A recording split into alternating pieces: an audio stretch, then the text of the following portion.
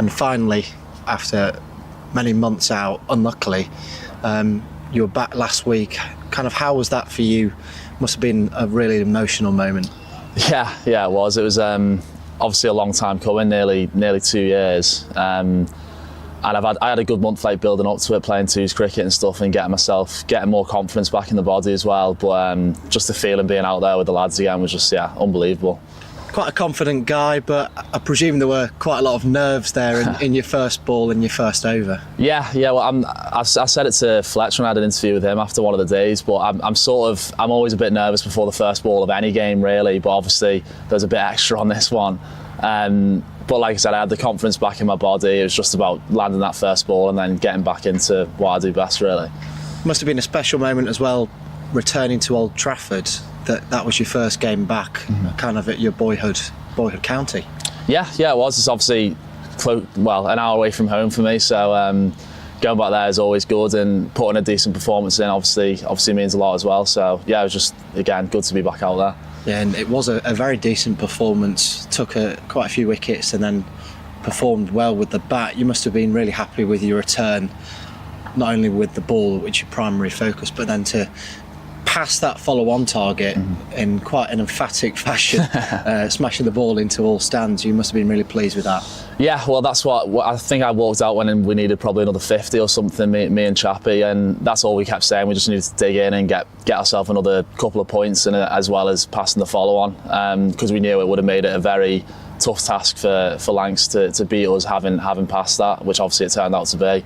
But yeah, I've probably been able to work on my batting more than my bowling over the last couple of years, so good to see some rewards from that as well. Yeah, it must have been a really tough time mentally these last 2 years. I can't really imagine how you kind of processed that, being close to coming back and then another setback and another setback.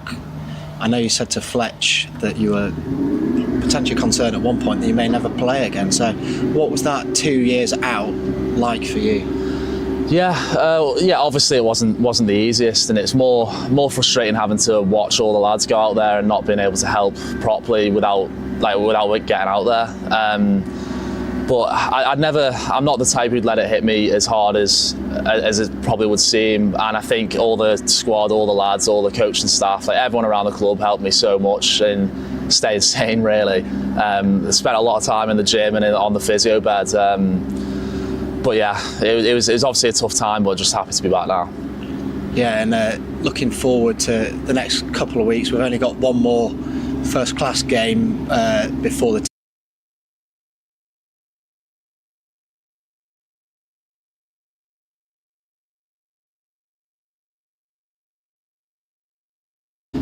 squad's in a very healthy place, isn't it? Yeah, it is. I think we're sitting second. I think we're 10 points clear of third, so a good result this week will put us at the halfway mark in a very strong position, and that's kind of what we're aiming to do. I know there's a little bit of weather about, but we're obviously going to push for a victory this week to put us in as strong a position as possible. I think finally as well, just the coaching staff love you, supporters love you. Just being back in and around the lads in the dressing room, kind of, you're a happy-go-lucky guy. Just love being around the guys. It must be great just for everyone for you to be back. Yeah, it's just amazing. I think it's given everyone a bit of energy as well, probably come at the right time of the season as well, going into the last couple of games before the T20s. It's definitely given me a lot of energy, not that I need it anymore. But yeah, it's just great to be around everyone.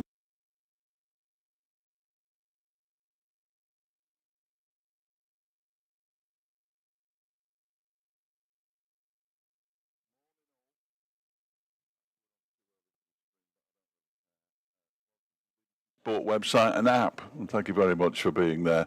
It's day one of Derbyshire's County Championship match against, I just disappeared there, what happened? Derbyshire's match, oh there we are, I'm back. Match against Kent, what a good start. Here at the county ground in Derby.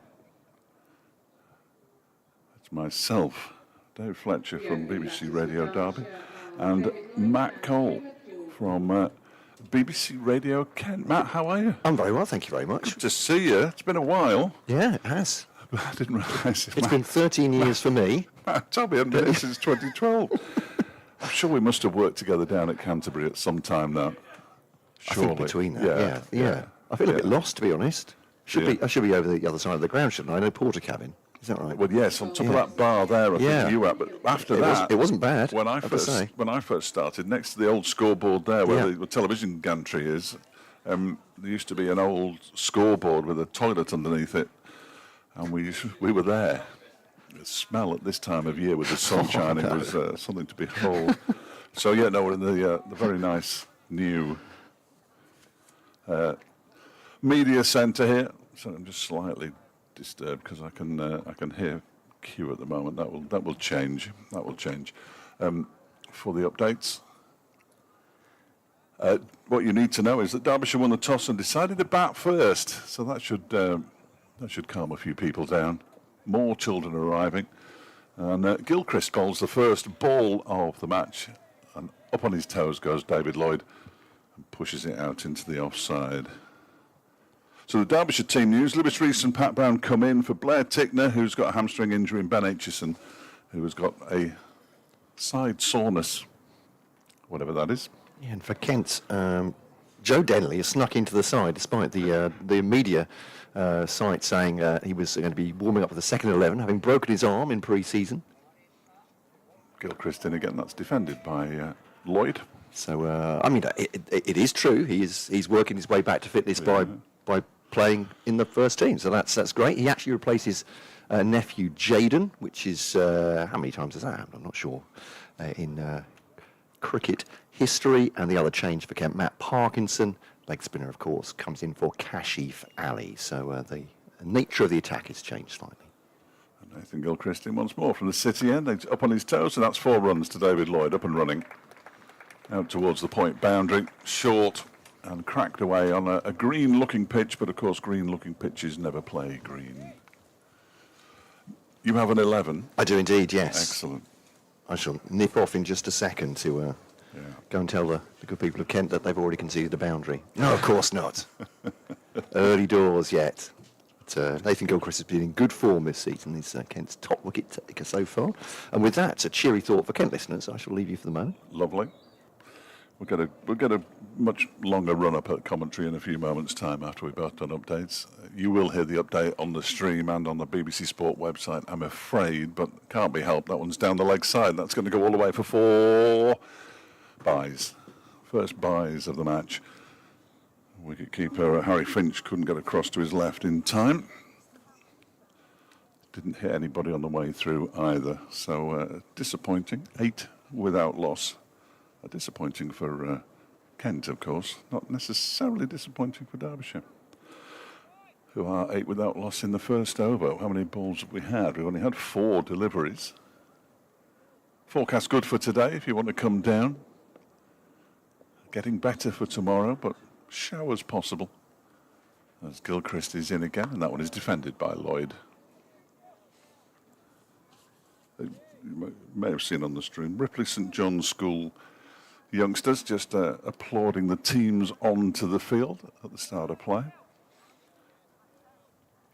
Yeah, underway here. Ricky Derbyshire won the toss and decided to bat first, which makes a nice change. Lewis Rees and Pat Brown come in for Blair Tickner and Ben Aitchison. Derbyshire in the first over. 8 without loss. David Lloyd has all of the runs off the bat. He's opening the batting with Caleb Jewell, of course. Derbyshire, good start, 8 without loss. When you suddenly realise that your update might be a little bit short, you have to add a bit on. And there's another couple of runs, in fact, scored by David Lloyd off the final ball of the overs. He moves on to 6. And Derbyshire are 10 without loss after the first over. Exactly the kind of start they would have been looking for. And now we're going to see Jake Ball, who has been here any number of times, of course, with knots in the past. He will come on from the racecourse end. 20 on his back. I noticed Kent are wearing cable knit sweaters, which is not ideal for those of us who haven't seen Kent for a long time, unfortunately. But I will endeavour to do my best. Ball bowling from the racecourse end can't remember him having a particularly favourite end when he was a Nottinghamshire man, as he comes around the wicket to the left-handed Jewell, Caleb Jewell, when he gets a top edge all the way down to long leg, and it bounces about a yard in front of the long leg down there. I imagine that must be Gilchrist, if he's just been bowling. I think it might be Parkinson, actually. Yeah, no, the way he's running, it looks more like Parkinson, you're right. It's the cable knit sweaters, I've got no chance. Can I apologise on behalf of Kent for that? And they shouldn't be wearing them when it's sunshine anyway. Well, So, no, there we it's go. glorious out there, but he's got away with one there, Caleb Jewell, to get off the mark. Very much a top edge down to long leg, bounced about a yard and a half perhaps in front of Parkinson by the time he got there, the former Lancashire man. Of course, I think we last saw him on loan at Durham. As ball is in again, that's a no ball, turned into the leg side by Lloyd. They declined the opportunity of a potentially dangerous single, and one of our two umpires, I think that's Surrey Shanmugam, signals no ball to the scorers in the box to our right. The other umpire is Neil Pratt for this game. A bit of a scruffy start from Kent with the ball.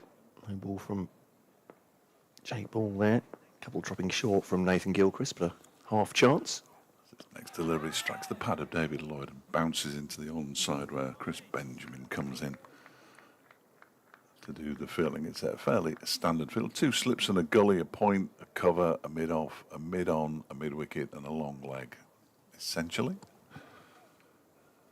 Nobody other than Parkinson even close to the boundary rope. He's down at long leg in front of the bar. As this next delivery is turned down towards him by David Lloyd for a comfortable single. In fact, it's come off his thigh pad, I think. Judging by the pre-signal signal. Yeah, there we go. Leg by is signalled. Derbyshire move on to 14 without loss after 9 legitimate deliveries. See, and they say you've got to come to the T20 to see quick scoring. Derbyshire off to a flyer. These two will go after the bowling, as Caleb Jewell showed with that short delivery from ball that he almost perished from. This time he goes back and cracks it away to backward point for 4 runs. The Australian had a couple of low scores at Old Trafford, so we'll be looking to get back to some kind of form. Not that 2 low scores mean that you're out of form, of course, but started the season with 5 successive half-centuries. Yet to get a century, though, is this match going to be the one? He will be in the T20 side, having won the Big Bash with the Hobart Hurricanes. But this is the halfway point of the County Championship after this match. Ball bowls and he gets up on his toes again and forces it out into the offside. Benjamin with the tumbling stop. It's remarkable, isn't it? It really is, yeah. Halfway through the County Championship campaign. We'll have a couple in July, is that right? June, July? Yes. And then Not in August, of course. the running into... Apparently, that's what I've been hearing. We're starting early. Oh, what would that be then? And the run-in in September, of course, as well.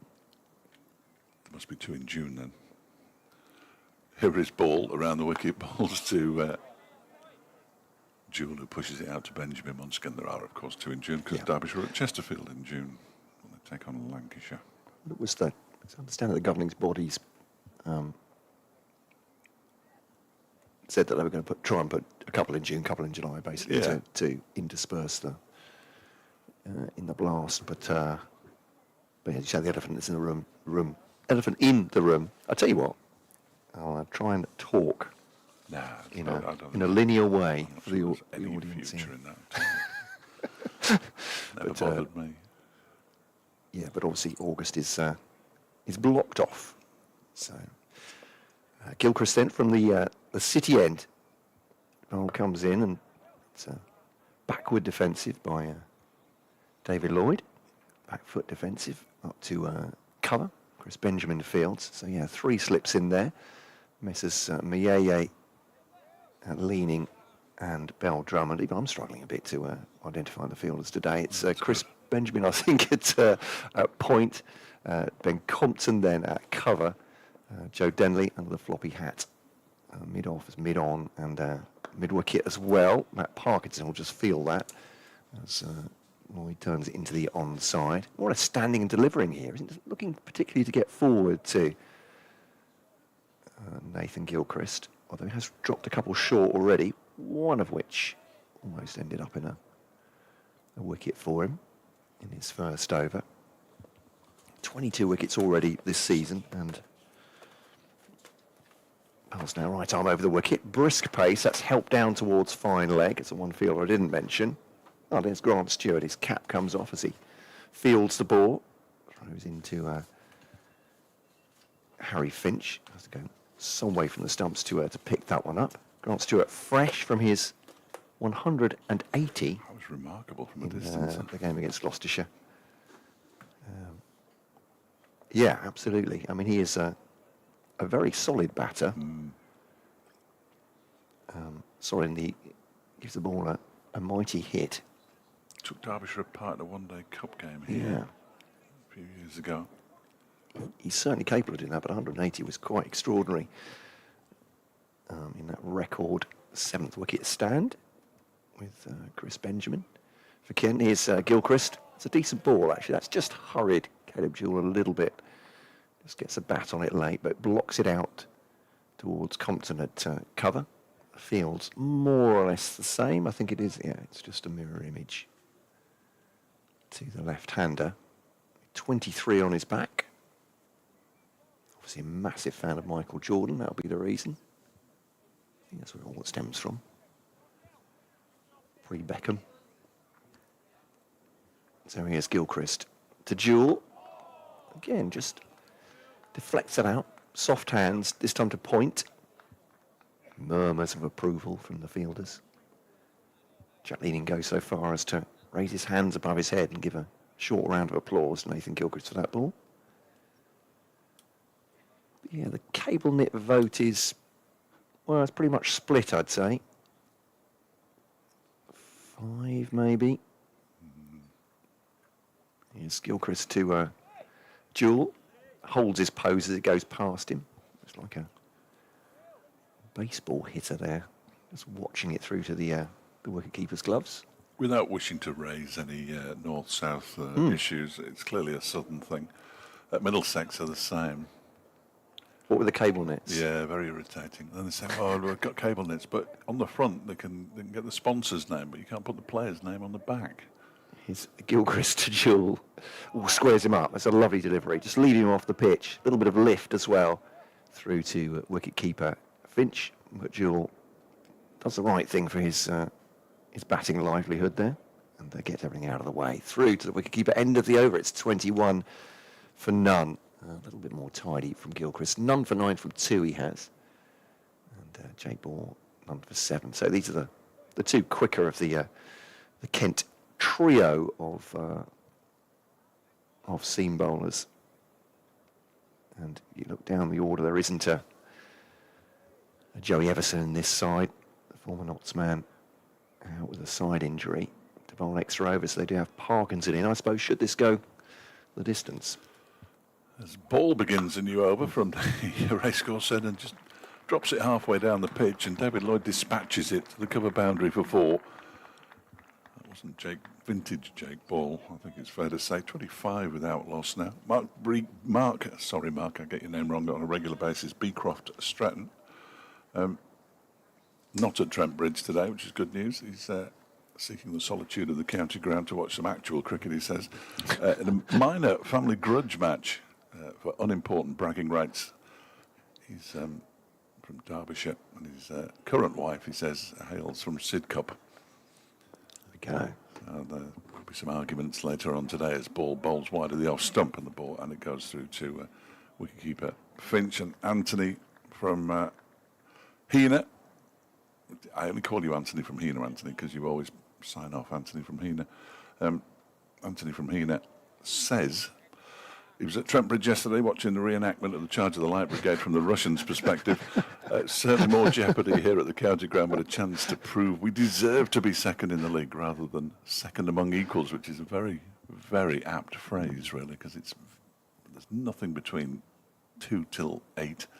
As ball bowls a full delivery, and that one is pushed up to mid-off by Lloyd. Yes, I watched most of yesterday on the television. While it was never crash bang wallop, they still managed to get close to 500 runs in a day or whatever it was, which was mad. I don't know how they managed to do it. It just sort of crept up on. Everybody really. Lloyd waits and ball's next delivery is on the pads. It's off the pads and down towards long leg. Did he get some bat on that? Surrey Shanmugam says yes, he did. So he picks up another single and moves to 12-26 without loss. Well, major jeopardy at Trent Bridge is that it looks like England have lost a wicket. Have they? Good Ollie heavens. Pope has gone for only 171. Yeah. And they're 507 for 4. Barely worth his place in the side.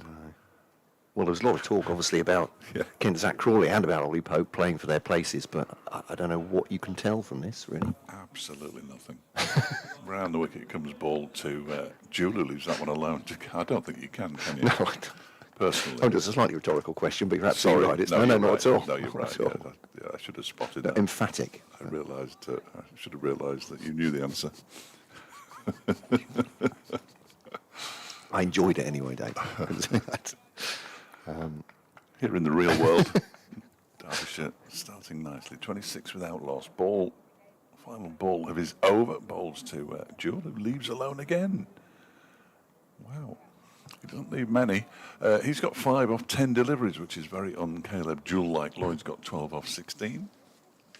And Derbyshire at 26 without loss after 26 deliveries. Work that out at the end of the over. Obviously, we've had a no ball. We must have had something else then. If there's been 26 deliveries, I don't know where the other one came from. I don't remember there being 2 no balls either, or even there certainly hasn't been a wide. 5. We've had 2 no balls. They Okay. both bowled on. All I right. didn't realise that they'd both bowled a no ball. My apologies. I perhaps wasn't watching. Which does happen from time to time. So here's Gilchrist to continue. He of the single no ball to overpitch slightly, and that's flicked away beautifully from David Lloyd. Lovely timing, all timing. He goes on to 16, and the score on to 30 for none. Just overpitching onto his toes there, but the outfield is very, very quick. Almost needless to say. Yes. There was a bit of rain overnight, one night this week, I think, down here, but it was minor. I think we had the same in Kent. This is good length delivery, perhaps just back of a length. It's seen away by Lloyd. Certainly on length could have left it, but it's played it into the offside with a bounce back to the bowler. There is a no run, 30 for none. We are due some more rain overnight tonight. It's probably started about 10 o'clock, but it will have gone Yeah. by the time we get here tomorrow morning, hopefully, and then there shouldn't be too much more after that. Bounce again to Lloyd. This time forward defensive, just getting slightly forward. Coming onto the bat very nicely indeed, and disappearing off it very nicely indeed so far for Derbyshire as well. If you're just joining us, it's the home side who won the toss and elected to bat first under sunny skies. As Nathan Gilchrist turns at the city end, coming down towards us in the media pavilion. And again, forward defensive from David Lloyd. Tighter line from Nathan Gilchrist, at least asking some questions. Up to Joe Denley. Fractured his arm in the nets in pre-season. He just wanted to keep pace with all the bowlers who were in the treatment room. So felt a bit lonely, but he is back. I think, well, definitely earlier than we'd expected from the release about the team that suggested he was playing some second 11 cricket to get back in the swing of things. Played down onto his pads there. Good ball again from Gilchrist. Good finish to the over. Towards the end of the over, 1 ball to come here. Not quite in control of it. David Lloyd as it reared up towards him. Played down onto his pads.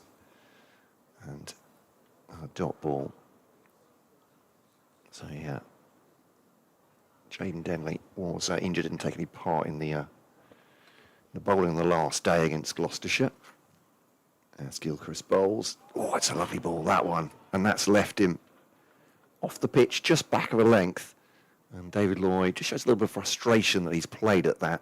So took his bat away at the last moment. I think from his reaction, he felt maybe he'd gone dangled just a little close to that one. But through to Harry Finch anyway. And that's the end of the over. 30 for none. None for 13. Gilchrist is 3 now. He would have you believe he played inside the line of that, as all top-order batters would. I'm not 100% convinced. I'm just going to see it now on the stream, but I'm not, because Jake Ball's going to bowl from the racecourse end to the Australian Jewell. That one is clipped nicely into the leg side. A bit of a chase on here for Ben Compton, and they're going to come back for a comfortable 2. Jewell will move on to 7:32 without loss. So if you've not been here since 2012, yeah, not many buildings are the same. The stand, the permanent temporary stand at the far end of the ground, used to be here, and they just basically took it apart and built it at that end when they built this. Yeah, the little new stand away to the right, a new addition for this year. This ball is in. That one is driven very pleasantly by Jewell out into the offside. They're going to come back for at least 2. Nathan Gilchrist reaches the ball now, a couple of yards in from the rope, and 2 more to Jewell, who moves on to 9:34 without loss. And there's a big stand to our left, which still has no name. Not that that's really called a permanent temporary stand, but you can't see it from here, I'm afraid. That's a new 900-seater stand that's been built. We watched it being built during the course of a couple of pre-season friendlies. It was very exciting. Slowly increasing the capacity, as that one is defended into the offside by Jewell and fielded by Gilchrist. so I think I've been in both the other commentary positions, so as you said, on the top of the bar in the porter cabin and in the sort of signal box to our right. Yeah, absolutely. The signal box was there when I started in 16. Yeah. So I think that one commentated with Ian O'Brien, the far end with Charles, I think. That makes sense chronologically. As the ball bowls and it's dabbed backward of square on the offside by Jewell. No run. Ian O'Brien was convincing me, and he may well be right, that even at the position more or less square of the wicket, he could tell exactly what the ball was doing off the pitch. He's a better man than I, I mean, he was an international cricketer, so I had to bow to his experience, but once I'd wrinkled the nose a couple of times, he told me emphatically that he was right. And, I think we were very good at run-outs. But other than that, I couldn't possibly have told you anything, really. This Jewell is in again. That one is pushed up to mid-off. It's fielded by Denley. And there's no run. Of course, there was a time when the pitch was 90 degrees. That was at the insistence. It was originally this way around, and then the members who sat in the old racecourse grandstand away to the left said, well, we're sitting in the grandstand and we can only watch it from side on. So they turned it round and then realised where the sun sets. As ball bowls, and that's pushed up to Denley once again by Jewell. The over comes to an end. 34 without loss, Derbyshire, after 6. So, then... at some point, when you've been here before, the players would have got changed underneath the members' pavilion at the far end of the ground, where the press were when I first started as well. I mean, they've been shunted around over the years, but since 2017, we've all been together here like one big happy family. Some of us. I make absolutely no comments on that. There's Nathan Gilchrist bowls, once again to David Lloyd. And that one just a bit outside the part of the bat as he pushes forwards. Not quite a full pass of the bat, just scoots down to Chris Benjamin at back of the point, neatly taken. But I haven't seen anything take an edge, either to fly through slips or go low at this point. But still the 3 wait there patiently. It's a beautiful day. Yep. A few big fluffy clouds above us now. I don't think anything that's going to threaten the day's play. Forward defensive by David Lloyd. Very compact cricketer, isn't he? He's unfussy. He's played that, just returned to his stance very quickly. Captain last season, in his first season, after arriving from Glamorgan, where he'd been there for forever. David Lloyd relinquished the captaincy. Wayne Madsen took it over again for the first time since 2015. It's Gilchrist too. That's nicely tucked away, that by Lloyd up through mid-wicket. Again, little back lift, but just, again, slightly over-pitching by Gilchrist. Maybe a smidgen, but Lloyd has played that absolutely beautifully through mid-wicket. Timed it through. And it'll be 4 more runs. So 38 for none. He moves on to 20 from 25. Jewell has 9 from 16. As you say, Dave, belying Jewell his the speed of his innings before this. Strike rate of something like 80 for his 11 innings so far in the County Championship, which isn't bad. Didn't leave many to start with. Gilchrist to Lloyd. Oh, that's a great delivery. Again, just hit that spot, just back of a length. Lloyd's got inside it, but it's gone through, causing him a bit of a discomfort. Through to wicket-keeper Harry Finch, taking that about chest high. Not the tallest man, but getting some decent bounce, Nathan Gilchrist. You find the further towards the players' pavilion the pitches go, the more lively they are. So this is sort of semi-lively. It's Gilchrist once again to Lloyd. Leaves that one outside the off-stump. We're not quite down the barrel of the pitch here, so possible to see quite what it's doing, but the slips weren't particularly interested, so I presume it was just moving in a regulation fashion away from Lloyd there. And a good leave through to keeper Finch. Just need to see who opens the batting for Kent. On our scorecards, it suggests that Joe Denley might do. Harry Finch did in the previous game. Obviously, that can be a tiring process for a wicket-keeper. Gilchrist bowls to, it's another great delivery. That's shaping away through to Finch. I'm very much assuming this time because it looked like it pitched just outside off stump and it's taken just in front of slip. David Lloyd just, well, he looks in a pensive mode there, just outside off stump, thinking about a shot he might have played, and then off for a chat with Caleb Jewell at the far end. The first change of bowling here, by the look of it. Grant Stewart has removed his sweater and his cap, and Jake Ball's kept his cap on. 38 for none here. That's interesting. Yeah, after just 7 overs, he's bowled 3 overs for 16, Jake Ball. He'll have played here quite a lot, probably more than many of the other Kent players, obviously, with his time at Notts and the fact that Derbyshire played Notts in the T20 as well, and of course always played them in the One-Day Cup, and played them. Derbyshire managed to play 4 teams pretty much the entire season. Leicestershire, Northamptonshire. Most of Derbyshire's season is taken up playing against those. So it's nice to see a different team. And here is Stewart in to bowl to Jewell, who goes back first and then clips it very nicely out towards the square leg boundary. Parkinson runs around the rope and picks up now. They go through for 2 more. Jewell moves into double figures. He's on 11, 40 without loss. So Grant Stewart, of course, the captain of Italy. Indeed so, yeah. And Wayne Madsen, one of his charges. Yeah, so there'll be a bit of Italy versus Italy going on later on. Neither born in Italy, I don't think. No, he's very much Kentish Australian, I'd say. Yes. Grant Stewart. Bowls now to Jewell, who slaps it into the ground, and on the bounce it flies into Chris Benjamin's hands.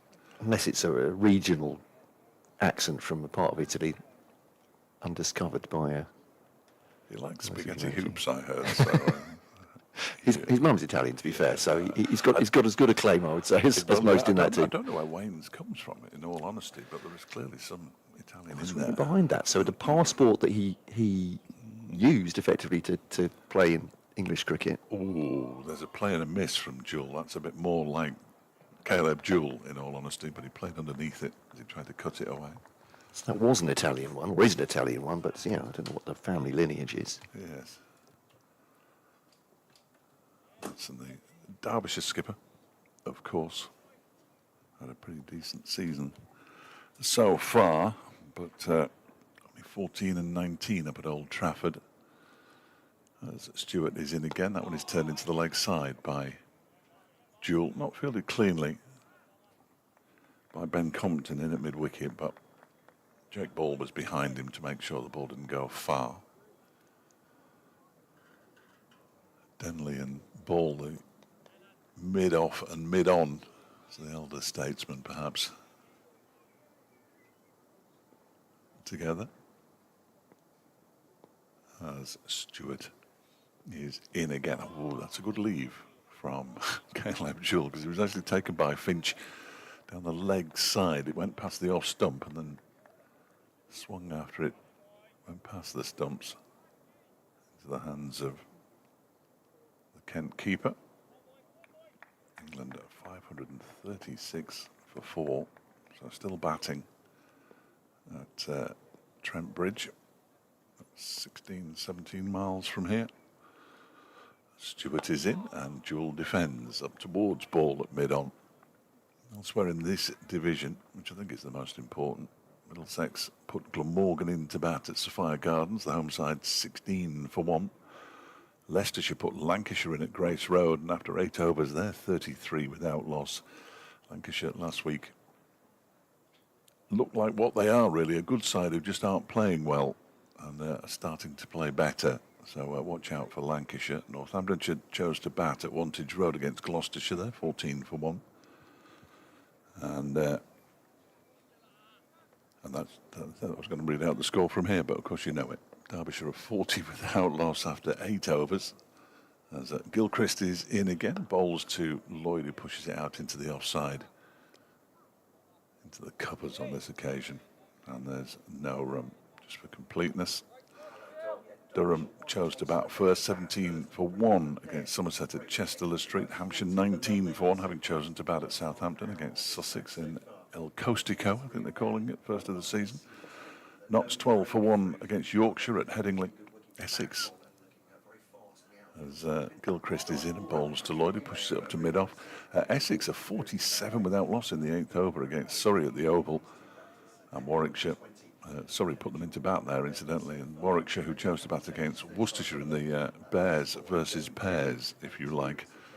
Warwickshire are 17 for 1. England, as I said earlier, still batting. They are 544 for 4, as Gilchrist is in again and bowls. That one's turned into the leg side by Lloyd on this occasion. And there's no run. Harry Brook on 42. Ben Stokes is with him. He has 8. Zimbabwe hampered yesterday by the loss of one of their bowlers for a lengthy spell with what looked like a back spasm to me. And I was only watching it on the telly. Never go to Trent Bridge any more than you really have to.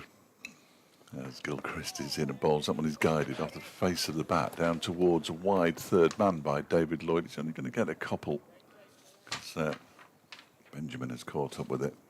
Lloyd moved to 22, 42 without loss. We'll be there soon enough in the T20 at Trent Bridge. But the players at the same end as the media, which was interesting yesterday, watching it on the telly. I'm about to follow Rod Stewart, so I shall leave you temporarily.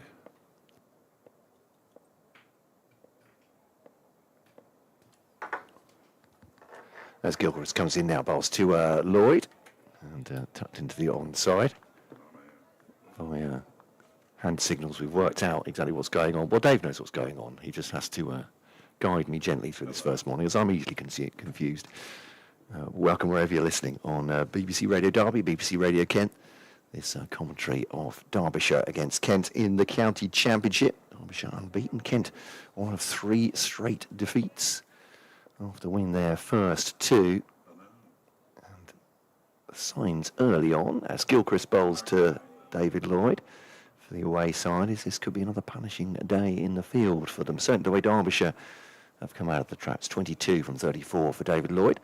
11 from 22 for Caleb Jewell. End of the over. So we're through 9 overs now, and they're moving along at a pretty brisk pace, Derbyshire as well. If you'd like to get in touch with us, and a couple of email addresses for you: fletchcricket@gmail.com for Dave and Kent supporters.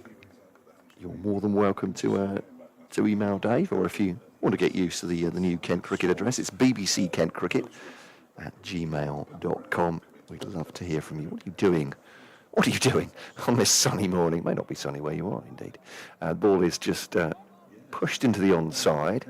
Nicely done by Jewell, actually, off this first delivery of the following over from Jake Ball. And it's Compton scampering after it, retrieves. They come back 4-2.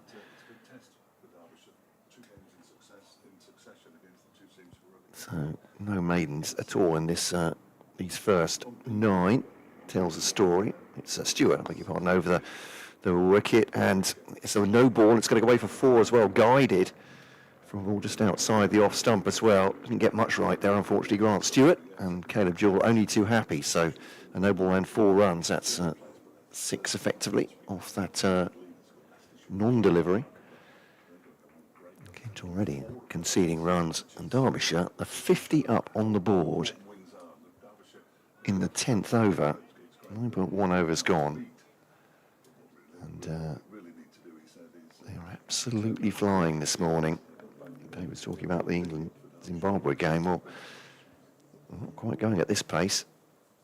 Here is Stewart again, left outside the off stump by Jewell. Shoulders, arms. There's a shout from the wicket keeper. See, Daniel Drummond's got head in hand. So too Jack Leaning. Was that close to the off stump? Maybe. It's going back at the batter. Gone through to Harry Finch. They like the look of that one. The sun disappears behind the clouds just for a second. That's been a rarity in the opening to this season. Stewart Jewell, smooth but across the stumps. It is his natural address. Has racked him on the pad, always going down, I think. The ball bounces into the onside, forward of square, where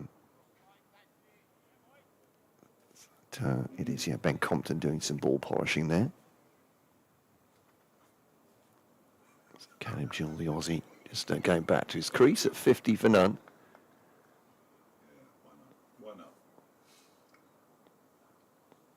Taps of the bat now, points the ball. Little movement across his stumps. Just a sort of, not even a half pace, but just a little shuffle across as he gets himself in line. Back at the bowler. No run.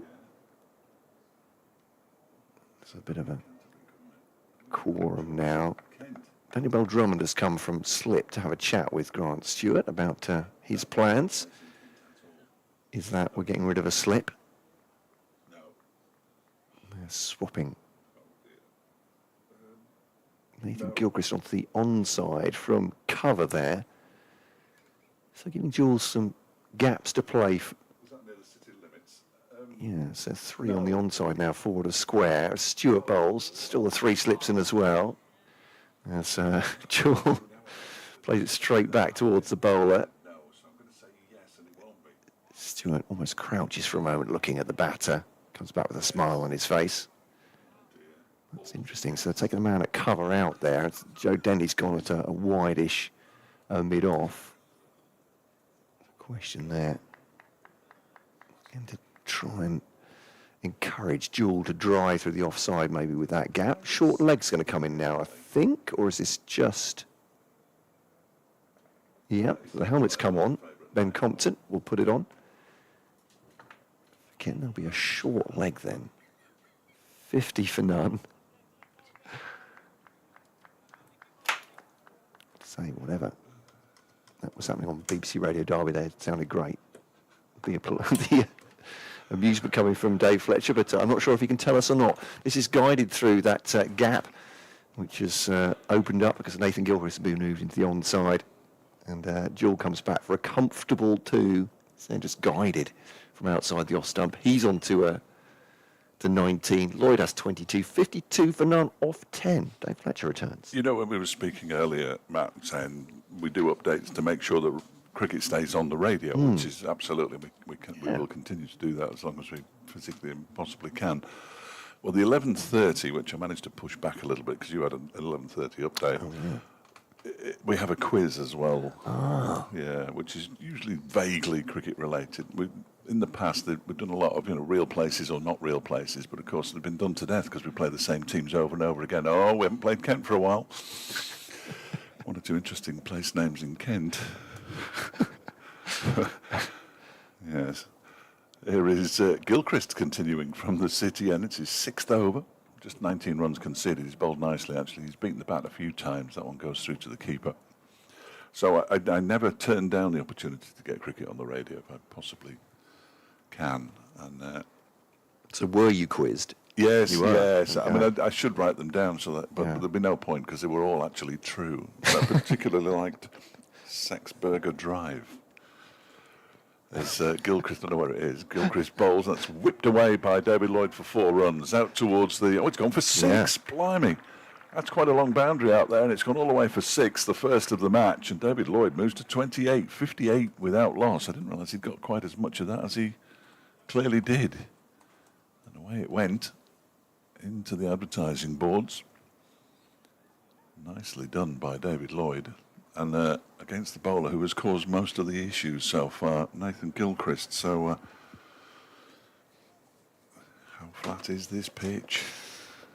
Yeah. I call it a good pitch, but not if you're a bowler. As Gilchrist is in again, and that one is defended by Lloyd on this occasion. Up towards mid-on, where it's fielded by Ball. Raising a slight eyebrow that they do just have 3 seamers in this side now, but they may have looked at this pitch and thought we might be on this for a while. It's best to have the spinners in as well. So Parkinson will bowl. Obviously leg spin. Jack Leaning bowls some more spin. Joe Denley, if he's fit to bowl, Quite. can bowl leg spin too. Lloyd waits, and that one is pushed into the offside by Lloyd, where it's fielded by Benjamin. Apologies to Kent fans. You might be saying I'm already calling off the seam attack, but the early signs are the ball is disappearing There off the are bat. only Coming 3 out of them. I mean, regular. Derbyshire Yeah. have got Pat Brown, Zach Chappell, Anuj Dal, Martin Anderson and Lewis Rees, who will all bowl seam. Jack Morley with his left arm spin is the only spin option they really have. David Lloyd with his off spin, of course. He's now an off spinner rather than medium pacer, David Lloyd. And we must take him seriously, I'm told. No, he's been working very, very hard as Lloydie on his off spin. He's batting at the moment, and Gilchrist bowls to him and beats him again. So there we are. There's the evidence that perhaps there is a little bit of something somewhere in this pitch, perhaps short of a length. But it's gone past the edge of David Lloyd's bat a number of times. The only time it went past Jewell's, at the edge of Jewell's bat, was when he tried to play a cut shot and missed completely. But Lloyd seems to have faced more deliveries from Gilchrist than Jewell. It does seem that area, doesn't it? As you say, just back of a length, which is getting him some lift, but it's not threatening the stumps at that point, obviously. If it does hit the edge of the bat, it will fly. There's Gilchrist again. That was a fuller delivery, and Lloyd can just push it up to mid-on. A tumbling stop by Ball to complete the over. Bizarrely, just 6 runs off the over, all with one blow. Lloyd up to 28. Jewell 19, 58 without loss after 11. So, yeah, the Derbyshire, we sort of joked at the start of the season with Anderson, Dal and Rees there at whatever they're at, 6, 7 and 8. All-rounders. And you think, well, it's almost trial by all-rounders. Zach Chappell would like to tell everybody he's an all-rounder. I'm not sure that he is. Jack Morley, of course, last week got 41 of 100 deliveries. The Rochdale Richards, I did tell him that. I'm trying to get it to catch on. He's a good lad. I think he enjoyed it, actually. And then Pat Brown, who can't bat. But they have plenty of options, certainly. I think there's only Jewell and Kane and Brooke Guest, the wicketkeeper, of course, who you could definitely rule out from bowling, and even then Harry Kane might. Stewart to Jewell now. Just pushes that past the man at short leg, well, actually to mid-wicket to Nathan Gilchrist. And already one of the slips has come out. Daniel Bell-Drummond is now at cover. They were leaving that vacant in the last over to Caleb Jewell, putting Gilchrist onto mid-wicket, perhaps just to get him to flirt outside the off-stump, but then the only time he did was a very solid shot through that gap for 2. That's the way it works, isn't it? Always. 58 for none, finding the gap. So they've gone a bit more conservative now. Kent, this one's a quick single taken to the arm of Joe Denley, shy at the stumps, misses, and backing up, well, almost forced back up is Nathan Gilchrist. It's come so quickly at him. Yeah, swift run taken there. The throw was never going to worry the batters. I think they probably would have been through anyway, but called through quickly. Jewell goes on to 20. Lloyd has 28. It forced him to dive. Yeah. It was slightly undignified, isn't it? When you're asked to dive. Samit Patel going for a net down below as the T20 captain of Derbyshire. He'll be skipping the side a week today against Leicestershire at Grace Road. Soon be with us.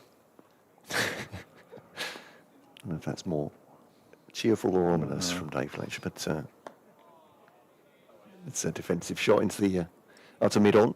Denley Fields. They've been to finals day once in their history, Derbyshire. The last county side to make it through to finals day, when they actually made it through, they failed to turn up, disappointingly.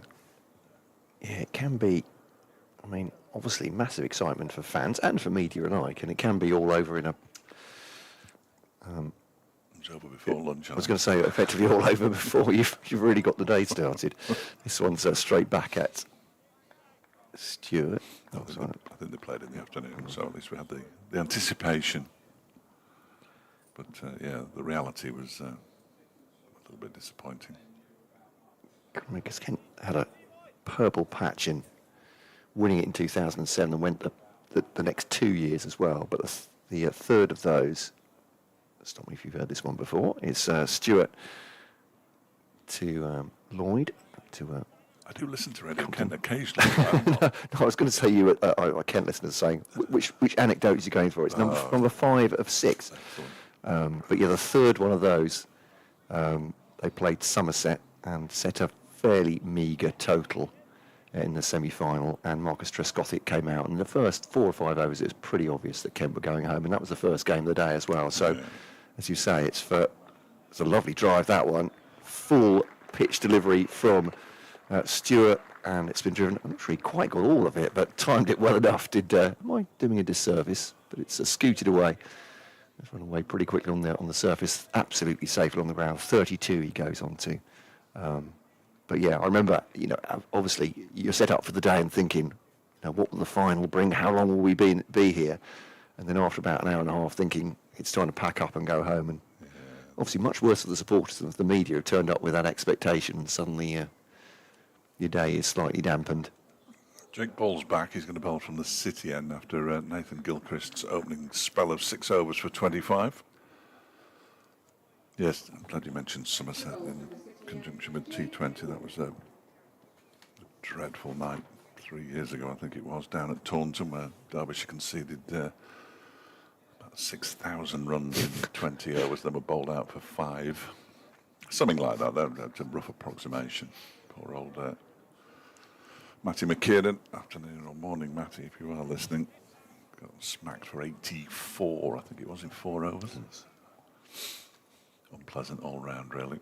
Jewell's on strike as Ball begins a new spell, and that one is full and driven away backward of square for 4 runs. 2 full and wide of the off stump, and Jewell's all over it. Very decent shot indeed, that one. He's a high-class operator, Caleb Jewell. I mean, it just shows you the depth in Australia. He's not really anywhere near it. But he has looked a cut above, high score of 73, which will disappoint him. But 61 and 51 in the first game against Gloucestershire, 83 and 73 against Leicestershire, and that's 71 against Northamptonshire. It was 4 successive half-centuries and then a gap before the 5th. As he's in again, his ball bowls to Jewell, who leaves it alone outside the off stump. However, 0, 34, 44, 16 and 12, his last 5 scores, so hasn't exactly fallen off a cliff, but he will be looking to do well here. And both openers got into the 40s in the second innings against Glamorgan, but other than that, it's never really looked like both openers are going to fire on the same day or the same match. That one's down the leg side from Ball, and another no ball, so 2 more to the total, 69 without loss. This time it's umpire Pratt who signals. So it would be nice from a Derbyshire perspective if they could both fire in the same match, in the same innings. which is what Mickey Arthur has put. Effectively, it's a brand new opening partnership. Mickey Arthur put them together specifically to get Derbyshire off to a quick start. Jewell pushes this next delivery from ball out into the offside. I would suggest that 69 off 12.5 overs is a decent enough start so far. So it'd be nice for them to go on. Not sure they'll open in the T20 together. Jewell will certainly open. And Aaron Donald, who it was pointed out earlier, seems to be playing for Wales today. I didn't realise they had a team. As it's the Wales National Counties side in a T20 match somewhere down in the south of the country. As this next delivery from ball is again overpitched and again driven by Jewell, this time pretty much square of the wicket, and 4 more. They haven't really, apart from Gilchrist, got to grips with the pitch just yet. Ball has now conceded 26 runs off his 3 overs and 4 balls. I was used to note when he arrived a little trepidation because obviously international coming up the road from Trent Bridge, and you're thinking, oh dear, that was a disappointing delivery. He's still got good deliveries in him now, and this next one is defended by Jewell straight back to him. Watching him with a number 20 on his back, as if I couldn't tell you what his number was, but I don't think it was 20 at Trent Bridge. I've got 8 in my head for some reason. 73 without loss. You may have heard Jason talking about his hotel arrangements. He's a big Northampton rugby fan. He's in Cardiff tomorrow. This next delivery is down the leg side again, and Jewell can't flick it away. Final ball of the over, though. 73 without loss after 13. Lloyd has 32. Jewell has 28. Derbyshire winning the toss this morning and deciding to have a bat first, much to the delight, I'm sure, of all the naysayers. Mickey Arthur did suggest, I did ask him last night, I've caved in to everybody asking me, and asked Mickey Arthur why Derbyshire tended to bat first when they won the toss. And I think his answer at Old Trafford was perfectly acceptable. Jimmy Anderson was playing. Lancashire had prepared a pitch for Jimmy Anderson, and Derbyshire had won the toss. It would have been a disappointing decision to let Jimmy then bowl on the pitch that had been prepared for him, I would suggest, but not everybody agreed. Stewart continues from the racecourse end out, bowls to Lloyd straight back at him. Off stump, and there's no run. Just was making slightly light of the press release from Kent about this game for Joe Denley and his sudden appearance. It's making good progress in a return from a broken arm, and is slated to return to second 11 cricket in the next couple of weeks. Oh. He's playing first 11 cricket right now. Perhaps this is a warm-up for that. But Stewart to Lloyd turned into the onside. There's no run. Obviously, he's making better strides than they thought. But I did just wanted to recheck. He wasn't in the match 13 that was scored. That was released either. So whether something has happened to one of the other members or a couple of members of that 13. We will find out at the end of the day, but Stewart now bowling to Lloyd, or hopefully even sooner than that. I shall send off a missive up to Joe Denley. He's looked pretty limber in the field so far. Yeah, no, he's looked fine. There's a couple of shies at the stumps, and looks comfortable out there. Throws the ball now to Grant. Stewart, 73 for none. It's me. Is it really? 13.5 overs bowled. As Stewart bowls now, it's slightly down the leg side. I think Lloyd was thinking about glancing that one. Eventually just moved everything out of the way, and it goes down towards Harry Finch. But as you point out, Dave, it's only really Gilchrist that's threatened. There was one from Stewart, I think, which came back a little bit close to Caleb Jewell's off stump, but we've not seen very much from Kent with the balls so far. And the pitch looking pretty good as Stewart bowls to Lloyd.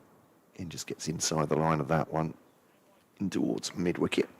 Shortish mid-wicket for Nathan Gilchrist, who, as if he's applauding himself there, claps it, and he's throwing it back to the wicket-keeper. I don't think that's the intention. tell you when Aaron Donald isn't playing for any teams in Wales at the moment. He's just gone for a net out the back of there we the, go.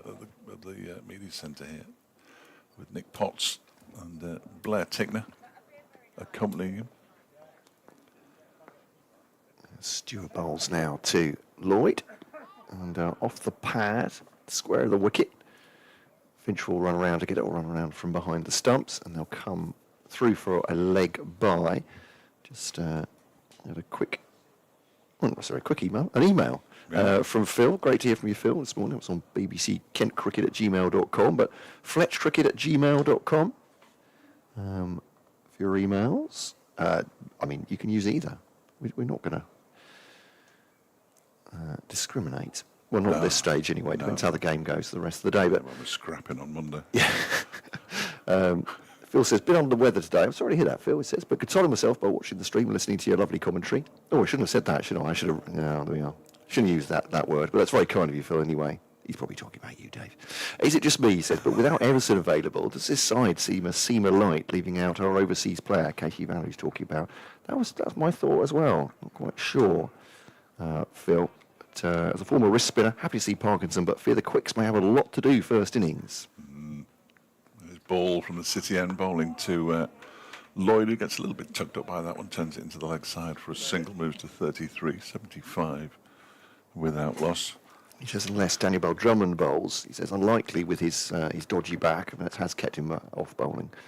Daniel Bell Drummond for a number of seasons actually. They don't use him very much even when they do. He says the physio will be watching, hiding behind their bench. He says, I suspect with our current injury list, with our top order being so inconsistent this season, I'm guessing they didn't dare to play one fewer batter and use Stewart as an all-rounder at 7. Ropey old start by Kent, hoping things improve. Phil, thank you very much for that. Ball's next delivery is full and clipped into the leg side by Caleb Jewell, where it's fielded by Bell Drummond. And there's no run. Speaking of injured players, there's one sitting on a desk behind us. Blair Tickner has joined us briefly or otherwise. He can stay as long as he wants, of course. Yeah, absolutely. We might even try and get him to come on the radio. Perhaps after the news updates, which are coming up in the next 4 minutes or so. Nice to have two experts on while I take a breather. I'm not sure about that. This one is, I'm not sure how much he knows about the game. This one is pushed into the offside by Jewell. And there's no run, but a really good start here by Derby. I'll put all his stats away, just in case he starts reading them. Derbyshire lost their two most successful bowlers from the old. Oh, he's gone. From the Old Trafford. I'll find him up from the Old Trafford game in Blair and Ben Aitchison. As this is a full delivery outside the off stump this time, and Jewell allows it to go through to the keeper. They came up last week, but Nye came on air. Nye Donald came on air with us, and they were just barracking from the back. Really, it was Blair Tickner and somebody else who I can't remember. Just occasionally they'll pop up. Oh, it's good to see them. Nick's been in touch. I've thought of one already, Nick. I'll read what he says in a moment. As ball is in and bowls, and that one is driven by Lloyd, but straight to the man at cover, Ben Compton, who goes down to his right to do the fielding. Nice to see his batting for a change. He says, I'm wondering at what stage a good start qualifies as getting off to a flyer. Slightly worried about our attack getting 20 wickets, though. I've been trying to think of players in my lifetime, I don't know how old you are, Nick, that have played for both teams and can only come up with Darren Stevens and Hamidullah Kadri. Am I missing? Well, you're missing a very large one, as this next one is driven into the ground by Jewell. And again, it's Compton who feels moving away to his left, because Hamidullah Kadri and Hardisville Jeune have certainly played for both. Hardis twice at Kent, at least, to my knowledge. As Ross Whiteley goes for a net down below, so he'll be an integral part of the T20 team, I'm sure. So there's another one to add to Darren Stevens, who was only here at Derbyshire for 2 or 3 games when he wasn't in the Kent T20 side. He definitely played at Edgbaston, because I interviewed him there.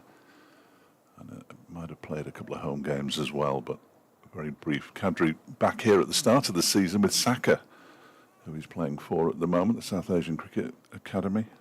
Good to see Hammy playing cricket still, trying to get back into the county game. Stewart runs away from us. The racecourse end bowls to Lloyd's, not having a bar of that one, just leaves it through to wicket keeper Finch, 3 slips in behind David Lloyd. 33 has. Jewell has 28, 75 for none. Talk about England flying along against Zimbabwe. They take some lessons from these batters, don't they? Is Compton likely to bowl? No. Okay. So Not unless something terrible He's happens. just stretching in a bowler-like fashion. Well, unless he's been warming up as a secret weapon, and they've kept him under wraps until now. But outside the off stump, and there's no run. Wouldn't be expected, you know. And that's what Phil's point, I think, was that Kent's a little bit light, perhaps, in the bowling department, but injuries have ravaged them this season so far. Davis, he's doing all sorts of wonders with the technology here. No, it's He's still here, though. Yeah. It's a low ball from Stewart. They scamper through for a single as well. Well, actually, less a scamper than just a canter, I would say. There we go. And umpire Shanmugam just illustrating that. Yeah, been profligate so far, 78 for none. A canter, perfect for the man who's in the box with us at the moment. It sort of prances in like a pony when he bowls. I thought you were going to say a finely tuned racehorse, but... Or a finely tuned racehorse. That might have been better, actually, yeah, thinking about it. That might have been better. I don't know what sort of relationship the two of you have, but... well, we know each other. It's gone vaguely. Gone in hard, as I'd say. No, love him to bits. Stewart then bowling to Jewell, just the 2 slips in for him. He's 28 from 43. Actually, his strike rate is going up. But straight back at Stewart, and there's no run. I've not had the pleasure of seeing Blair bowl, so... It is something... Well, when he comes on, just look him up on YouTube. It is brilliant. Honestly, it's brilliant. Not as entertaining as when he's batting, but that really is entertaining.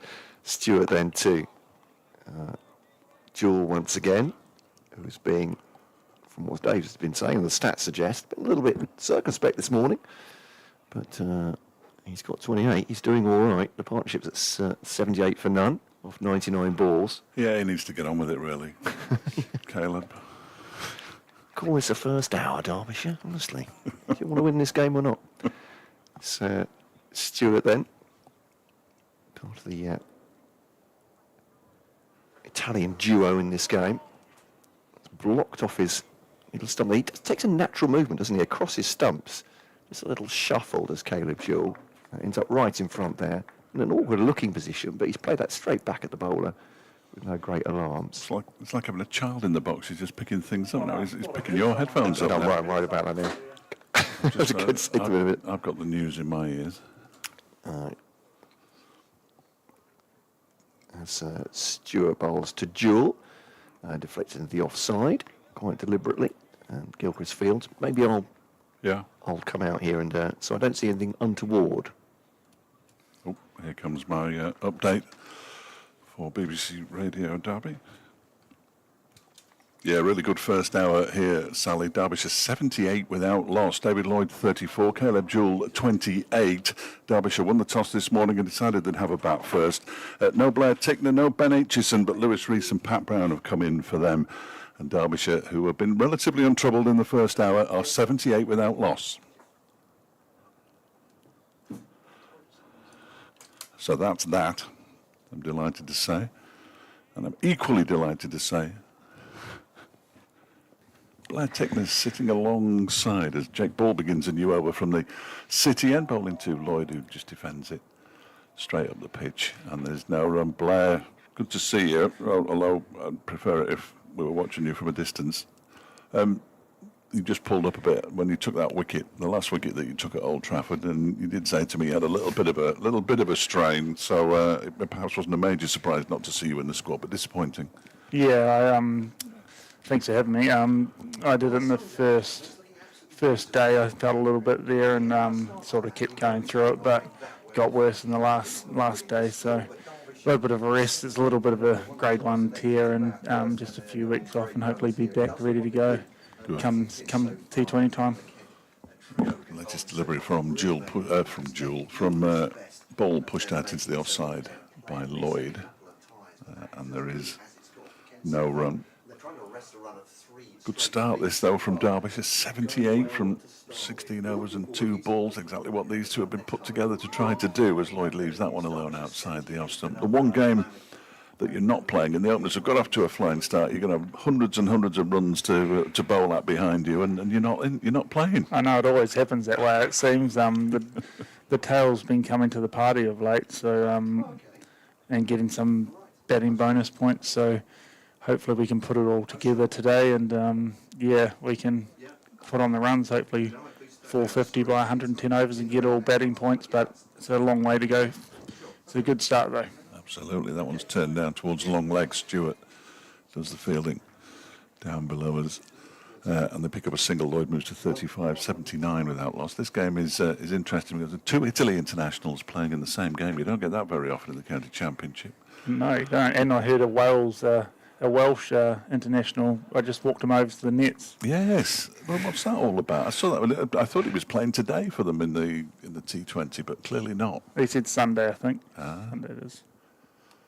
Yeah, and Aaron Donald, he is Welsh at least.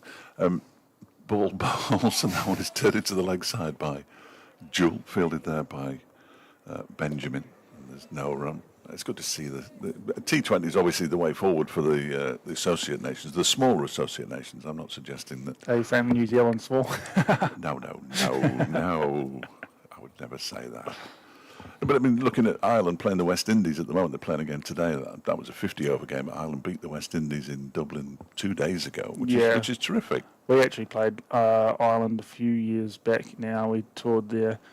We had 3 games, 3 one-days against them, 3 T20s, I think, and they took us deep into the game, and we only just won. I think Michael Bracewell hit the winning runs on the last ball. I was down the other end watching.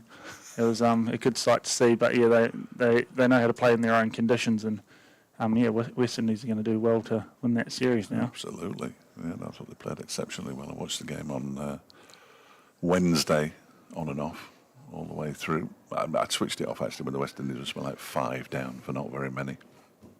It felt like they were going to go on and win it. Ireland 79 without loss at the end of that over. Dot ball. 3 dot balls to finish the over, but a dot ball at the end there, which means that Grant Stewart's going to continue 5 overs for 20. He's going to be bowling to David Lloyd on 35, bowling from the racecourse end, and Lloyd drives for 4 runs. Glorious. Lovely shot. David Lloyd has looked in every time he's batted until the moment he's got out, and that's a sort of weird thing to say, but you know what I mean. He's never looked out of form. No, he obviously takes it to the bowlers. We want to play on the front foot. That's taking it to them as a batting team. So sometimes you can get out like that, but on this wicket, it looks like a very good wicket to bat on. Hopefully, he can put it all together today. Yes, I imagine the bowling unit sitting in there going, oh dear. Maybe a good one to miss. Might well be. 83 without loss now. Stewart bowls, Lloyd defends up towards Denley, who trots in with his floppy sun hat and does the fielding. The last 2 games have been absolutely brilliant to watch. You enjoy playing in games that are tight like that, especially when you were the next man in at Old Trafford and you were out in the middle at Sophia Gardens for those 26 deliveries, whatever it was at the end there, to see the draw.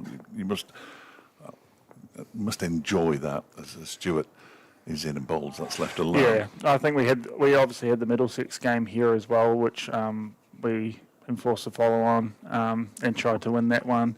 Then we had Glamorgan when we could have won, and then we ended up locking out for the draw, and then obviously we were probably on the back foot in the last day up in Manchester, but then obviously to get the draw from that, I think this just shows the resilience of the team this year. I sort of found when I came back after seeing them for the first game, it just felt like a little bit of a different team, a little bit more drive. I think when we get ourselves into bad situations, we actually push out of them, and that's the teams that I like to play for, really. That's how I play my cricket. If we're not on the front foot, push back.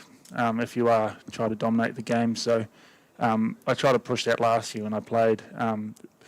Didn't see it all, but this year it just seems like we're doing that, and it's enjoyable to play with the guys. Last ball came off an inside edge into the ground. Dot ball. Lloyd waits now as Stewart's in again, and he pushes this into the onside. They're going to go through for a quick single here. Stewart does the fielding off his own bowling, but they get there. Lloyd moves on to 40, 84 without loss. I suppose it helps, and this may be flippant again because that's my sort of default position. But they did drop 38 catches off you last season. But this season the catches have pretty much stuck, haven't they? Largely. Yeah, largely. There's still been a few. There's been a couple. No, yeah. I think fielding's always an attitude thing. I think, obviously in long days, if you're not on every ball, you can drop those opportunities. So it made those days even longer. But this year, it's just the attitude. I think we've improved a lot, not only skill level-wise, but mindset-wise. And like I said, I enjoy playing for this team and hopefully many more games to come.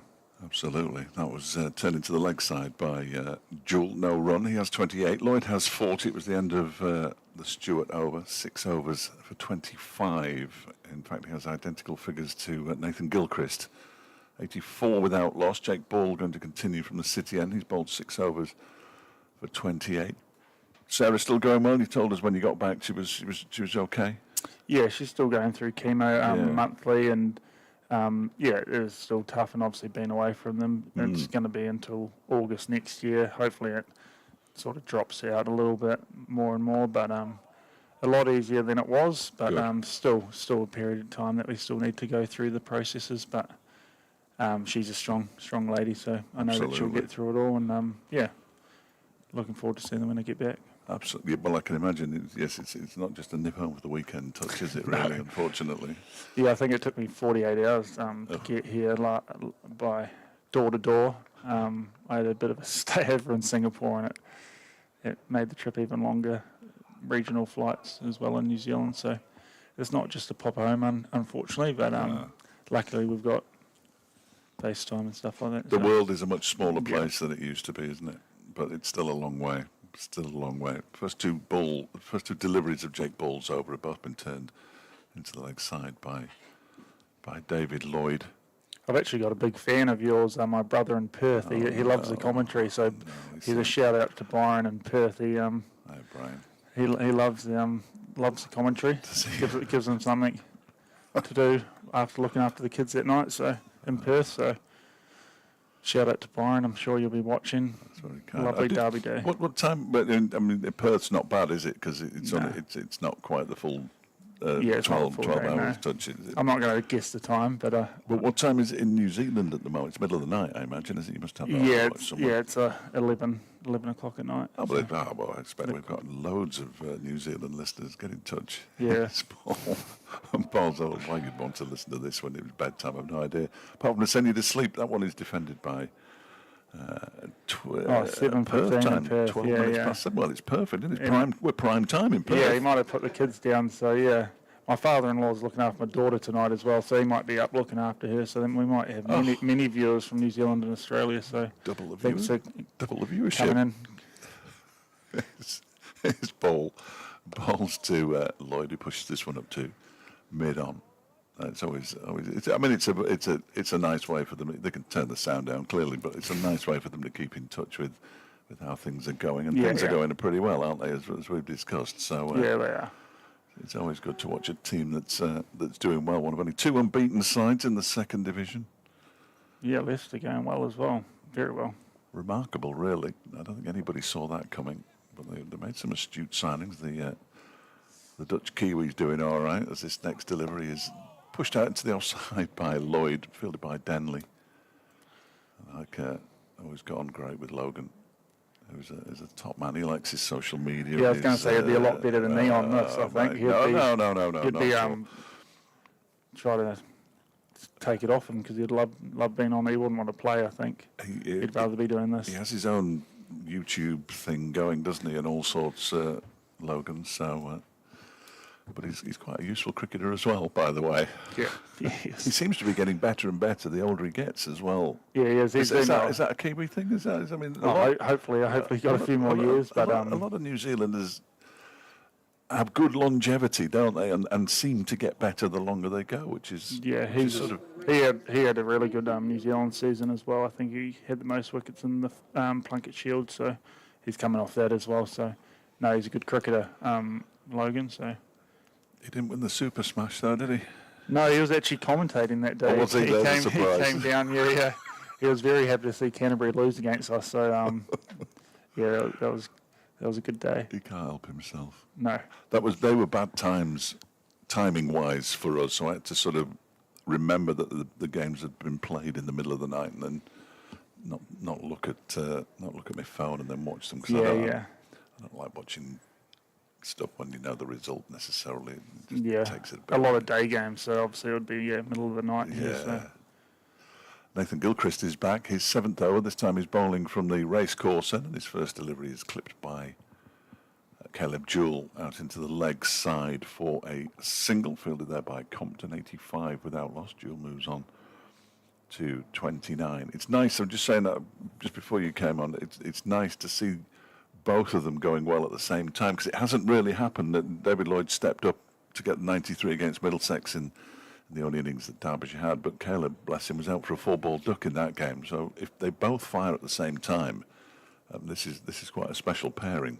Yeah, I think at the start of the season we had a few guys firing, so hopefully we can have the top 5. We talked about someone getting 100 and a few 100 partnerships in there, so hopefully we can put it all together today, this game. We haven't been far off, but yeah, I think it's just a few little things, and I think I think hopefully we have a good day batting. It looks like a good wicket. I think they left about 10 mil on the wicket, but it's been dry and looks quite dry underneath, so it looks like it's playing quite well. A little bit of swing, but other than that, it looks like a good batting wicket. Gilchrist is in to bowl to Lloyd, who pushes this one out into the offside, where it's fielded by Bell Drummond. I've got one more question, then I'm very conscious of my Kent listeners.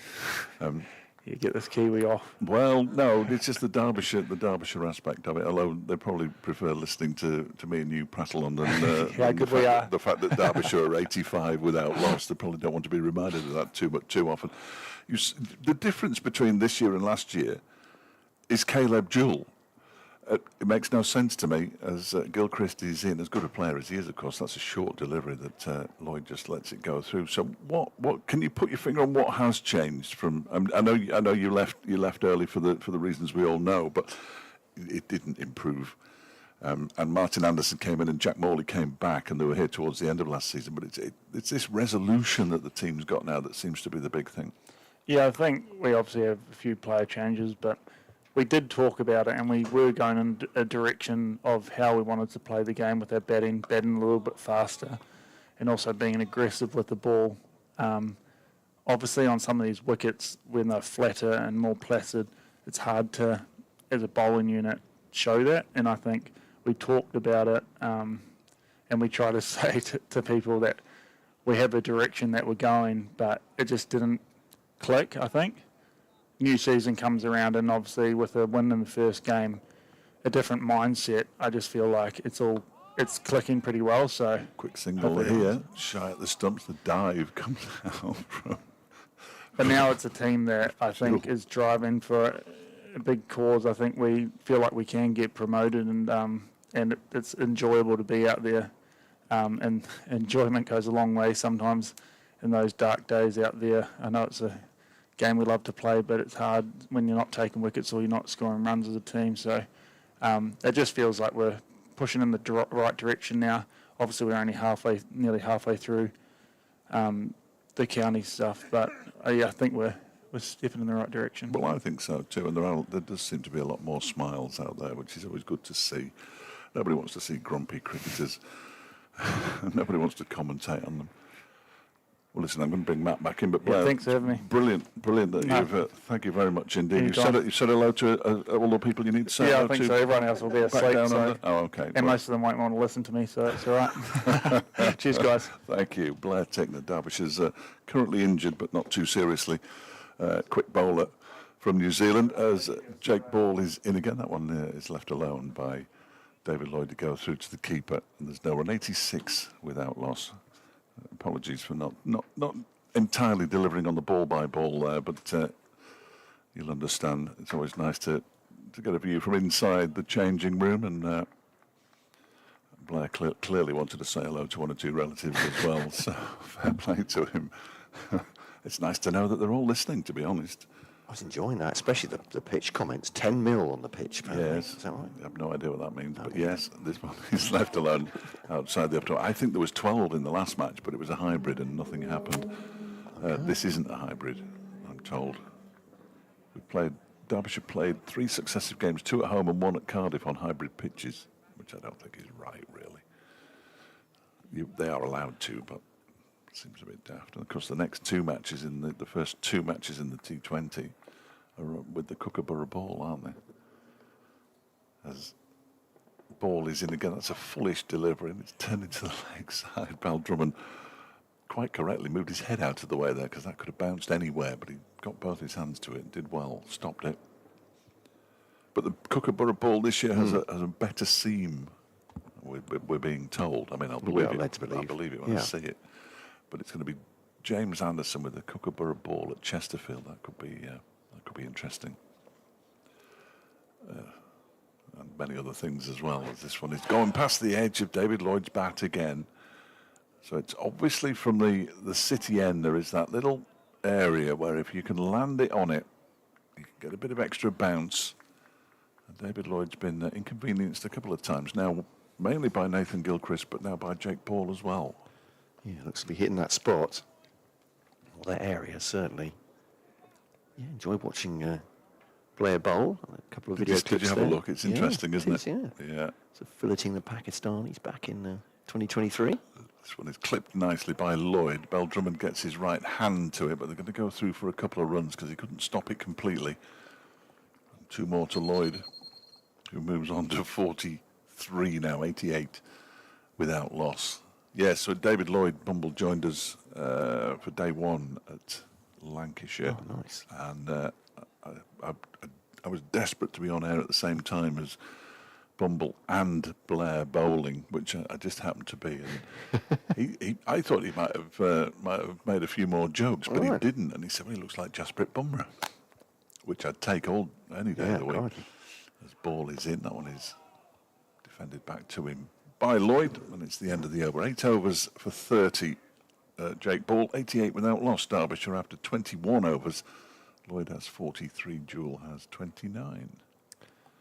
You know, never mind a bit of gentle teasing. I think it's just fascinating when bowlers have different.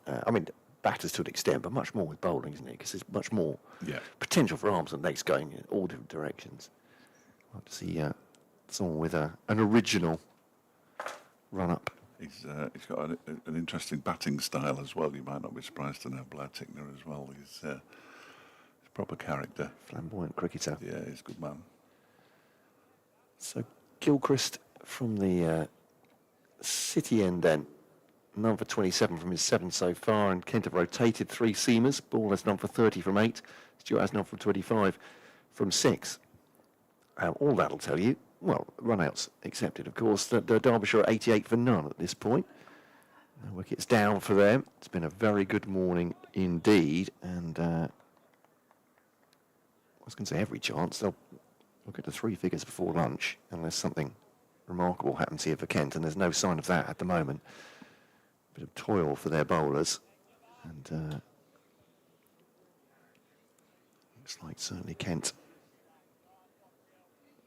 with the addition of Joe Denley, trying to reinforce their batting, but the bowling might be some hard yards for them. Down the leg side, that really was a bit of a spray, and it's a good take from Finch, in fact. Ball just pitching before it got to him, or as the gloves hit the ground on the leg side. Joe Denley's doing some twisting warm-ups there. I mean, always looks dangerous when cricketers warm up to me, but they're in a different physical shape. Here's Gilchrist to Jewell, comes forward. Denley sprinting in. Well, that's Joe Denley we know and love from a Kent point of view, certainly as a fielder. Still well into his 30s by now, but very quick and agile across the ground. But did break his arm in pre-season, back into the side today. It's at the expense of nephew Jaden, but he's injured himself now. So here's Gilchrist to Jewell. Oh, and that has hit him centrally, put it that way. I think it's come off the shoulder of the bat as well. But that's a good delivery from Gilchrist. That won't be much consolation to the Australian. He's gone for a little walk and a puff of the cheeks just to compose himself. But that's a very decent delivery as well. Squared him up a bit as well, didn't it? It did. So he was facing the bowler when he was struck, which is never ideal. Just perhaps beat him for pace as well. I've not seen very much of that this morning. It's another one, and this one's just played with really soft hands down towards Gully, fielded by Benjamin. There's no run. Yeah, it's a good delivery, that one. Just worried him for a minute, just hurried him. But 88 for none. It's a great start. Jake Ball receives it from Captain Daniel Bell-Drummond. Brief shine of the ball on the shirt. Back to Nathan Gilchrist. Daniel Bell-Drummond, sorry, Jack Leaning rather, taking his place at second slip now. Bell-Drummond is at mid-wicket, just 2 slips in for Jewell. As Gilchrist passed him. Oh, he's dabbed on that. Inside edge, I think, past his stumps. And that is probably as close as Kent have come. And just a worried look behind him from Caleb Jewell through to wicket-keeper Finch. And that's probably as close as we've been to a wicket today. And as we were just seeing a replay of the 2 balls ago. But yeah, that was a dangerous-looking delivery, and one that has forced a full shot out of Jewell for once. 88 for none. Yeah, there haven't been many, but you're right. That's blimey, we're so far behind on the stream now. We're still on last week's game by the look of it. The final ball of the over is about to be shown fairly shortly. Nice to have a stream, but sometimes you can't watch that when you're watching the start of a new over from Jake Ball from the City and bowling to Lloyd, who pulls this around the corner. 2 fielders out there. Stewart leaves it for Compton, who throws it back in, and they come through for a couple. Lloyd moves on to 45, 90 without loss. That last ball of the previous over, inside edge, I think. He sort of made it look like it had kept low. It hadn't. Got a little inside edge on it. So they show a replay of that one, and they'll slow it down as well. It's very clever, this. As they have. Oof. It's a good delivery. He has looked the most threatening, Nathan Gilchrist. There's no question about it. This ball continuing from the City end in and bowls to Lloyd, who plays it straight back to the former Nottinghamshire man. 90 for none. Just notice that the Blair's gone next door now. He's the kind of person who can't sit still for more than 5 minutes as well. So Noticed that in this short time, but yeah. He did well to sit down next to us for 15 minutes, but when he's out in the field, he's always involved. He's obviously the leader of the bowling attacks. He's constantly talking to Wayne Madsen and the bowlers. There's bowls, and that one is pushed out into the offside, fielded by Denley. Got a nip away. Another one. Yeah, I was a little bit tardy, I think, on the last one. And too quiet, which I've never heard from before. There we go. I'm going to shout this next one, so... Too quiet? Mind your ears. Yeah, you shout. We'll have a listen. 90 without loss. Gary's been in touch. Well done, Gaz. He's working today. He's painting in Dronfield. As in comes ball again. He tries to pull it once more. David Lloyd gets a bottom edge on it into his pad, I think, out into the offside where Denley fields. Here tomorrow, though, with Shell and Atherton. So we'll say hello when we pass. And of course, Big Clive, who isn't called Clive, I don't think. Don't forget the one-day victory last year against Somerset. I was talking slightly earlier about that T20 defeat. Absolutely. This one is driven gloriously by David Lloyd out towards the cover boundary for 4 runs, and he moves on to 49. 94 without loss, Derbyshire.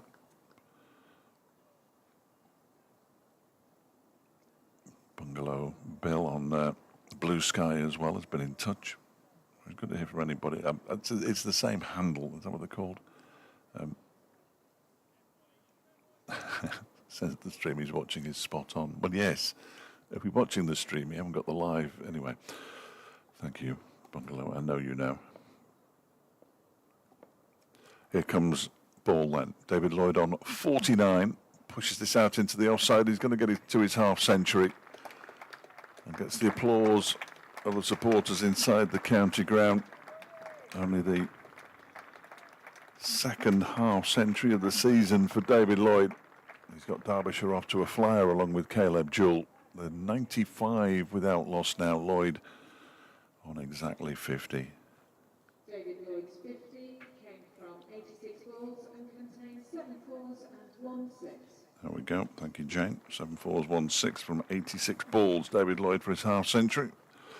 And outscoring Caleb Jewell. He has faced more deliveries than the Australian, but outscoring him 50 off 86. Jewell 29 off 57. I wonder how close those two are in terms of strike rate. Caleb Jewell batting at 50, David Lloyd at 57. As Gilchrist begins a new over, bowling to Lloyd, who pinched the strike with that single off the last ball of the over. Defends it up towards Jake Ball, and there is no run. England eventually declaring 6 down, 565 for 6 in the Test match at Trent Bridge, Zimbabwe, after 7 overs, 46 for 1. So already lost an early wicket as in comes Gilchrist. It strikes the pad of David Lloyd. Bowler stopped his appeal almost as soon as it had started. I think the ball was going down the leg side. The man with the wicket. I'll have to go onto the scorecard because otherwise I won't be able to find out. Ben Curran, the man out by the look of it. Caught by Harry Brook after bowling as Sam Cook, his first wicket in Test matches. Well done to him. Gilchrist bowls, defended by Lloyd. And there's no run out into the offside. Bell Drummond fields. Should have played for England many, many years ago. Picking up his first class wickets at a long way under 20. It's been a remarkable career for Essex. Derbyshire doing by far the best of all the teams in Division 2 at the moment who are batting. And Lancashire going along nicely at Grace Road as Gilchrist bowls wide of the off stump. And it's left alone by Lloyd. Lancashire put into bat by Leicestershire a 66 without loss in the 23rd over. Glamorgan, who were put into bat by Middlesex at Sophia Gardens, a 52 for 2. And Northamptonshire, who chose to bat when they won the toss at Northampton, are 44 for 3 against Gloucestershire. So you're bang up to date with what's happening in the second division. Nothing particularly untoward happening in Division 1 either at the moment as Gilchrist is in. That one is driven straight back to him by Lloyd. And there is no run. A really good start by Lloyd and Jewell on a gloriously sunny day. 1 or 2 clouds starting to build up, and there is the possibility, we hear, of the odd shower at some point. But we'll worry about that when we get to it. The forecast, as it stands, again, it's rain overnight. We shouldn't get any rain today. The clouds are going to disappear as Gilchrist bowls a very full delivery, and that's beaten everything. I'm not sure if he got any bat on that one, David Lloyd. He's looking at the toe end of his bat, trying to persuade umpire Shan McGann that he might have got something on it, but 4 byes are signalled, and Derbyshire moved to 99 without loss. It's at this time when I should know whether they've had a century stand, these two, and I've got absolutely no idea. I'm trying to find out. I'm trying to look at the only time they couldn't have. They might have done there, I suppose. Oh, there is an easy way of finding out. I've got all the scorecards here. It's the kind of thing you should know, isn't it? But Well, there's a lot to do. yeah, I don't do that with any proficiency. Well, they won't have done it there because that was Derbyshire women. I'd be staggered if there'd been an opening century stand between these two, given that neither of them has fired at the same time so far this season. Half an hour early, we're going to have our first spin of the day. Is that Blair out there on the Nope. side of the pitch here? No. Yes. Is it? Yes. See? Can't sit still. Sorry to drag No, you no, on. no, you're all Pull up right. the stats. He had a long chat with Joe Denley there. I'm not sure if they would have come across each other before, but I don't think it matters to Blair Look at whether, Gary. he, whether, Oh, whether, he knows, fantastic. whether he knows them or not. what a great character. Yeah, no, he's a top man. Top man. I did tough last year. We did well to pin him down for 15 minutes, I would have said. Great work. Parkinson to bowl to the Jewell. Has a first look at this first ball from the leg spinner. Puts the front pad as far as he can down the pitch, more or less, and just defends it away. Just blocks it away. To under me is the one slip. Go to the rest of the field in second for you. Parkinson wheeling in now. See if getting a turn. Again, it's a block. Getting well forward by Caleb Jewell. So there's a slip in. There's a man at deep fine going clockwise. Sorry, deep backward point, I should say. This ball now from Parkinson. Gives this ball a little bit of air. A little bit of bat and pad going out square of the wicket. That's Chris Benjamin there. So a deep backward point. That's Jake Ball. Then cover, Ben Compton. Then Nathan Gilchrist's at mid-off. Mid-on is, I think that's Daniel Bell Drummond there. Oh no, sorry, he's at mid-wicket. It's Jack Leaning at mid-on.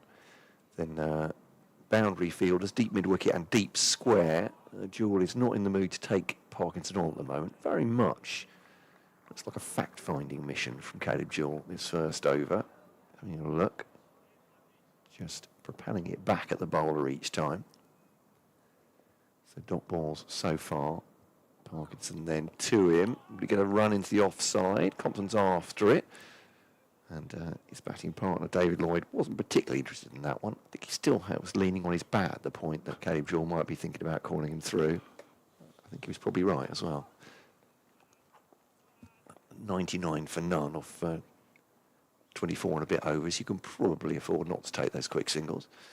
And back in his crease there. Jewell defends that one off his middle stump. No great alarms or surprises, despite the chorus, I think, from the close fielders. End of the over, and we do have our first maiden of the day. As I said, I think that was really much more Caleb Jewell having a very good look at Matt Parkinson than any particular threat from the leg spinner in that first over. 99 for none, Derbyshire. Indeed, yeah, just having a look. I don't think Caleb Jewell will have come across Matt Parkinson too many times in his career.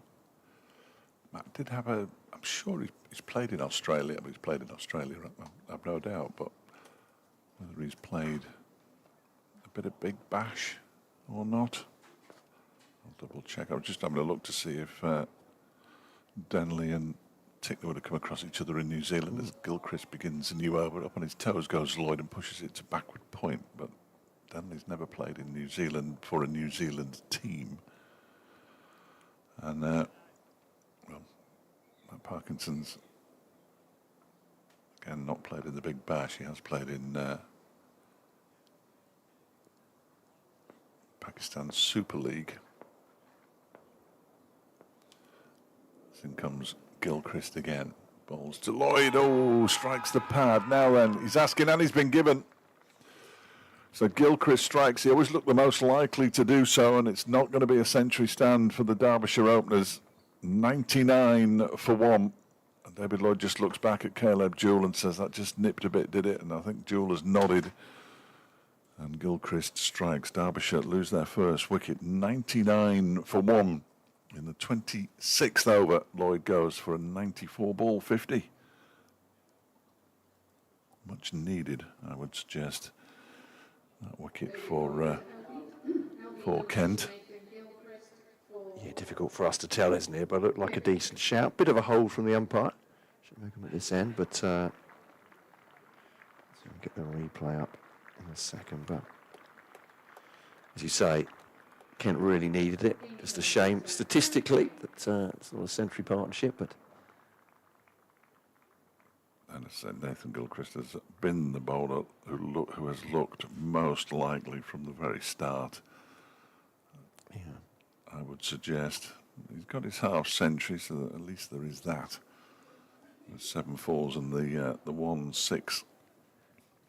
But he will be disappointed nonetheless, I'm sure, as Harry Kane, after a very good match at Old Trafford, where he scored 31 in the first innings, but more importantly, 63 off 94 in the second, in that rearguard action. Kane comes out to join Caleb Jewell, as he has done on a number of occasions this season, it has to be said. Well batted David Lloyd. Hopefully that will just give him the confidence to go on. Of course, red ball stops for a bit now, but Lloyd will be pushing, I'm sure, to play in the T20 side. We've been trying to name our T20 side in the written media room down there. And, it's very difficult to work out who on earth is going to play. I've got absolutely no idea at this stage. All will become apparent this time next week, I would have thought, when we're at Grace Road. Sounds like a positive thing. Next delivery, first one faced by Harry Kane, is left alone outside the off stump. Gilchrist a little bit too wide to trouble the new Derbyshire batter. I guess you've got a lot of all-rounders in this side, haven't you, which are always at a premium in T20, so... And then you obviously what makes it difficult. Samit Patel skippers the side, so he comes in. Ross Whiteley, I've seen bowling in practice within the last couple of weeks. He'll come in. As Gilchrist's in again, didn't have to play at that one. Harry Kane, as it goes through to Finch. Whether or not young Harry Moore, who can clearly bat, gets a go, we'll have to wait and see. But yeah, they have options. Derbyshire, disappointingly, last two seasons, they've got to the final game of the group stage. They've both been at home, and a win would have taken them through to the knockout stage, and they've lost them both. As Gilchrist is in and bowls to Kane, who leaves this one alone outside the off stump to go through to the keeper once again. He hasn't had to play at a ball yet. Kane had a pretty disastrous campaign. It was a bad summer altogether last year. In summary, but yeah, finished bottom of the South Group. And a team that's, even when they've not been playing particularly well in the Championship, has upset the big boys in the Southern Group a number of times over the years. Gilchrist to complete his over, bowls wide of the off stump, and Harry Kane leaves that one alone as well. So he's faced, 4 deliveries, Harry Kane. He hasn't actually put bat on ball, hasn't needed to put bat on ball on any of them. Bit too wide of the off stump from Gilchrist after taking the wicket of David Lloyd for 50. Derbyshire 99 for 1. Caleb Jewell now becomes the senior batter out there. He's on 29. Came yet to get off the mark. Yeah, it'd be nice if they could. I don't know how they can do it, and obviously it would mean a lot more travel, but it'd be nice to mix it up north and south. It's getting a little bit tedious watching the same teams. Derbyshire only ever play either Durham or Worcestershire once, because everybody wants to play Lancashire twice. Everybody wants to play Yorkshire twice, to play Yorkshire and Chesterfield. Always play Notts twice because it's the big derby, and you think, well, really? Anyway, we've got all that to come. So, yeah. For Kent, it's Sam Billings, returned from the PSL a couple of weeks ago. And Fred Clarkson, the Dutch bowler as well, was injury-stricken last summer, missed out on the T20 World Cup as well, which was, dare I say, he hasn't said this, but dare I say, it's how much he loved to have played for Kent in the Blast. That was a big deal for him, so rehabbing after shoulder injury. So yeah, and then Kent will have to decide who gets to play in the first game at Gloucestershire on Friday. But I mean, they're all.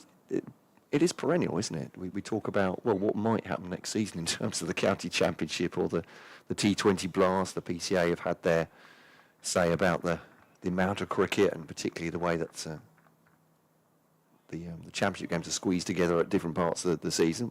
We know there's a reason for that, but also the T20s as well, players playing late one night and then returning back on a coach 3 o'clock in the morning, and then they have to be ready for 2 o'clock for the next day to play their absolute sparkling best, which doesn't work out. But It's even worse in the South Group, isn't it, with the local derby between Glamorgan and Kent.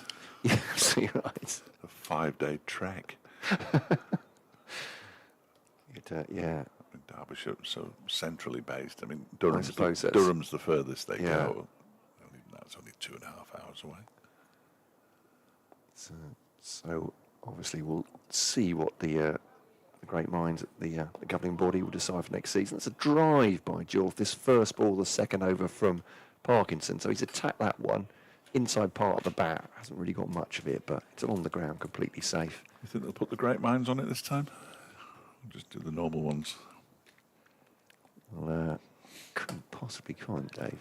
Here's Parkinson back to the ball, and there's no run. I mean, albeit a difficult circle to square or whatever, getting all these competitions into a summer. I can't remember a summer when we haven't been in some. There's not been some question about what the format's going to be for this following year, and that does seem a bit daft at this point. But there we go. Everyone's trying to do their best for everyone else, I guess. Well, Leicestershire Defended this one, sorry, dot ball. Leicestershire, of all the teams who could have been promoted, they're the only ones who haven't ever been promoted out of the second division. Of course, they might win the title this year and not get promoted. Well, which doesn't make a lot of sense to me. It's Parkinson. Good to know what you're playing for, I think, for the next year at least. Absolutely. I mean, perhaps you could delay it a year. This one's been dead batted by Jewell as well. No runs off Parkinson so far. It's going to come round the wicket to the left-hander. But yeah, there's talk of the Champions League format for the county championship. So you play 12 games, but you play teams from all different levels, effectively. Don't necessarily play anybody twice, but No. but you don't play everybody. Let's keep talking about banging on about integrity. Well, yes. Round the wicket comes Parkinson, cut away by Jewell, and that'll be the 100 on the board for one. Well, slightly spoiled, obviously, by that one wicket for Derbyshire, but it's been a fantastic start for them in the 27th over. Going great guns here. Jewell has 30 now. Harry Kane has yet to score from 4 balls, but don't worry, listeners, we're not talking about the entire Champions League format. We're not talking about 36 teams in an opening league.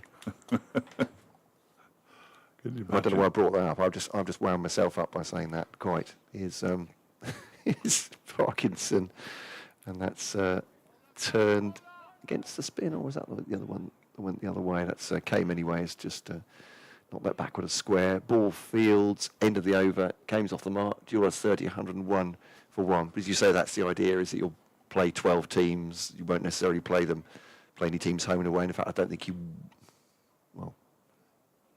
you'd have to, would you? I'm not sure. No.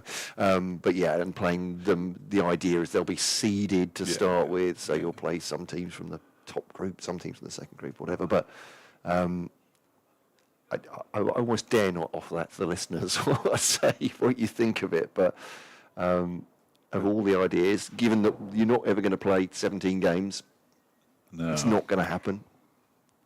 Do we go back to three groups of 6 as we did in COVID, so at least you play everyone home and away and then go to a hybrid second part of the season, which I've only just got my head around? Yeah, I quite like that. At the start of the season, everybody could at least win. Yeah. Had the chance to win the county championship. Of course, the last time Kent were here, the last time 2 teams played each other, was on Kent's triumphant march to the Division 3 title, which... The game was ended prematurely by COVID, wasn't it? Is that the one? 2021, there's Perhaps it was. I think, a declaration... Oh, okay. Grant Stewart's back. No, I think that one went ahead. Was there one previous in 20 maybe? Trying to think, but yeah. Derbyshire definitely had a game that was. I think it was Harry Kane who's out there now, who wasn't responsible for it clearly, but I think he was the centre of it, if you like. Sure. I believe they played Derbyshire in that. There's Stewart bowls again, and this one is pushed back to him by Harry Kane. I want to point out at this stage that I'm not blaming Harry Kane for a game being called off because of COVID. Made that perfectly clear, just in case anybody thinks I am, and it might not have been Harry, so I probably shouldn't have even brought it up.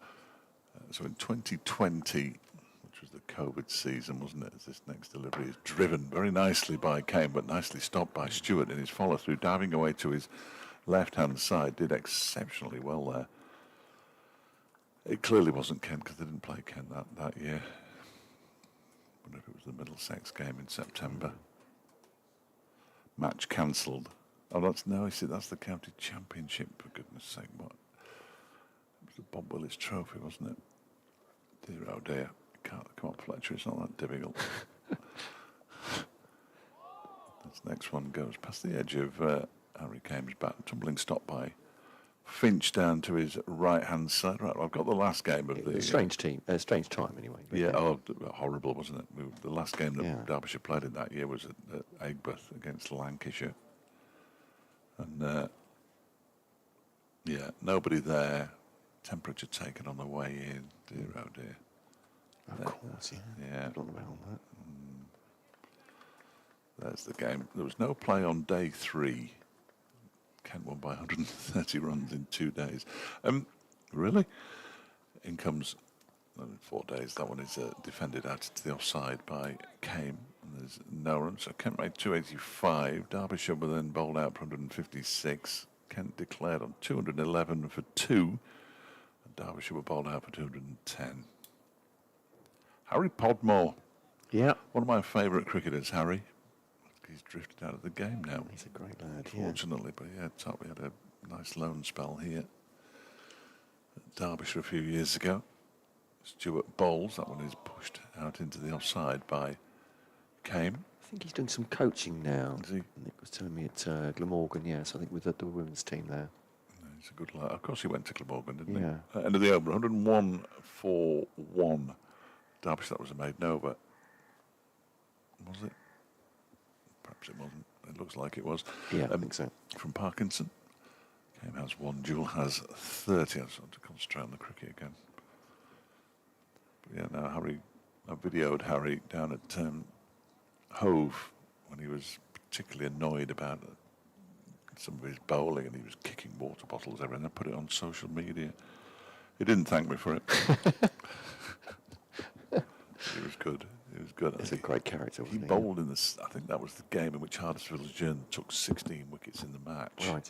Bowled as well as good an overall match of quick bowling that I've seen since I've been doing Derbyshire games. It was absolutely terrific. If he was in the mood, Hardus, Yeah. he was very unpleasant to face. Here's Parkinson trying to make himself unpleasant to face here. Gives on lots of air to Jewell. And just gone back past the bowler right to mid-on. Jack leaning fields there. So yeah, just one slip. They've got short leg in as well. Ben Compton now. Been on the drive on mid-wicket and cover. And it ends up again with Jack leaning. All naturally with the leg spinner spinning into the left-hander. So played with the spin. So the wrong and the googly going away from him. Bowls now. This one is just pushed into the offside. Daniel Drummond fields. And naturally, with the wicket falling, things slowing down just a bit. For Derbyshire, but still a fantastic morning for them so far in the sunshine. Decent crowd as well. That's just what I can see. We've into the onside. No run. The Fridays have been pretty good. Yeah. Drops off a bit on Saturday, Yeah. which is a real shame. But I think the perception is, or from the outside, is that Saturdays will be the best day, but it's Fridays usually the best at Canterbury as well. Yeah, first days are always good, aren't they? With the wicket comes Parkinson. Appeal, I think, for an LBW as Jewell came forward there. Nothing doing. Double teapot from Matt Parkinson. Don't think he's necessarily steam coming out of the ears. More of a quizzical one. Umpire Prass at the far end. But just got a little bit of turn. Again now to Jewell reaching for that one. Trying to drive that through the onside. Doesn't quite time it. It's out towards Joe Denley at mid-wicket. And that's the end of the over. Decent one as well, 101 for 1. Someone's rattling the metalwork downstairs. What's happened? Something's fallen down. I think perhaps there's a few little fences down there. One might have fallen over. down the Derbyshire hover cover is stationed immediately below us. Very impressive. The only non-test ground with the hover cover. I have to say that every match. There we go. They acquired It's a proud boast. Acquired it from Lords. I'd make more normally be pointing fingers at people making noise on the ground here, but my car alarm broke up the Kent huddle this morning, so I think My car doesn't have one. Stuart Bowles to Cape, who leaves alone outside the off stump. it came with the job, as they say. I don't really understand it. It's a recent car with all sorts of electronic. Well, I say not literally bells and whistles, but pretty close to it. Yeah. Brilliant. I walked away from it at the wrong time. It got upset. So Yeah, you can't do that. Stuart Bowles came, defends. Stuart Fields off his own bowling. The youngsters from Ripley St John's School, who gave the Guard of Honour this morning, I wonder if they're going to get the opportunity at lunchtime. They have been allowing people onto the outfield at the intervals, so I hope they get the opportunity to just have a little bit of a run around on the outfield at lunch, trying to make the day as memorable as possible for them. That would be good to see, as Stuart Bowles came, who leaves this one alone outside the off stump. Too far outside the off stump, if Bell Drummond's reaction was anything to go by. Far enough that it didn't disturb the bails. So Harry Kane survives. He's on 1. Jewell has 30, 101 for 1. Derbyshire having decided to have a bat first this morning. just a bit of shape away from Stewart there, but I think it was, in the end, Kane's left it, accounting for the movement. Gets bat on ball this time, pushes it up towards Jake Ball, who does the fielding at mid-off. Oh, Gary Hall's been on. Not a regular. Yes, he is a regular. He's in near Frankfurt. Sorry, Gary. Forgive me. Stuart Bowles and came with the bat quite a long way away from his body, dabs it down to towards third man, picks up a single, doubles his score to 202 for 1. When was the last time that Derbyshire were one of those, one of only 2 teams on the first morning not to lose a wicket? Oh dear. And soon to be the first team to score 100 opening partnership out of the 9 county games underway. Are things looking up for Derbyshire Division 1 next year? Question mark. Well, calm down.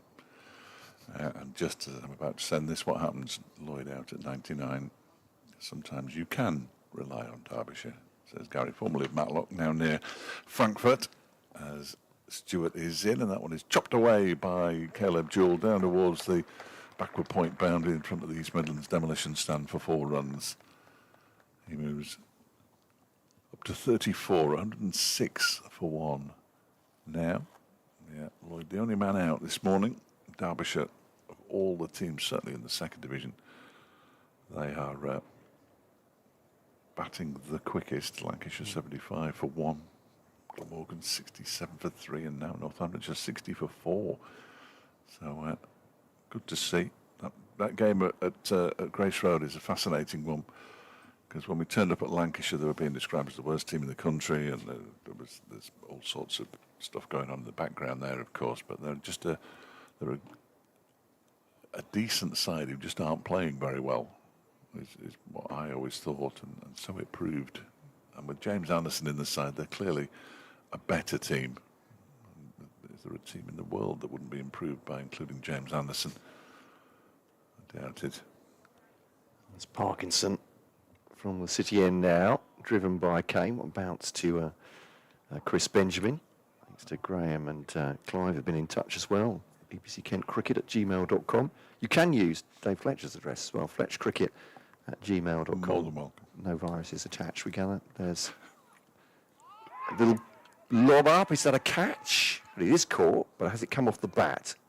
Is what I should have asked. And the umpire says resolutely not. There didn't seem to be that much excitement from there Kent, wasn't, was there? to be honest. It wasn't get it now and we've got one. Just popped up Yeah.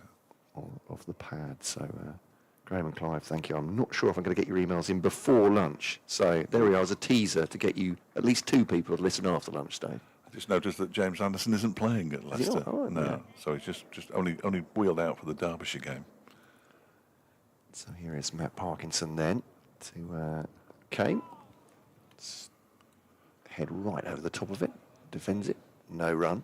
It's a short leg and a slip in for him. Will Williams, so good they named him twice, is in the side instead.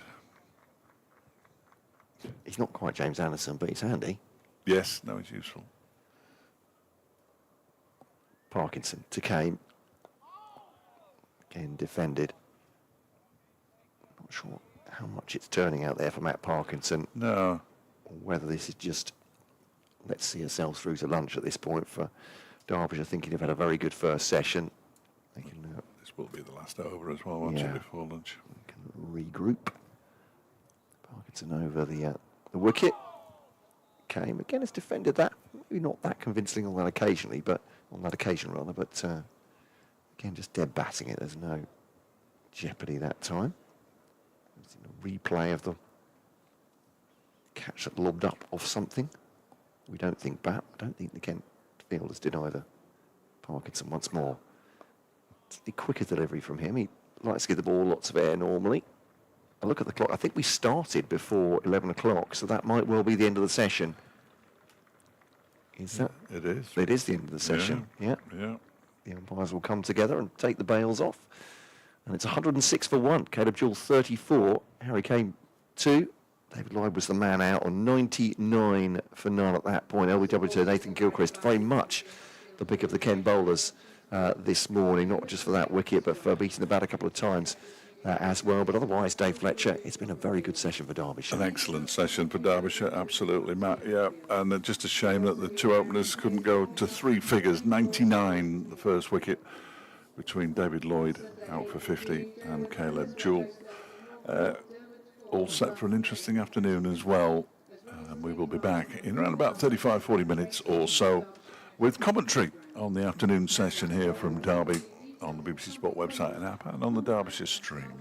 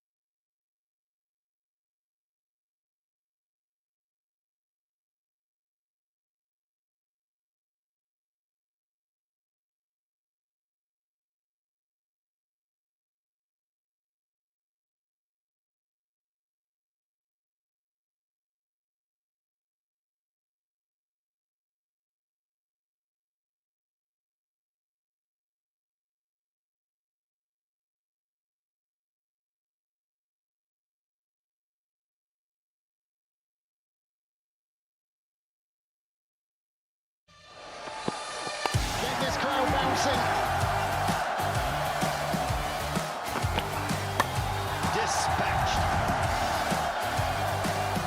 Oh my goodness me!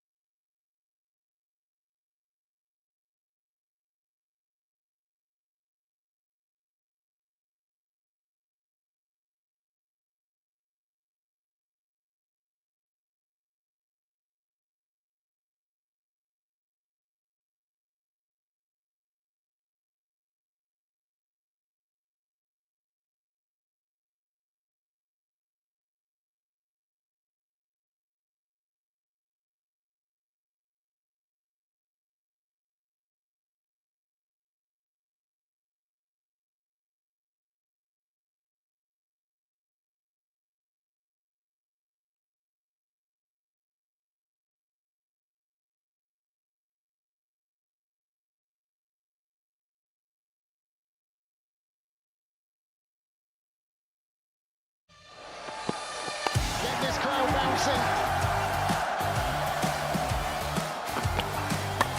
Dispatched.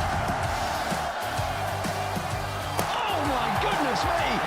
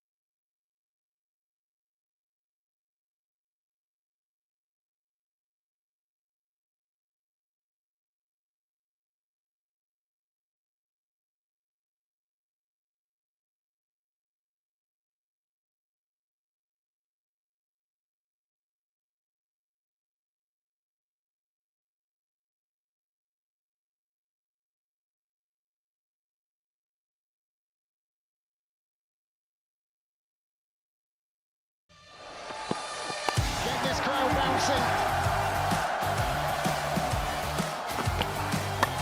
Dispatched. Oh my goodness me!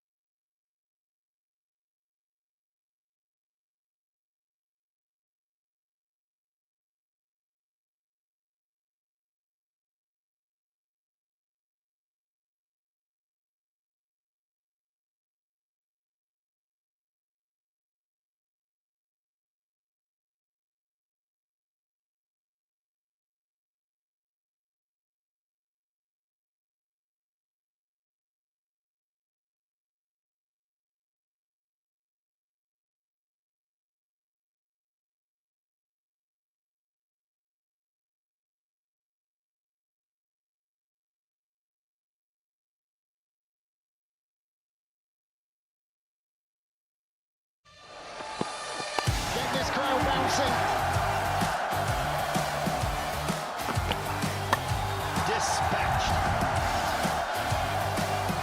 Oh my goodness me!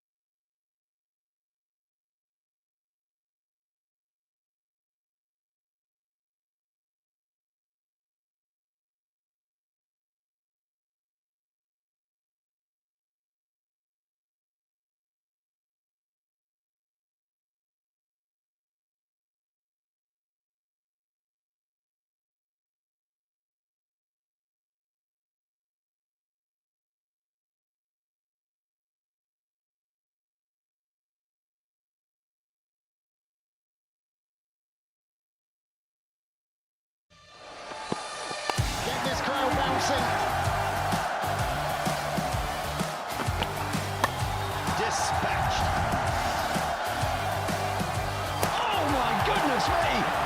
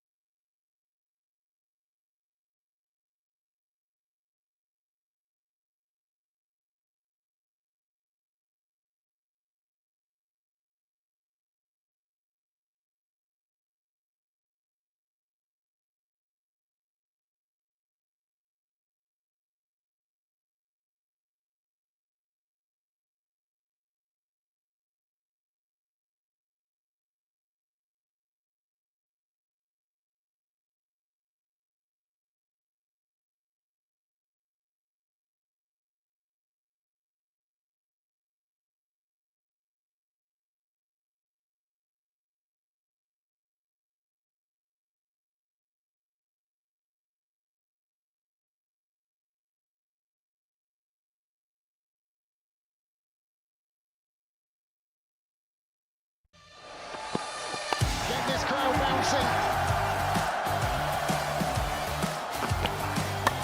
Dispatched. Oh my goodness me!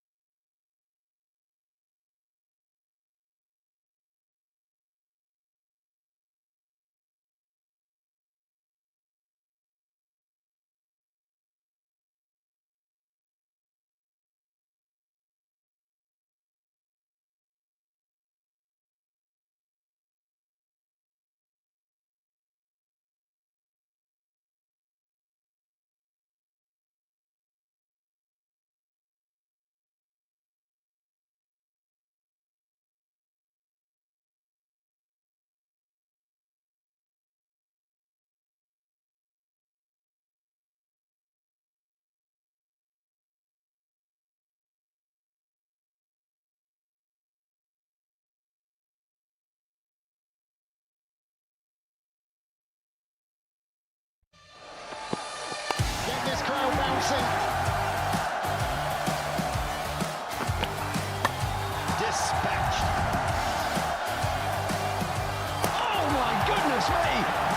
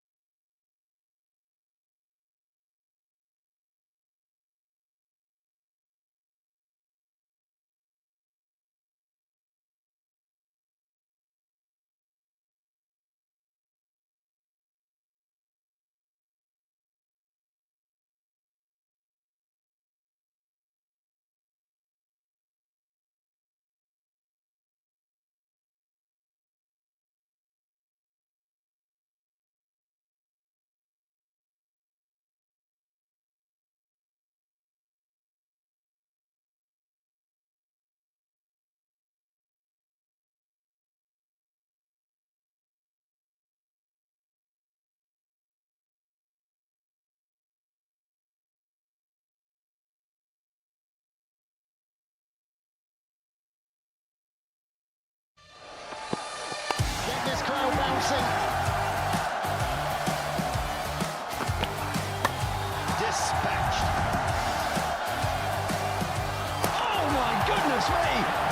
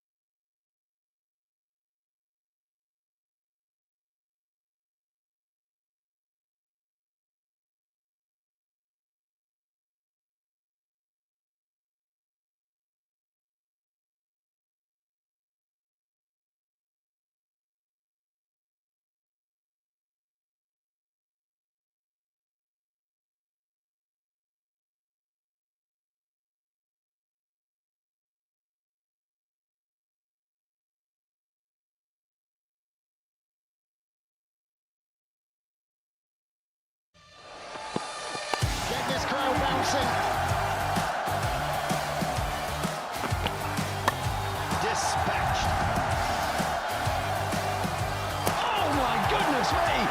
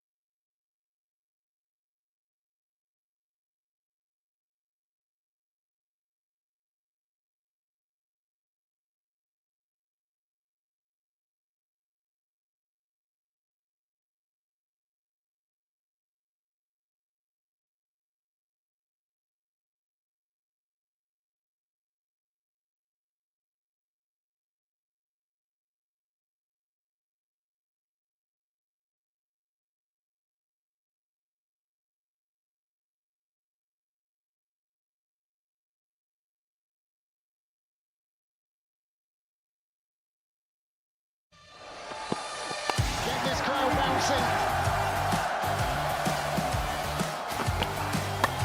Dispatched.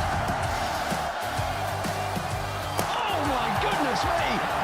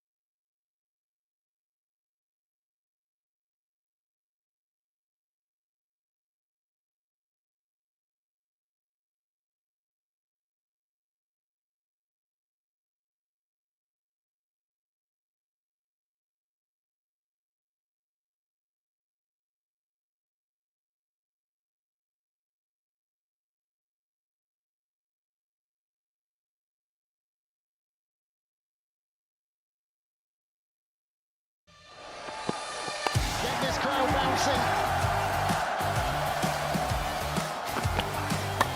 Dispatched. Oh my goodness me!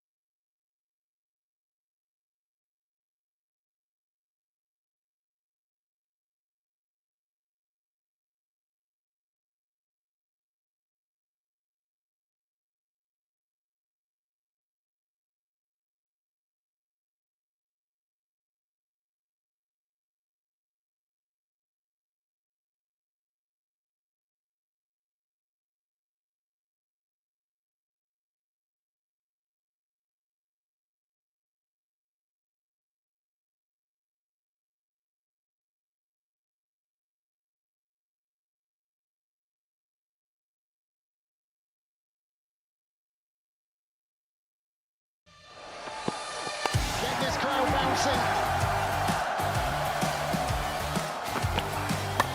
Dispatched. Oh my goodness me!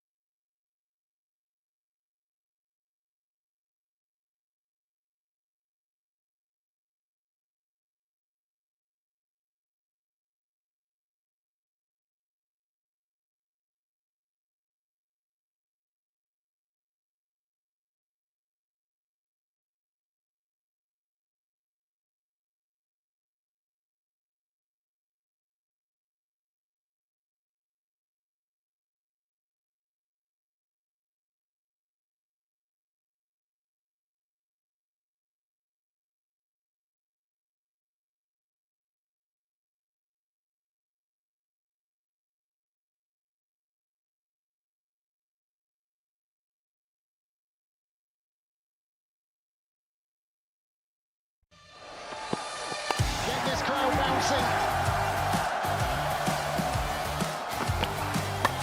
Dispatched. Oh my goodness me!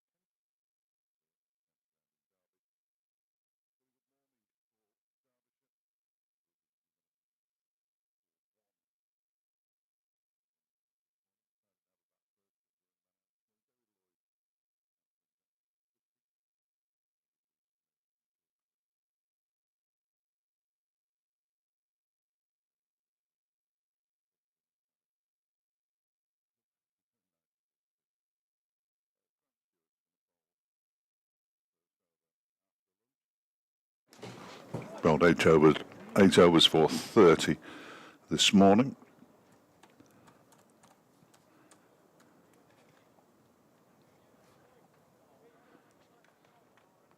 Commentary brought to you by a combination of BBC Radio Derby and BBC Radio Kent. Matt Cole is alongside. Who knows who we might hear from this afternoon. Very nice to hear from Blair Tickner this morning. I thank him again for coming in. Say hello to all his relatives down under, who he managed to say hello to. I wondered why he'd come in. Caleb Jewell is going to face the first delivery of the afternoon session, and Stewart is on his way in, past umpire Shamnagam, and it bowls him way down the leg side. Good take by Finch, tumbling away to his right. We are underway. Yeah, I was caught a bit by surprise. We don't do smoke and mirrors on BBC Radio Kent, so, you know, I was rushing to get to the microphone before him. You would have got away with it if you hadn't said anything, because I didn't give you up. Some people I would have done, Matt. I'm a fool to myself. But yeah, could do better, I think, from the Kent seam bowling lineup from the first session, but... And 4 runs to begin the afternoon bowling, because that one is not quite as far down the leg side as the first one that Stewart bowled, but it was far enough towards the leg side for Caleb Jewell just to help it on its way down to long leg. He moves to 38, and Derbyshire 110 for 1. It doesn't look... As you said, it looked green on top, but I think... Yeah, no, they never play green here. No. Kent's selection as well was suggested that they thought perhaps they wouldn't need the extra seamer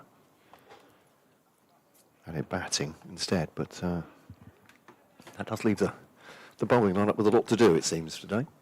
Plenty of work for the 3 main seamers who bowled this morning to do. This one's probably on leg stump, and it's clipped into the leg side by Jewell. They're going to come back for the second as well, comfortably enough in the end. And Jewell already on to 40, having started the session on 34. 112 for 1. Did you get any turn here? Not really. It's been dry, I suppose that's the one thing, although we might get some rain overnight, I gather. We don't get much of anything here, in all honesty. They've been fairly flat, the pitches in recent years. Stewart bowls. That one is, again, turned into the leg side by Jewell, just for a single this time. He moves on to 41, 113 for 1. No, but so the pitches at the end at which the square that we're playing are generally a bit more lively, a bit livelier than the ones in front of us. Played even further towards the players' pavilion in the game last season, I think it was. It did all sorts. Surprised everybody. And they do want to try to make them a little more bowler-friendly, just to get results, really, as Stewart bowls wide of the off-stump to Harry Kane, who allows it to go through to the keeper. I guess with 8 points for a draw, it's not the worst thing in the world if you're That's the issue. holding your own, isn't it? But And the relative positions and the relative points totals of the two teams shows the folly of 8 points for a draw, because Kent have won more games than Derbyshire, because the 3 defeats are costly. There's 24 points straight away gone out the window. Whereas Derbyshire have got all those draws, and that one is, I'm not sure if they're trying to leave it or not, but it bounces down into the slip cordon, and they come through for a couple of runs. I think Kent, having won the first 2 games and drawn the third, were second in the table to Leicester at that point, even though they're the only team at that point, I think, that won 2 games. But as you say, it shows without the batting bonus points, particularly for Kent, they won quick games, which doesn't get you the points. But Wicketkeeper Finch is having something done to his inner gloves, by the look of it, by the physio. Just chopped something up, perhaps a bit of loose cotton or something. he's had a tendon injury in one of the fingers of his right hand, which kept him out of the game for a couple of Kent matches, but he's keeping again now. Chris Benjamin kept for 1 game while Finch, the Glamorgan game, while Finch fielded. I don't know if that's, it doesn't look like anything untoward, is it? It looks like an equipment issue. Yes, I think so. Dare I say. That's not a euphemism, ladies and gentlemen. It's just 115 for 1. Crikey, sorry. No, no. Talk about starting early. Get the I'm innuendos all, in I'm all for it. It's Parkinson then from the City end. It's a little bit low, but it's not worried. Jewell at all. He looked a little uncertain against the spin before lunch, Caleb Jewell. So it's a good idea to keep Parky going. Yeah, just spins the ball from one hand to the other over the wicket now, and that is up in the air, but quite safe. It's a sweep down fine, and Tuandami is making great strides, literal strides after it. They'll come back for 2. And yeah, so just looped up a little bit, but it's absolutely safe down the leg side. Don't know how much encouragement that might give Matt Parkinson. Yeah, no, it's in the air and absolutely safe. It's the direction he wanted it to go as well, so they take themselves 2 runs. It's taking the chance to sweep with the spin, if that is a chance. Drive into the offside there. Not sure if that was the wrong one maybe, but he's seemed to adjust to it late. Drives into the offside, but it's stopped by Nathan Gilchrist at a wideish mid-off. They had a short leg and a slip in. Danny Beldrama's a static catcher on the offside at a shortish cover. That one is not past him. He hares after this one towards the boundary. Really is going quickly, particularly over the cut strips. And they'll come back for another 2. Comfortably in the end. Good take from Harry Finch. Had to sprawl slightly as the ball from Daniel Beldrama came in. So just waiting 2 balls to come from this over. Benjamin tosses it back to Matt Parkinson. Holds his bat in the air. A couple of taps on the ground as he waits for Parkinson to leave it. Stuck a little bit in the pitch, felt to me, or maybe just a little bit slower from Parkinson, but a comfortable single taken into mid-wicket. Joe Denley fields. And field changes over for the right-handed Harry Kane, who's on 4 from 24 balls. Caleb Jewell is 4 from his half-century. It's Parkinson bowls. Shout of effort from Parkinson. It's past the man at short leg along the ground.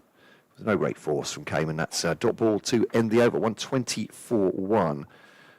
Then Derbyshire here at the county ground. Just looking at Caleb Jewell's.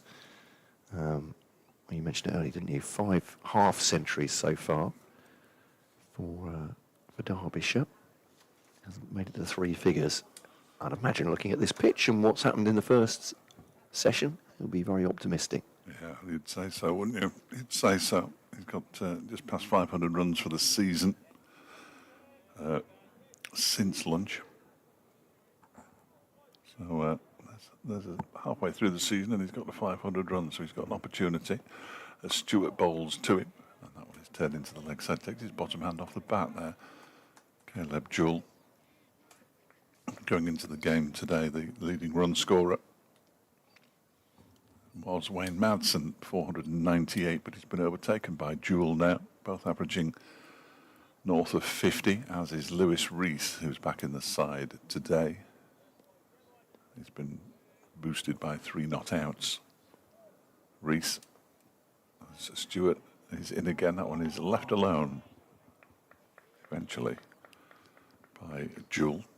Good to see the youngsters from Ripley St John's School on the outfield at lunchtime. They're just taking their seats again on the grandstand away to our left-hand side. They were down in front of the East Midlands demolition stand, having a little game of cricket, or several games of cricket. Hopefully they'll go back and tell their mums and dads and guardians that they want to go to the cricket again. As Stewart bowls, turned into the leg side by Jewell, who moves on to 47 with a single, 121 for 1. Remember the first time, I think I was at secondary school the first time I went to watch cricket with the school. And it was at Old Trafford. And I couldn't believe it. I was terrified, really, because you're thinking, well, it looks so big on the telly. Yeah. And you walk out and the view that you get and everything, it's completely different. Takes your breath away. As Stewart bowls and up on his toes goes Kane to push it up to mid-off this time. Zimbabwe, well, it's a pretty. I was going to fall into the trap and call it a good pitch, but it's clearly flat. Nottingham, where Zimbabwe are 80 for 1 after 18 overs and 1 ball, so they're going along at 4 and over against England's much vaunted bowling attack. Second string brackets. This one is defended by Harry Kane. Once again into the offside, the second of the one-day internationals between Ireland and the West Indies is taking place today in Dublin. I assume it's at Clontarf again. West Indies 237 for 5 in the 42nd over, so making a much better fist of it than they did the first game, which they were absolutely hammered in. Ireland with a very impressive victory.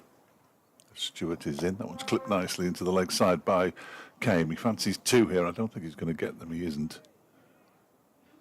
As Matthew Parkinson does the fielding and then throws the ball in and removes his cap. Harry Kane has pinched the strike. He's on 5. Jewell has 4,722 for 1 now after 34 overs. So slightly longer than necessary afternoon session coming up. Yeah, kind of. They're not alone in this, but they've struggled to bowl to time. Terrible. And yet at Old Trafford last week, both Lancashire and Derbyshire were -6, +6, +7, and we still didn't finish at 6 o'clock any night. I've no idea how they're working it out. So Parkinson over the wicket now. We'll hurry things up a little bit. Game studiously defends that one, and there's no run. Parkinson going for what is the most economic of the bowlers by some length. I suppose Kent, from their point of view, will hope he'll tie down one end at least, even if he's not attacking, and allow the seamers to rotate at the other. And murmurs of approval from wicketkeeper and close fielders, but Kane's dealt with that pretty comfortably into the onside. There's no run. It's fielded by Daniel Bell-Drummond eventually. So here is Parkinson again, the former Lancashire man. An England international, of course. This one's driven by Kane. Hasn't quite middled that, but that'll do. Out towards the point boundary. Joe Denley runs around, picks out, quickly throws it in. Showing no ill effects, I'd have to say, from the broken arm. But from a Kent point of view, 3 seamers, they might want him in action with the spin eventually. Jack Leaney can bowl off spin. Joe Denley leg spin if he's fit. And of course Matt Parkinson does the leg spin and the wrong one. Get the ball back. This is defended by Caleb Jewell. They're 123 for 1 now, Derbyshire. Having won the toss, selected to bat here first. And flatter one. I can't pick a leg spinner. No, I've got no idea what he's bowling. It looked like it, like that might have been the top spinner, but it seemed to go on with the arm a little bit. But as always, I'm reassured that a lot of batters can't either, and they're a lot closer than we are. So 123 for 1 is Parkinson again. Back in his crease goes Jewell, just lets it run off the face, backward of point. Miao slip, runs after it, stops it, but not before it goes for a single. So no great jeopardy, you'd have to say, from a Parkinson so far. I wonder how long it'll be before Derbyshire might see fit to attack the spinner as well. That surely would give Daniel Bell-Drummond a lot to think about, given his bowling resources. But at the moment, 124 for 1. It's going okay. It's not broken from a Derbyshire point of view, let's face it. So why would they try and fix it? No, they played on a pitch last week where as soon as you tried to attack the bowling at Old Trafford, you were very liable to get yourself out. Both sides discovered that. Going along at 3 and over maximum for the 4 days. Stewart begins his 11th over of the day, not for 41, and Caleb Jewell turns it into the leg side, fielded by Bell-Drummond, who's at the catching mid-wicket. And there's no run. Nathan Gilchrist just stretching out his muscles, I'm going to say. Anatomy was never my thing. Around the hamstring thigh kind of area. But good result, that one for Derbyshire against A terrific, Lancashire. yeah, terrific result. Yeah, really good. A lot of hype about James Anderson playing in the game. Lots of people there to watch him. Stuart bowls. That one is driven, and I'm not sure it's going to have. It's going to have the legs, to get all the way to the boundary. It's being chased down, and it's a really, really good stop out there by Joe Denley. That's magnificent work from Denley, because that one looked for all money as though it was going to get to the boundary, but it's a 50 for Caleb Jewell. His 6th of the season off 92 deliveries with 6 fours, and Caleb Jewell, well, batted him back into a bit of form, having got 5 centuries in the 5 half centuries in his first 6 innings. Now picks up his 6th of the season. Slightly slower, but not too much slower than David Lloyd's. Only 6 balls more. And he waits now and then cuts that one away straight to the fielder at backward point. That had all the hallmarks of a ball that was going to race to the boundary there, but Chris Benjamin was waiting. Got it with both hands. But hopefully Jewell, again, from a Derbyshire perspective, you understand you understand where we're both coming from. That can just kick-start him again with the T20s coming up as well, which obviously he has form in from the Big Bash in the winter. Stewart is in again, and this one's left alone, didn't bounce at all. It was taken very low down by Finch. So he's won for the T20. Is the second already announced? A.M. Ghazanfar, the Afghani mystery spinner, who is due tomorrow, I think. So Blair Tickner's not staying for... He's here, and he will be here post T20 group stages as well, so he's going to have to play in one of them. Right. As this one's down the leg side, and well, there's a half shout there. Jewell tried to flick it away, and it must have been quite close to his bat. Stewart's got his hand on his head. But yeah, so Tickner will have to play, assuming that Derbyshire are anywhere near the top 4, play in one so that he can then play in the quarter-finals. Okay. They have ridiculous criteria given when the group stages finish and the quarter-finals begin, about 2.5 months apart. It would be asking a lot for Ghazanfar to come back for one game. Stewart's in. That one's defended by Jewell, and he just nods in appreciation towards Stewart there, the Australian, as the over comes to an end. 2 runs off it. Those 2 runs enabling Caleb Jewell to get to his half century. Harry Kane has 6, and Derbyshire are 126 for 1. I suppose they're trying to keep some sort of integrity, aren't they, to the competition, and we've seen in tournaments around the world, including this country, players being parachuted in for a single game. Yeah. 100's not alone in that, by any means, but... Well, last season Derbyshire was supposed to have Mohammed Amir, but he chose to come out of international retirement. Of course, yeah. This is Parkinson to Kane, straight back at him, and there's no run. To play in an unsuccessful World Cup campaign. And then when he came, he played about 4 T20s, and that was it. Off he went. He played in T20 matches. So Parkinson again to Kane. A little more attack on that one, driving into the offside. Fielded one bounce to Chris Benjamin at cover. At the end of the group stage, he played in 3 different T20 competitions in a week on different continents for different teams. So Parkinson to Kane, a little bit low. That one's hit straight back at Parkinson. Sort of runs up his leg towards his chin. He manages to get his head out of the way of it. He might be the case in point I'm thinking about, actually. Ludicrous. Yeah. Absolutely ludicrous. He played in the United States, in this country, and then somewhere else, possibly Africa. I mean, that can't possibly be right. Too much cricket. Parkinson now once again to Kane on the back foot, waits for this one, quite deliberately drives it into the offside, fielded by Joe Denley. A little bit of a bobble before it gets to him. They'll take a single, but it's hard to blame players for that, though, is it really? I mean, it's it's a short career. I mean, I'm not saying you are. It's just how do you stop this happening? I suppose, but because there are tournaments happening concurrently, and My major issue. Parkinson bowls to. That's going down the leg side. Did you get anything on that? No, it's going to be leg buys, I think. Umpire Pratt has Not sure it has. hand ready to signal. They're coming back for 3 as the throw comes in from Mieye. It'll be buys. No, you're right, absolutely right. It's not anything at all. The genie's out of the bottle now, but Yeah. Harry Kane, that's the footballer, Yeah. can only play for England and Bayern Munich. Any one of these cricketers could play for a dozen teams in Yeah. a year, and I think that's where the problem lies, but there's no way of sticking it back in that bottle anymore.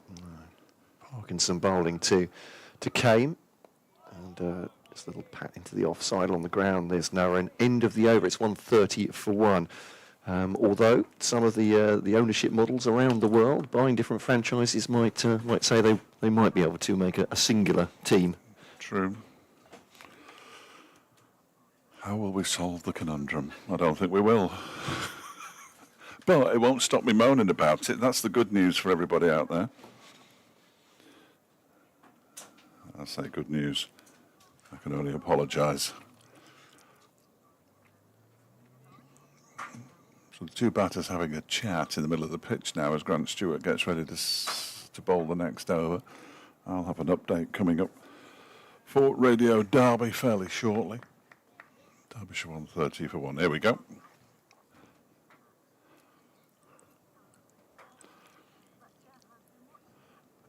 The early stages, Ricky, of the afternoon session. Derbyshire 130 for 1. A really good morning. They made 106 in the morning session. The only man out, David Lloyd, he made 50 before perishing. Caleb Jewell's just got to his half century, his 6th of the season. He's on 50. Harry Kane, he's with him on 7. They've added 31 so far. Derbyshire 130 for 1.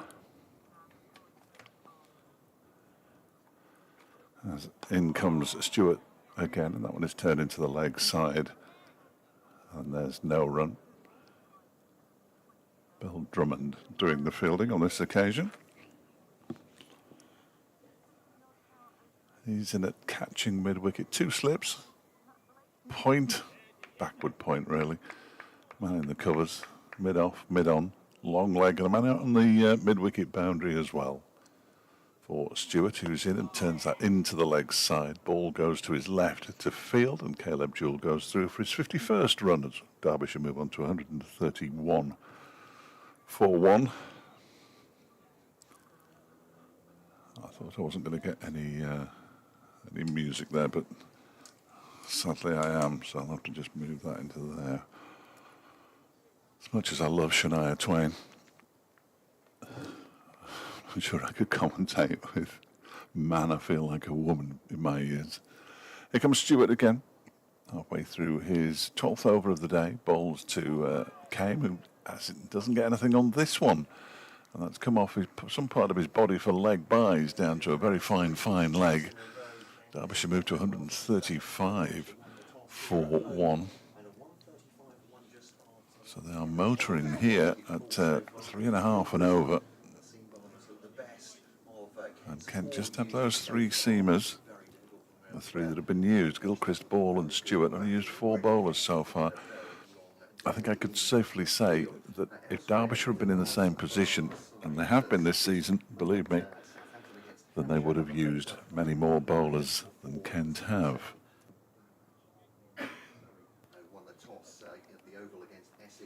Stewart just waits for umpire Shan McGann to say he can bowl, which he does now. And it's an inside edge into his pads there from Harry Kane. Harry Kane, that's him. I shouldn't have mentioned Harry Kane. He's always the one we use when we're discussing it. Just a slight alarm there. Jake Ball's just asked if he can leave the field, presumably for his bowling boots. Just asked Shan McGann if that's all right. I think that's what he's asked for anyway. As this next delivery is turned into the leg side by Kane. Down towards long leg for a single. Why can I still hear Shania Twain? Yeah. Is that coming from my kit? Oh, it could have done. Sorry, no, they've just... That's the first song in the afternoon at Radio Derby as well, because I almost... I thought I wasn't going to get any music in my ears, because they come from somewhere else. But I can't hear it now. It'll be fine now, Matt, don't worry. I just got scared that all of a sudden the system had somehow managed to play Radio Derby, despite the fact that it's not actually linked. But we're all right. I don't mind Shania Twain. Very BBC local radio, that. A staple. There is. Oh, it's Parkinson bowling to Kane. Just pull the what's it out. That'd be the easiest one. That one's played into the leg side by Kane. There is no run. We're in the 39th over of the Derbyshire innings, 136 for 1 as Parkinson with a little bit of extra effort there from the grunt as he delivered that ball. And Kane defends it into the offside, and there's no run. So when we were last talking, Harry Kane went to Bayern Munich, is that right? I believe so, yes. He opens the batting for them. Kane pushes that one out into the offside. And his dad, Peter, often listens if he's not at the ground, and he will have heard that a million times, and I apologise. Oh. No. Me calling him by the wrong name. I mean, I don't know why it happened, really, because I should be used to Harry by now as he turns this next one into the leg side. Major part of Derbyshire's draw at Old Trafford. Harry with the scores of 31 off 78 and then 63 off 94 in the second innings. I must admit, when he was out, I thought they might have been in trouble, but... Ooh, he's edged this one in between the slip and the wicket keeper, and he's going to get a couple of runs for it, but he's got away with one. In fact, he's going to get 4 runs for it because Stewart can't run it down before it hits the rope. You have to say that Miyaye, I beg his pardon, and Finch rather looked at each other. Difficult for the keeper. It's probably the slip's catch if it's anybody's. It goes all the way to the boundary for 4 more, and Kane gets into double figures. He moves on to 12. Is it too early, everybody? I don't think it is it?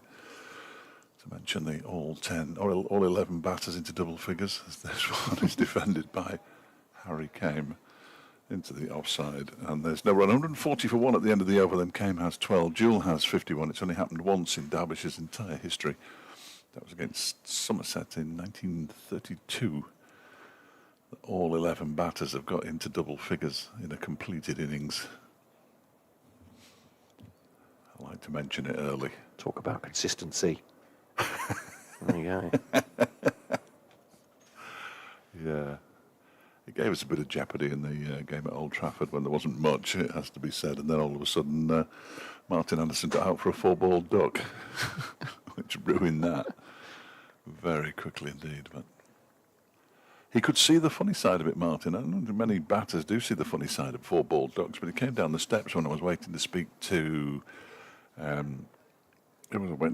Jack Morley, and he walked across to me and he said, "I suppose you want to speak to the bloke who got a 4-ball duck." I said, "Ordinarily, Martin, you'd be ideal, but yeah, bless him." Here is Grant Stewart then to Jewell. Leaves that through to the wicket keeper. Maybe came back at them a little bit, but leaving it on length. Let's give it a bounce there. Little word from umpire Shanmugam to Grant Stewart. I think anything sinister going on there, but emails before lunch from a couple of Kent listeners who are resolutely refusing to put the BBC on the front of the CountyCricket at gmail.com, but Graham and Clive, you're very welcome. Here's Stewart to Jewell into the offside, and there's no run. Sort of back foot drive there. So yeah, BBC CountyCricket at gmail.com is what we're going for now, but if you are on CountyCricket at gmail.com, I'm still monitoring it. Don't tell anyone else, just for you. But Graham, great to hear from you. Asking about Kent's bowling fitness. I'd like to ask you what you think the reason is for their inability to keep a bowling attack fit. If only I knew, if only they knew, more importantly, I suppose, Graham. That was close to the off stump, I think, from Grant Stewart. Good ball, but again, Caleb Jewell has left it very competently indeed. He says, is it incredible bad luck or something else? He said, disappointed to see had to lose Matt Milnes and Harry Podmore a couple of seasons ago, but they've hardly played a game between them since they departed. It's a very good point. Yeah, I'm sure Kent are looking at every angle, but I mean this season started even worse than last season ended, Graham, which, as Kent fans will know, was the attack was decimated by injuries. Straight back at the bottom, there's no run. Has Milnes played for Yorkshire yet? He's at Yorkshire now, isn't he? I don't think he has. No, I don't think. I don't recall. I recall seeing an article saying he was on his way back. Because he had a back stress fracture, didn't he? Which is which Mikey Cohen, who moved from Derbyshire, of course, and suffered one in the close season last season, and hasn't bowled in earnest at all for Kent yet. So the ball deflects into the offside by Jewell there. There's a hold from Grant Stewart staring at the batter, but I don't think there was any great excitement from Caleb Jewell there, just seeing it away into the offside. Mikey made his debut at Trent Bridge in a famous victory for Derbyshire in the Bob Willis Trophy. So yeah, we've not seen him bowl yet, but I gather he's pretty rapid. He is quick. It's Stewart to Jewell, nicely works into the onside, just off the pads. He'll take a single, fielded by Ben Compton at mid-wicket. And there's a single to end the over, 141 for one. He says, also, do you think we should be investing in an overseas batter? We always used to have one. I think the thought is they want to strengthen the bowling lineup, but above my pay grade, Graham, I think at the point with the way Kent's injuries have gone this season again, they do need the strength and depth of the bowling lineup. But regardless, says Graham, of the doom and gloom, he says thank you. Indeed, very nice comments, thank you. Go Super Kent, he says, and fingers crossed for no more injuries and an upturn in form. On that note, great to see young Joe Denley make a surprise return. Yes. I still think of him as young Joe Denley, Graham. I'm sure you've heard me say that before, but yes, I gather time has caught up even with young Joe Denley. Yes, well, Wayne Madson's into his 40s Yeah, now, but he's still young enough to be my son. It's Matt Parkinson beginning a new over. The first ball is sort of slapped into the offside, really, by Caleb Jewell for a single full delivery. Never too early for a sensational revelation, Dave. Is this what you're... No, he isn't. I was going to say, okay, there we go. That would do. Just his age. His age. He's considerably older than my two children. Yeah, as I've got older, I still think of, players in their teens are very young, and players in their 30s are very old, which is now a long way away for me too. So absolutely. Kane pushes this one into the offside. Stewart will have a shy at the stumps and miss. He thinks it was quite close. It didn't bounce before it got to the stump, so he was going to have to hit them direct on the full, and he didn't. And Harry Kane gets through for the single. 143 for one, came up to 13. Let's see if I can see how close he was here. Well, no, not really, because they've just changed the angle at the wrong time. Go on, Matt, sort yourself out next door in the stream room as Parkinson's in balls. That one is pushed out into the offside by Jewell. And he moves to 54, 144 for one. Yeah, saw Mikey Cohen down at Lord's. I'm not sure if it was last season. I think it might have been last season or the season before, but he came and had a chat with us. One of the nicest people you could wish to meet. Never did take me to download. Just saying. He's a very good guitarist. As this one is pushed out. A no ball. Matthew Parkinson, hang your head in shame. He's just bowled a no ball with his leg spin, 146 for one. this is Mikey Cohen you're talking about. Yes. So yeah, he talked to me. He mentioned it. He promised to take me to download. But like a dad and his kid going out, wasn't it? Brought me down to download. That one's been defended back by came to Parkinson. But he's got some videos up on YouTube with his guitar playing. He's good. He's I'll have good. to look it up. 46 for one. Parkinson bowls, came, defends into the offside. He mentioned he shares flat with George Garrett, who's on the Kent staff as well, former Warwickshire bowler. And I said, "Oh, you play in the living room?" He said, "Yeah." He said, "George is into all the stuff that I play." In a way, so I think it sounds like George. I mean, George Garrett is a very polite man, so I'm sure he's. This one turned into short leg. It was Ben Compton under the lid there. It sort of hits him on the floor though. And the over comes to an end, 146 for 1. Yeah, he's very much into his rock music, I didn't Mikey. realise he was on social media doing it as well. There we go. Yeah, it's well worth a look. I gathered at the heavier end of the spectrum. Yes. Yeah. Sometimes even a bit heavy, a bit too heavy for me. I mean, there is quite a generational difference between the pair of us. So my heavy rock music and Mikey Cohen's heavy rock music are slightly different, but I don't like the shouty ones, really. Fair enough. The more melodic. It's all just noise with shouting over the top. That's our parents used to say. Yes. And now I'm guilty of saying exactly the same thing, and I'm ashamed of myself. See a change in the bowling, aren't we? Yeah, Nathan Gilchrist from this racecourse end. And you were regaling me of tales of the racecourse before we started here. I'm a little bit late to visit that as well, again, it turns out. So It's just a touch. it's my around a century, I gather. But Nathan Gilchrist it will be, the pick of the bowlers, and not just for his one wicket, to be fair. I think 1 for 27 off 10. He asked more questions than the other Ken bowlers, and he's going to need to do this again. As Derbyshire gets away from them.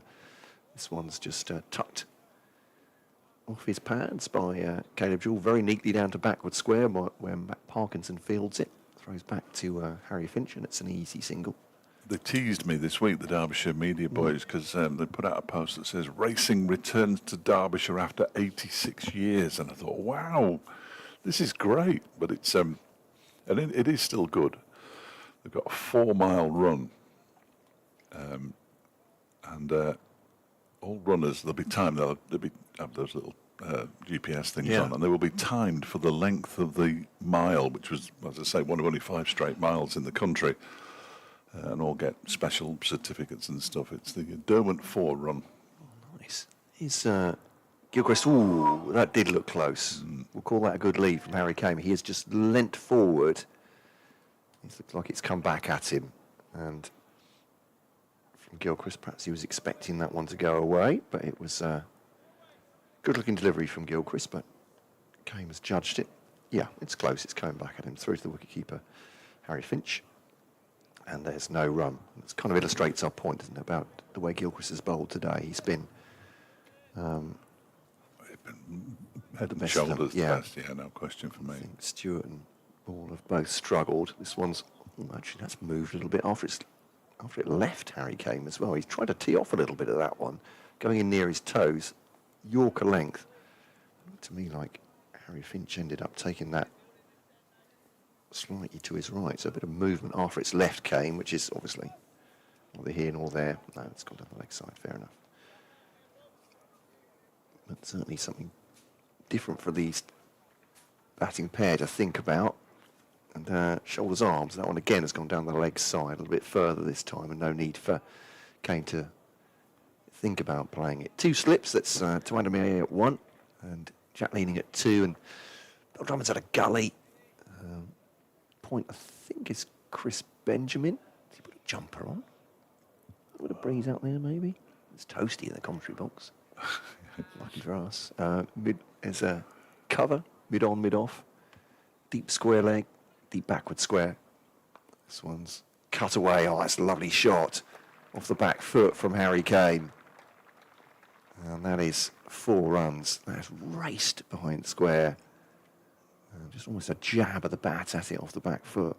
Lovely, lovely shot. And Nathan Gilchrist goes back to his mark to consider how unfair the world is. Got up on top of the ball, didn't he, there, and punched it into the ground. Backward at square on the offside. Only his second boundary, Harry Kame. Yeah, it's a really nice shot. Here's Gilchrist. That's played a little bit around the front pads. That was what the yelp from the other slips was, but still gone down to a fine leg, and that's a single. Fielded by Matt Parkinson. End of the over. That's rather ruined Gilchrist's start to the over. 152 for 1. Definitely Derbyshire's game. Won the toss, elected to bat first, and haven't really missed a step since then. The 1 wicket to fall, David Lloyd went for 50. With a score at 99 for none at that stage. Kame has 18. Caleb Jewell has 55. Still searching for his first Derbyshire century, but he's served them very well so far with 5 half centuries. Yeah, nowhere near the halfway point in the day yet. All the overs in today, certainly. The forecast for the rest of the day is good. As Matt Parkinson begins his 10th over, no, he doesn't. Whether he lost his run-up or he just saw Caleb Jewell out of the corner of his eye trying to steal a march, I'm not sure. But either way, he's going to start the over again round about now at 152 for 1. Bowls to Kane, who defends it into the offside. So that race, for those interested, you can find all the details on the Derbyshire County Cricket Club website. It's on June the 8th. Of course, they're making much, and so they should, of the fact that 6 FA Cup semi-finals, an FA Cup final replay, a full England Football International, all hosted on this site down the years, as that one is defended by Harry Kane, and of course the formation of Derby County Football Club in 1884. They played here in their first few seasons. It is the kind of site that should be championed, in my opinion. Not that my opinion counts for much, as this next delivery from Parkinson is pushed out into the offside by Kane, and there's no run. And the other thing I ought to mention as well is the fact that the money raised from it will go to the Derbyshire Cricket Foundation and to Derbyshire Mind, so proceeds from the event. It's been organised by the Derwent Runners. Well done to them. Here's Parkinson. In again, and bowls. This one is driven into the offside by Kane. He's only going to get a single because Denley is patrolling the cover boundary. Kane moves on to 19, 153 for 1. It's the same day that Derbyshire are away to whatever Birmingham are called these days in the T20. I think they might have dropped Birmingham and are just calling themselves Bears, which is slightly alarming. I'm sure they know what they're doing. They knew what they were doing when they changed the name to Birmingham. This one was a sweep there from Caleb Jewell. I think he got some bat on it, and he's going to come back for the second as well. He probably needed to, and he has indeed got some bat on that. So Jewell moves to 57, 155 for 1. No bat on that might have spelt disaster for the Australian. I'm wondering how much of that branding is coming as well with cricket. I think it's... Yeah. Maybe it's already happened. I'm afraid you might be right, as this next delivery is pushed up into the onside. Notice Tottenham, well, we're not allowed to call them Tottenham anymore, apparently. The owners... You either use it all or... It's either Tottenham Hotspur or Spurs. Yeah. Which, yeah. The day after that edict came out, I was listening to 5 Live, and they must have been playing at Villa, because Pat Murphy was reporting for 5 Live, and very, very deliberately, as far as I was concerned, listening, called them Tottenham the entire time, which I thought was magnificent from Pat. We're not being told what we can call you and what we can't call you. Not quite. I mean, that's a load of old nonsense, isn't it? Very succinctly described, in my opinion, certainly. It is about the branding and nothing to do with the... Well, the ground hasn't moved. No. They are still there in, let me refresh my memory, where is it? Tottenham.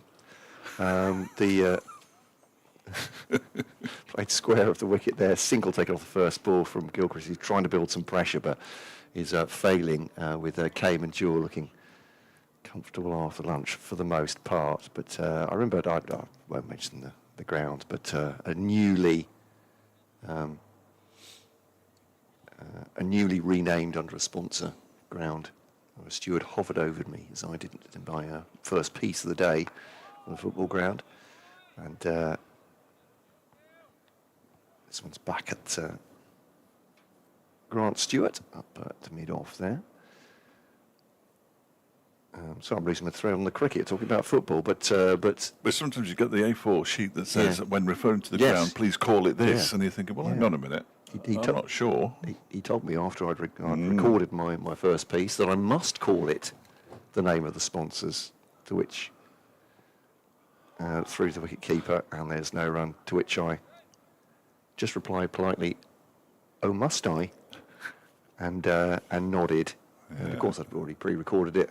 But yeah, I mean, it's like any ground. They still are where they are, aren't they? These places, which is I want to maintain with football grounds, for instance, is they're known by the real tough ones because Burton play at the Pirelli Stadium, which I guess it's been known as. Which has been known as since it was open. So when they change, what will people call it? We still call Bolton's ground. I live in Bolton. We still call it the Reebok. Yeah, which is Gilchrist 2.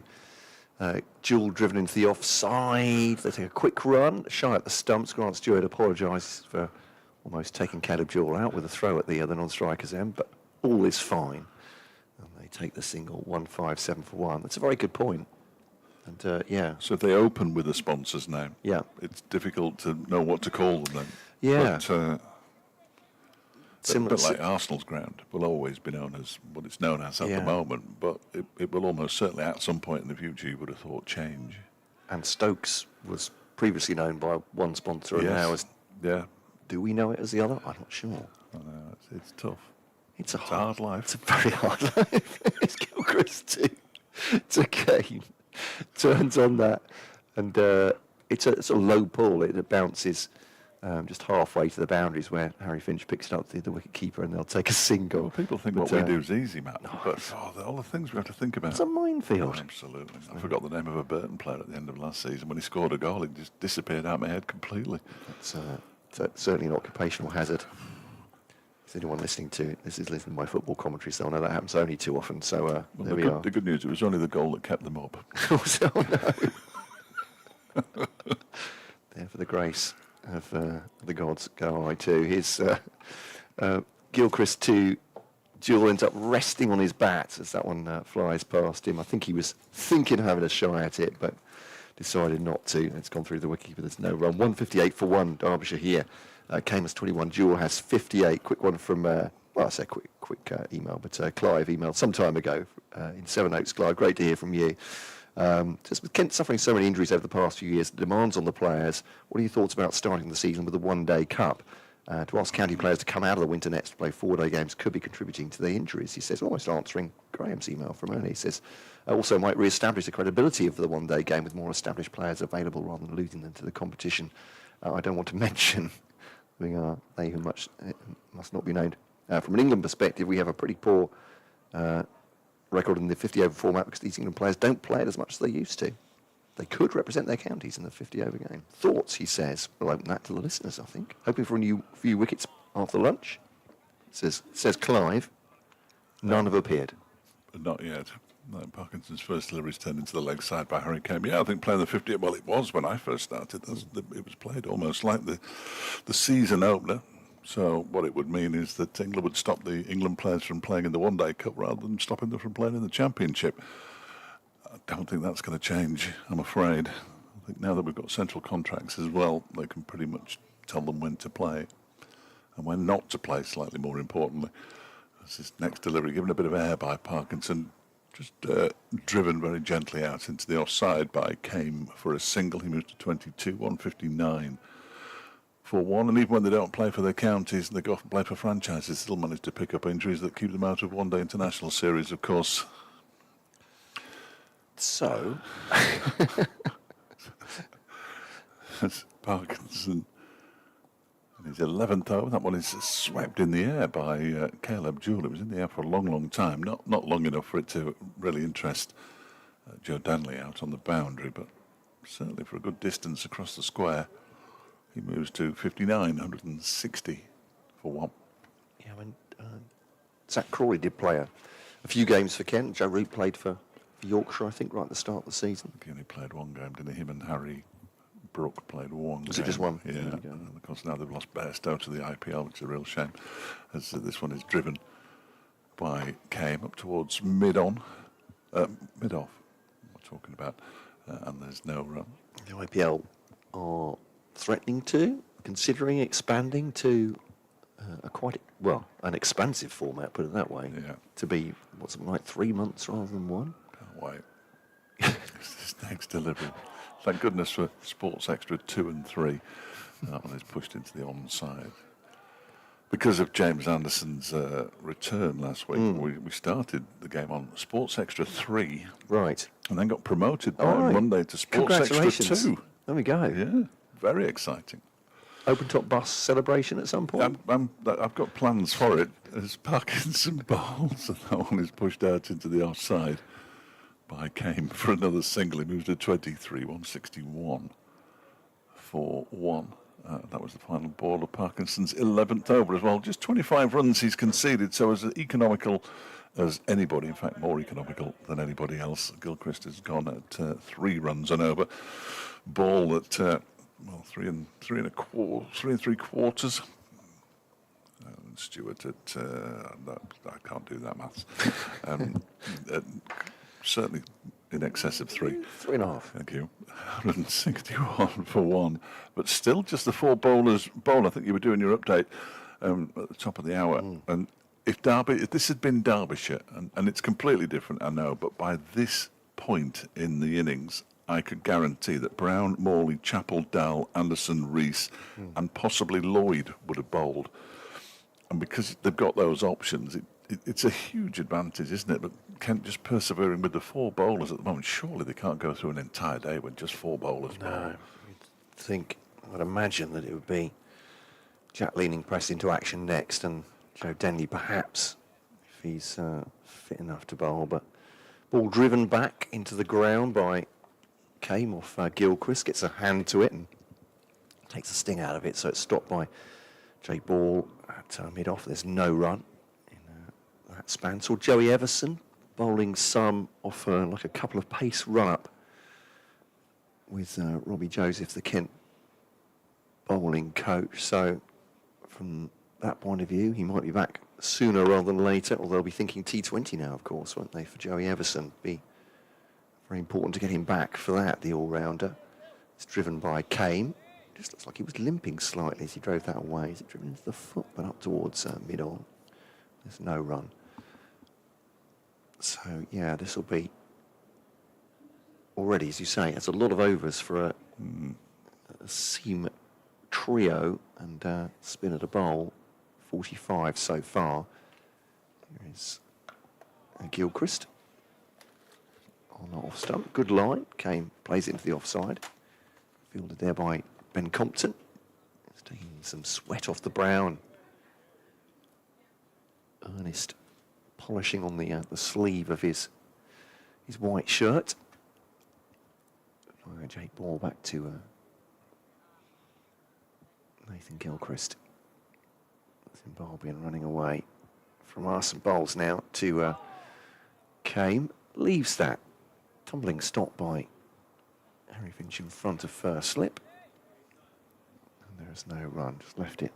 The natural movement from Gilchrist away from the bat.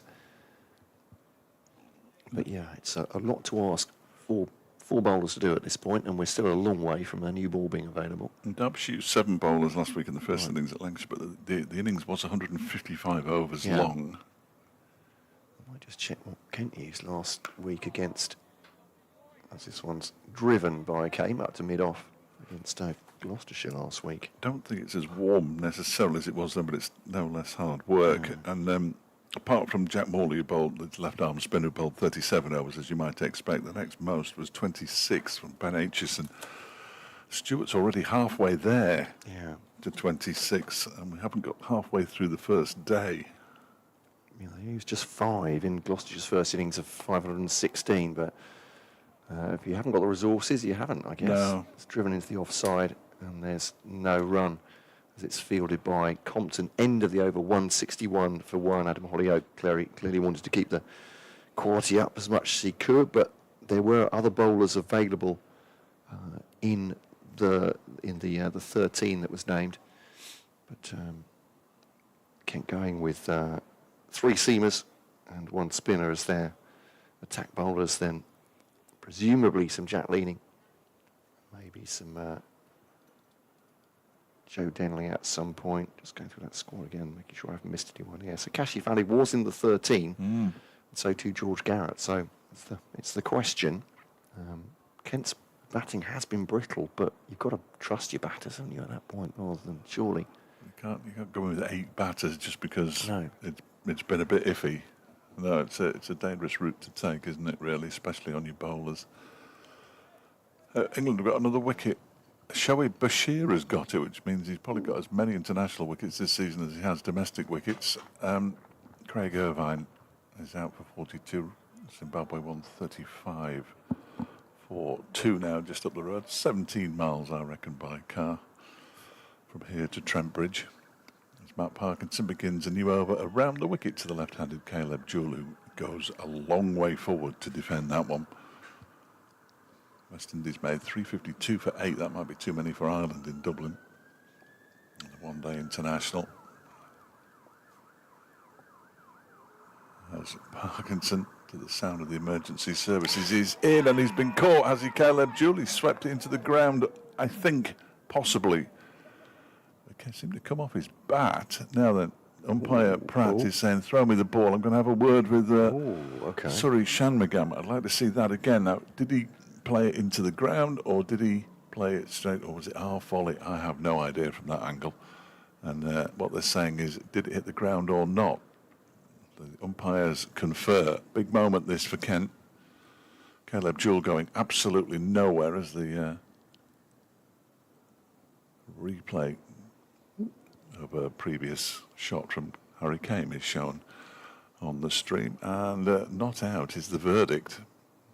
Clearly, otherwise the finger would have gone up by now. So Kent's fielders and Matt Parkinson, the bowler, very disappointed. In fact, he holds his arms out, and I think he's looking for an explanation here. They can't show it on the big screen, and I understand that because it's now he's not happy, is he, Matt Parkinson? Not happy at all. And Daniel Bell-Drummond is having a word with the umpire as well now, and walks away with his hand over his mouth just to make sure he doesn't say anything untoward, I'm sure. Yeah, obviously there's a line at which Matt Parkinson is just going to have to stop talking, I think. So it's difficult though, isn't it? Well, I mean, it's easy to say from here. He's clearly very frustrated. Oh, the umpires are going to converge. Oh, now wait a minute. Bell-Drummond's being spoken to, and I think that might be to do with Matt Parkinson. I think it is, yeah. Because both umpires coming across to talk to Daniel Bell-Drummond now. One of them will write something down in a moment, then we'll know. And I'd imagine Matt Parkinson will get to talk to them again. I'm willing at the end of the day. I'm willing to appear on Matt Parkinson's behalf, incidentally, today, mainly because he's a Lancastrian, but he's a Boltonian, in fact. But because James Anderson last week, ball was defended back to him, and he threw it back towards Ben Aitchison at the batter's end, towards the stumps as well. He didn't hit Ben Aitchison, but you're not allowed to do that anymore, and he did it. And I don't think anything's happened. Parkinson bowls, and this one squirts off the outside edge of Caleb Jewell's bat, and he picks up a single. That won't have improved Matt Parkinson's mood any. Jewell moves on to 60, 162 for 1. I've yet to see a replay that tells me definitively what happened, in all honesty. Matt might be able to show it to us at the end of the over, if he's listening. I am, don't worry. I'm there. No, not you. Oh, sorry. This one is driven out into the offside by Harry Kane for a single. He moves to 24, 163 for 1. I don't have a choice. I know, and I can only apologise. Okay. I can't really tell. What do you think? I mean, if it's whether it's grounded, it's really hard to tell. It would have to have been a half volley at best, but I'm sort of getting an indication from just down the corridor as that one is pushed into the offside by Caleb Jewell for a couple. He'll move on to 62, 165 for 1. I'm getting the indication from just down the corridor that perhaps it might have been out. So we're looking close. replay now. Well, it looks out, doesn't it, really? It does look a bit out. You can... It's still on. Good. Yeah. Had a funny noise in the ears. Here is Parkinson again. This one is pushed into the offside by Jewell. He asks Kane if he fancies a single. Kane quite clearly doesn't, and quite rightly doesn't, because it went straight to Bell-Drummond. And the over has come to an end. And now the conversation is continuing between Parkinson and the umpire. I don't know which way round it is, whether it's umpire Pratt talking to Parkinson or... It looked like it was the umpire that took the opportunity to talk to Matt Parkinson here, but I'm not sure that's going to... Well, I don't know.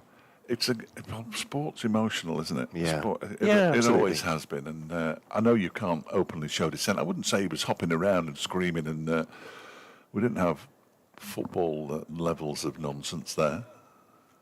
I would understand if we did. Somebody should be thrown out of the game, but I wouldn't suggest that for Parky.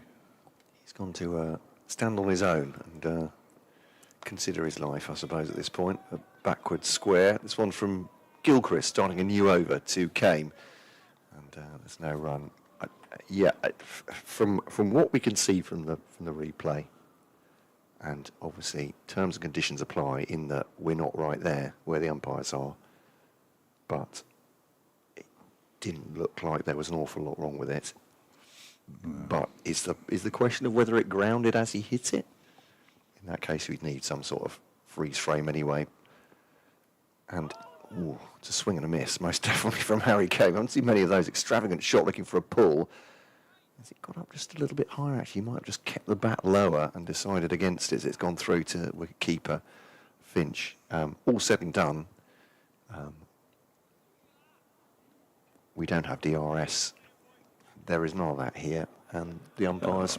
long may that continue. Yeah, the umpire's decision is final. So, Yeah, quite right. Gilchrist to Kane. Defends it into the offside. I was going to start going on about VAR then. Well, there's no point. It's there. 165. Just going to make everyone angry, including myself. 165 for one. I've never commentated on the game with VAR. No, I'm delighted I to haven't say. either. But I'm not sure I could stand that. sometimes the controversy about the decisions is the best bit of a game. I'm not Yes, saying that will quite. with this one, but 24 for Kane, 62 for Jewell, who's at the non-strikers end. Kane forward to that one, fielded smartly by Gilchrist on his follow through. Jewell has 62, Kane has 24. And this partnership at 66 of 135 balls so far. It's Derbyshire's day. And if I go on longer about that decision, I can understand Derbyshire fans just saying, we know why he's saying that. No. Again, with cricket sports, they're quite fair. It's an attempted pull, actually, and then Kane once again, it's more like a hook there, head high. I think he tried to get the bat out of the way of it. It ended up hitting the bat. Fortunately for him, it's gone to ground. But once again, at the risk of repeating myself, I'm going to repeat myself. Gilchrist is looking the most likely at this point, I would say. This is Caleb Jewell's, by some distance, his longest innings for Derbyshire in terms of number of there we balls go. faced. 104 balls, his previous longest, when he made 83 against Leicestershire at Grace Road in a drawn game. A drawn game that's looking more and more impressive as the season goes on. Gilchrist bowls to Kane now. To the offside, there's no run. And that's the end of the over. I do remember actually in the Glamorgan game, Matt Parkinson, I don't think he was frustrated with decisions, frustrated with his lot. A couple of catches went down off his bowling in a real testing time for Kent in the field. It was an innings defeat, that one. He took his jumper from the umpire, went about 3 or 4 paces and took his cap off and threw it to the ground in anger, then sank to one knee, almost in the thinker's pose, frustrated. Now that got him an invitation to speak to the match referee at the end of the day. I gather he went in to see the match referee with his cap on, but backwards, with a smile on his face. He's a real character. I'm not sure if he charmed them out of it, but yeah. He's awesome. I think he realised what he'd done. Supporting Bolton Wanderers, you're bound to be frustrated, aren't you? It's this next first delivery of a new over from Parkinson. Jewell plays it into the ground. He and Callum, big Bolton Wanderers fans. Callum might be slightly bigger Bolton fan, but I'm not sure. He's up at Durham these days, of course. Had a brief spell on loan here from Lancashire. Oh, he's lost his run-up. Not for the first time. Apologises to umpire Pratt, very clever. Sorry, ump. 165 for one. In comes Parkinson again, and that one is turned sort of towards mid-on by Caleb Jewell. Just moving around from mid-wicket. Chris Benjamin does the fielding.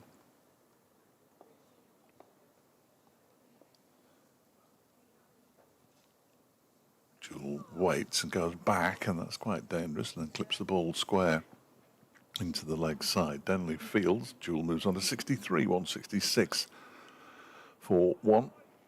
Lancashire 112 for 4 now at Grace Road, so they've lost a lot of wickets in recent times against Leicestershire. Northamptonshire 105 for 4 against Gloucestershire at Wantage Road, as in comes Parkinson, and that one is guided off the edge of the bat down towards the third man area. Stewart fields, but Kane picks up another single to move to 25, 167 for 1. And Glamorgan 141 for 3 at Sophia Gardens. They're taking on Middlesex. That Lancashire-Leicestershire game, a real big game. If Leicestershire can win that, I mean, they're almost nailed on for top 2. Parkinson bowls. It's a loose delivery, and Jewell just helps it around the corner fine. He's run the first one quite quickly, but then decides that Stewart's arm, as is proven by the throw, is far too good to risk taking a second. So Caleb Jewell moves on to 64, 168 for 1. Could be Derbyshire and Leicestershire's year, maybe. Be remarkable. He's got some decent odds on that, I would have thought. Especially given Derbyshire were bottom of the table last year. That one is pushed into the offside by Kane. Stewart fields, final ball of the over, 168 for 1.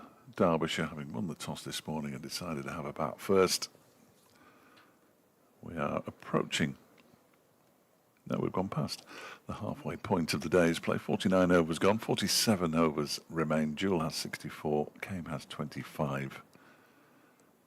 And that's Jake Ball just looking like he might be warming up at mid-on. I'll be hiding at this point. If I was one of the two seamers that they're at mid-on and mid-off who weren't bowling now, I think I'd be keeping my head down and not catching the skipper's eye. It's Gilchrist then to Jewell. Oh, it's looped up almost off shoulder of bat and thigh pad, just near the stumps, but ends up falling more or less dead on the popping crease there. For a moment, Caleb Jewell didn't know where it was, and that got everyone excited. It's actually gone slightly behind him, hasn't it? I think he's turned full circle, which is, got the fielders very excited. Only the ball has gone stopped dead short of the other stumps. So, but again, I'd say Gilchrist is that's close to the off stump, but seen through to the wicketkeeper by Jewell's leave. So a little bit of excitement for Kent. There's not been much today, to be honest. 168 for 1, 106 for 1. And so what's been the main difference for Derbyshire? I mean, I know it's still early. Well, it's halfway through the county championship. It is almost intangible. I asked Tickner before, Tickner, when he came up, what has been the difference? And it's just this determination. It's a resilience that they never had previously. It's Gilchrist to Jewell. That one's guided more or less to Chris Benjamin at point. It's a single run taken, 169 for 1. Mickey Arthur made a bold statement at Old Trafford, which I thought was like predicting with hindsight. He said, well, we're second in the table, which is exactly where I expected us to be after 6 matches. And I'm thinking, well, nobody else did, Mickey, come on.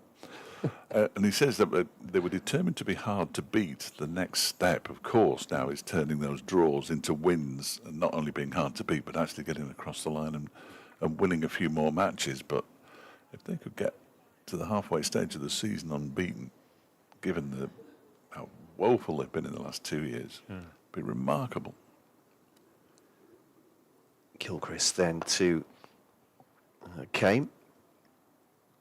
Closes the face on that, clips it out towards Joe Denley on the leg side boundary. They'll come through for a single. For Kent, it's been very much ifs and buts, but there we are, and I'm going to start with the buts. But you do wonder if the South African Keith Dudgeon had been fit for more than that single game. I know Kent fans were saying, well, he's just one player, think that makes a massive difference to your attack. And this is swung away on the pull. It spins awkwardly before it gets to Ben Compton, a deep square leg, but they come through for a single. And the score's 171 for 1. But just those, small margins of having an overseas bowler who's really hitting their straps and making things dangerous, especially in situations like this where you just need someone to make something happen out of nothing, if that's not too much of a footballing phrase, just as a strike bowler. But there we are, though. Them's the breaks, and all teams get injuries, don't they? Here's Gilchrist to Kane, tucks that behind square for a single. 172 for 1. They do, but you make plans, don't you? And you think, well, we've got this is the squad at this section of the season and that section and then the final section. Then all the plans go out of the window after one game. Yeah, that is difficult. Plus, you're coming off the back of a season where things clearly didn't go well, which means that confidence will be a little fragile. And then when you lose one and then you lose another, and all of a sudden the players are thinking, oh, no, this is like last season now. Exactly, and it's very difficult. It's very difficult. And you could see that going through the Derbyshire side. I mean, the season before last, they didn't win a single game in the Championship. The second time in the last 10 years that's happened. They didn't finish bottom somehow. But last year, when they did win a game, they did finish bottom. And you're just thinking, well, how do they get out of this without making a marquee signing? Jewell was the only real addition. As Kane waits for Parkinson to begin a new over, that's punched nicely off the back foot out into the offside. Denley gets around from cover to extra cover to do the fielding, and Kane moves to 28, 173 for 1. But then Derbyshire win the first game of the season. They go to Leicestershire and draw the game. They've had a couple of draws where they were clearly second best at Old Trafford for much of the game, but got out of it with a draw, almost won down at Sophia Gardens, shut up shop with 26 balls to go on the last pair out in the middle. The confidence is high as somebody reaches for that one there. Caleb Jewell pushes it up to mid-off. Last season, Blair himself, which is why I asked him about his wife, Sarah, went home very early because she discovered she had leukemia. And they had to fly home. Just things like that disrupt you. It's difficult. It's difficult. And a relatively short season, despite how long it seems to take, as that one is defended by Jewell. And this is only 14 games long, and we're already at the halfway stage. It's difficult to turn a ship round, or it can be. Although Glamorgan seem to have done it.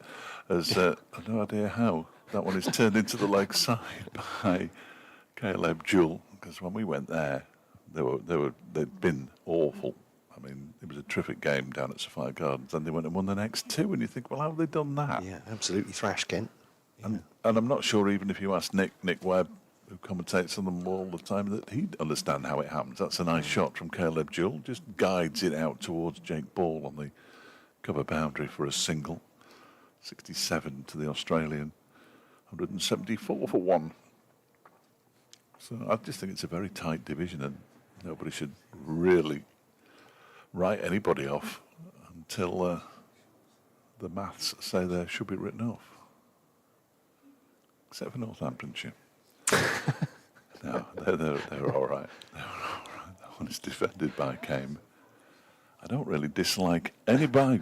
Oh, I've just seen a ghost. Just seen a ghost behind me. 174 for 1. I should have warned you. I'm sorry. All right.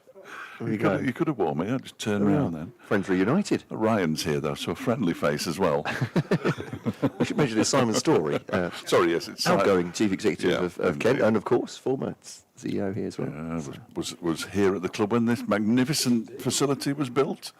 It should never be forgotten. I'm not sure it's ever going to be called that, Simon, but it's very kind of it.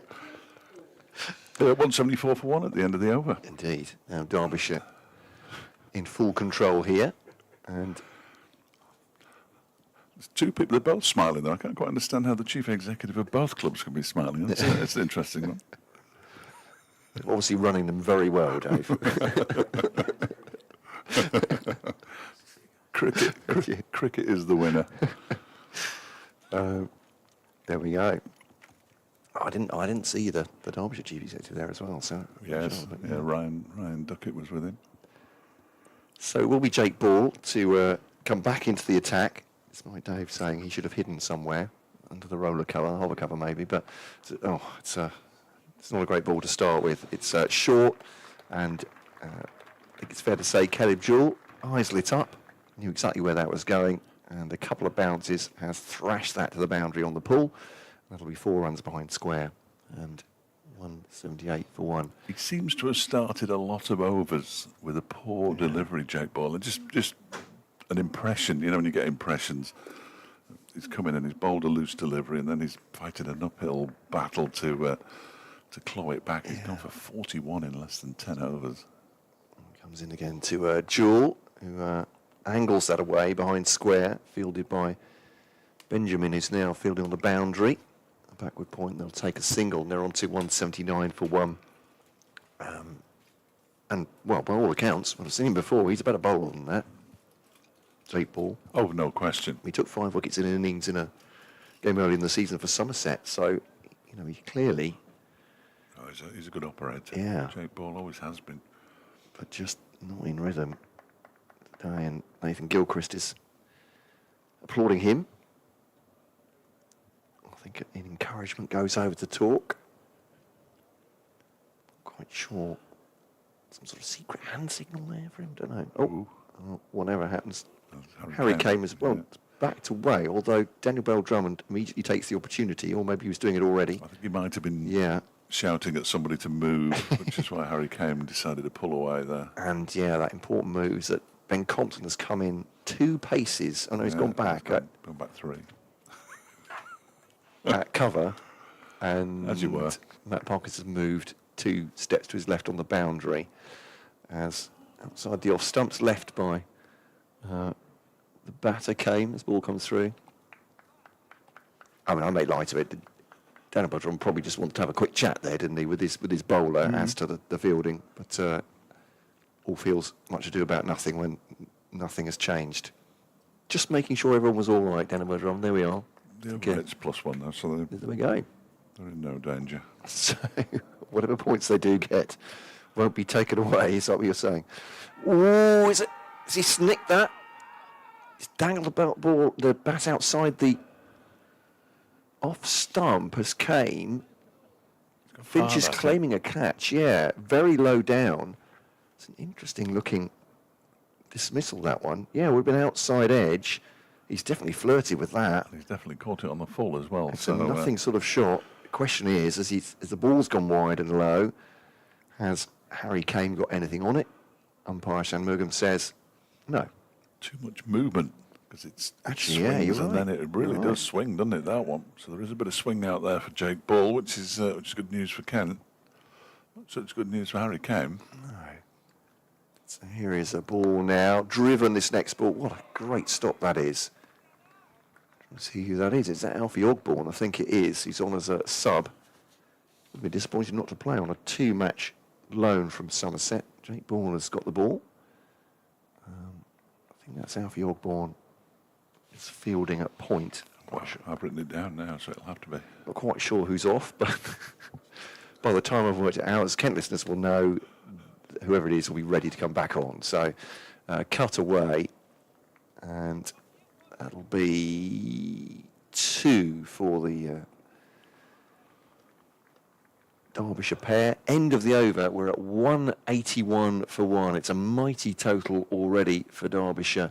30 for Harry Kane, 72 now for Caleb Jewell, still looking for his maiden century for Derbyshire.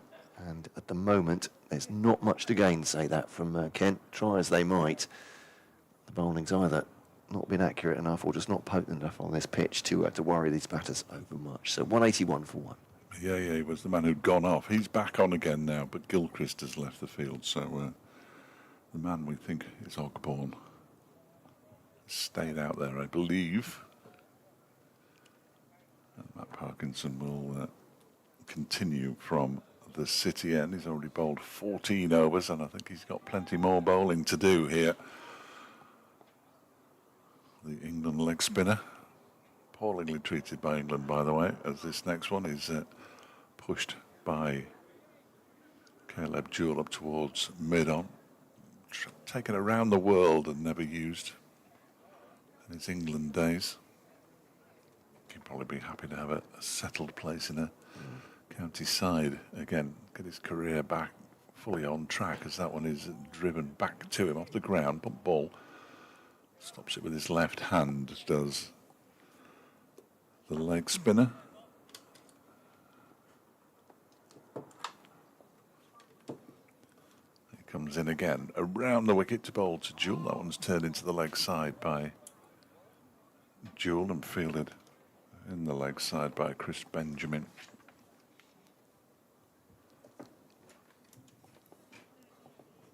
.181 for 1. Parkinson is in again. Jewell defends it once again. It's Benjamin who does the fielding. Just moving to his right very slowly.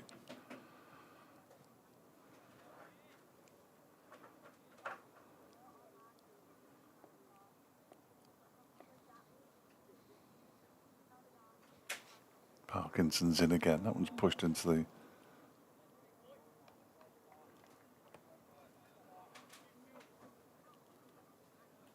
the offside by Caleb Jewell. Concentrate, Fletch. 181 for 1. Update for Radio Derby coming up. As back into his crease goes Jewell on this occasion. The over comes to an end. Parkinson's 15th. 15 overs for 34. His figures.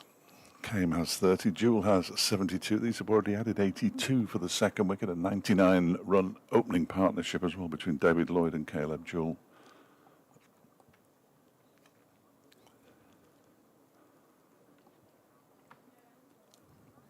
Here we go. It's been a terrific day so far for Derbyshire. 181 for 1. They won the toss this morning, elected to bat first. David Lloyd made 50 this morning in a 99-run opening stand with Caleb Jewell, who's still there on 72. He's added 82 so far for the second wicket with Harry Kane. Kane has 30 and Derbyshire having a good day. They're 181 for 1. First ball of Jake Ball's new over is played down towards the fine leg area by Harry Kane for a single, so he moves on to 31, 182 for 1.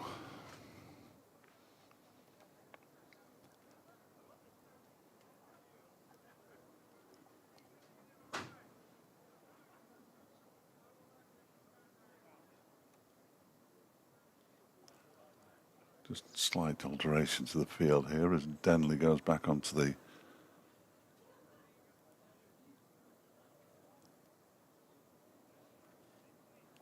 point boundary.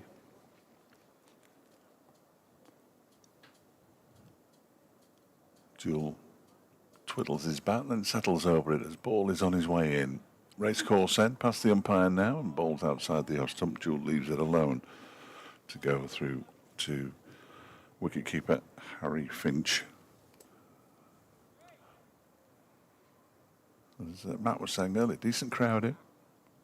Oh, this is on a Friday. Certainly better crowds on a Friday than any other day, really. Saturday and Sunday. It was a little disappointing, but understandably so. In comes ball again, and bowls up and turned into the leg side by Jewell, but straight to Ogborne, who turns and rolls the ball along the floor and hits the stumps. Harry Kane had got back. Fortunately for him. Glamorgan 154 for 3 against Middlesex at Cardiff. Lancashire 138 for 4 now at Grace Road against Leicestershire, having been put into bat this morning.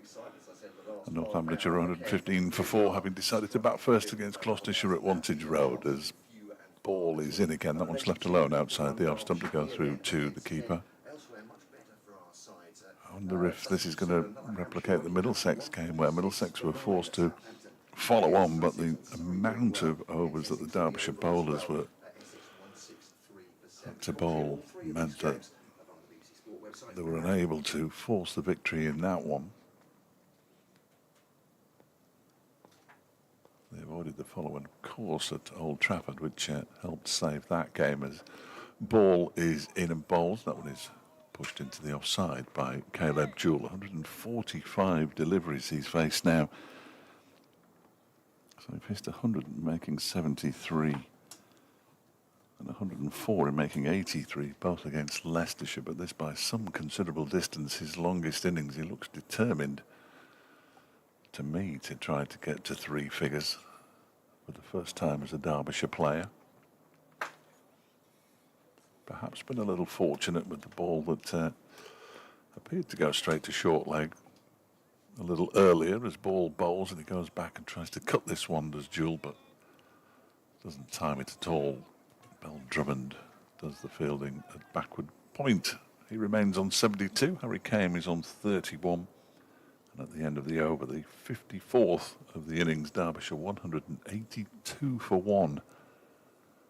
Having won the toss and decided to bat first. All the naysayers, they're not naysayers at all. All the people who were querying why Derbyshire didn't bat first, Mickey Arthur, as I said earlier, explained partially the reason. We'll be delighted that they have batted first and that they seem to have made the most of winning the toss here. Still a long way to go, though.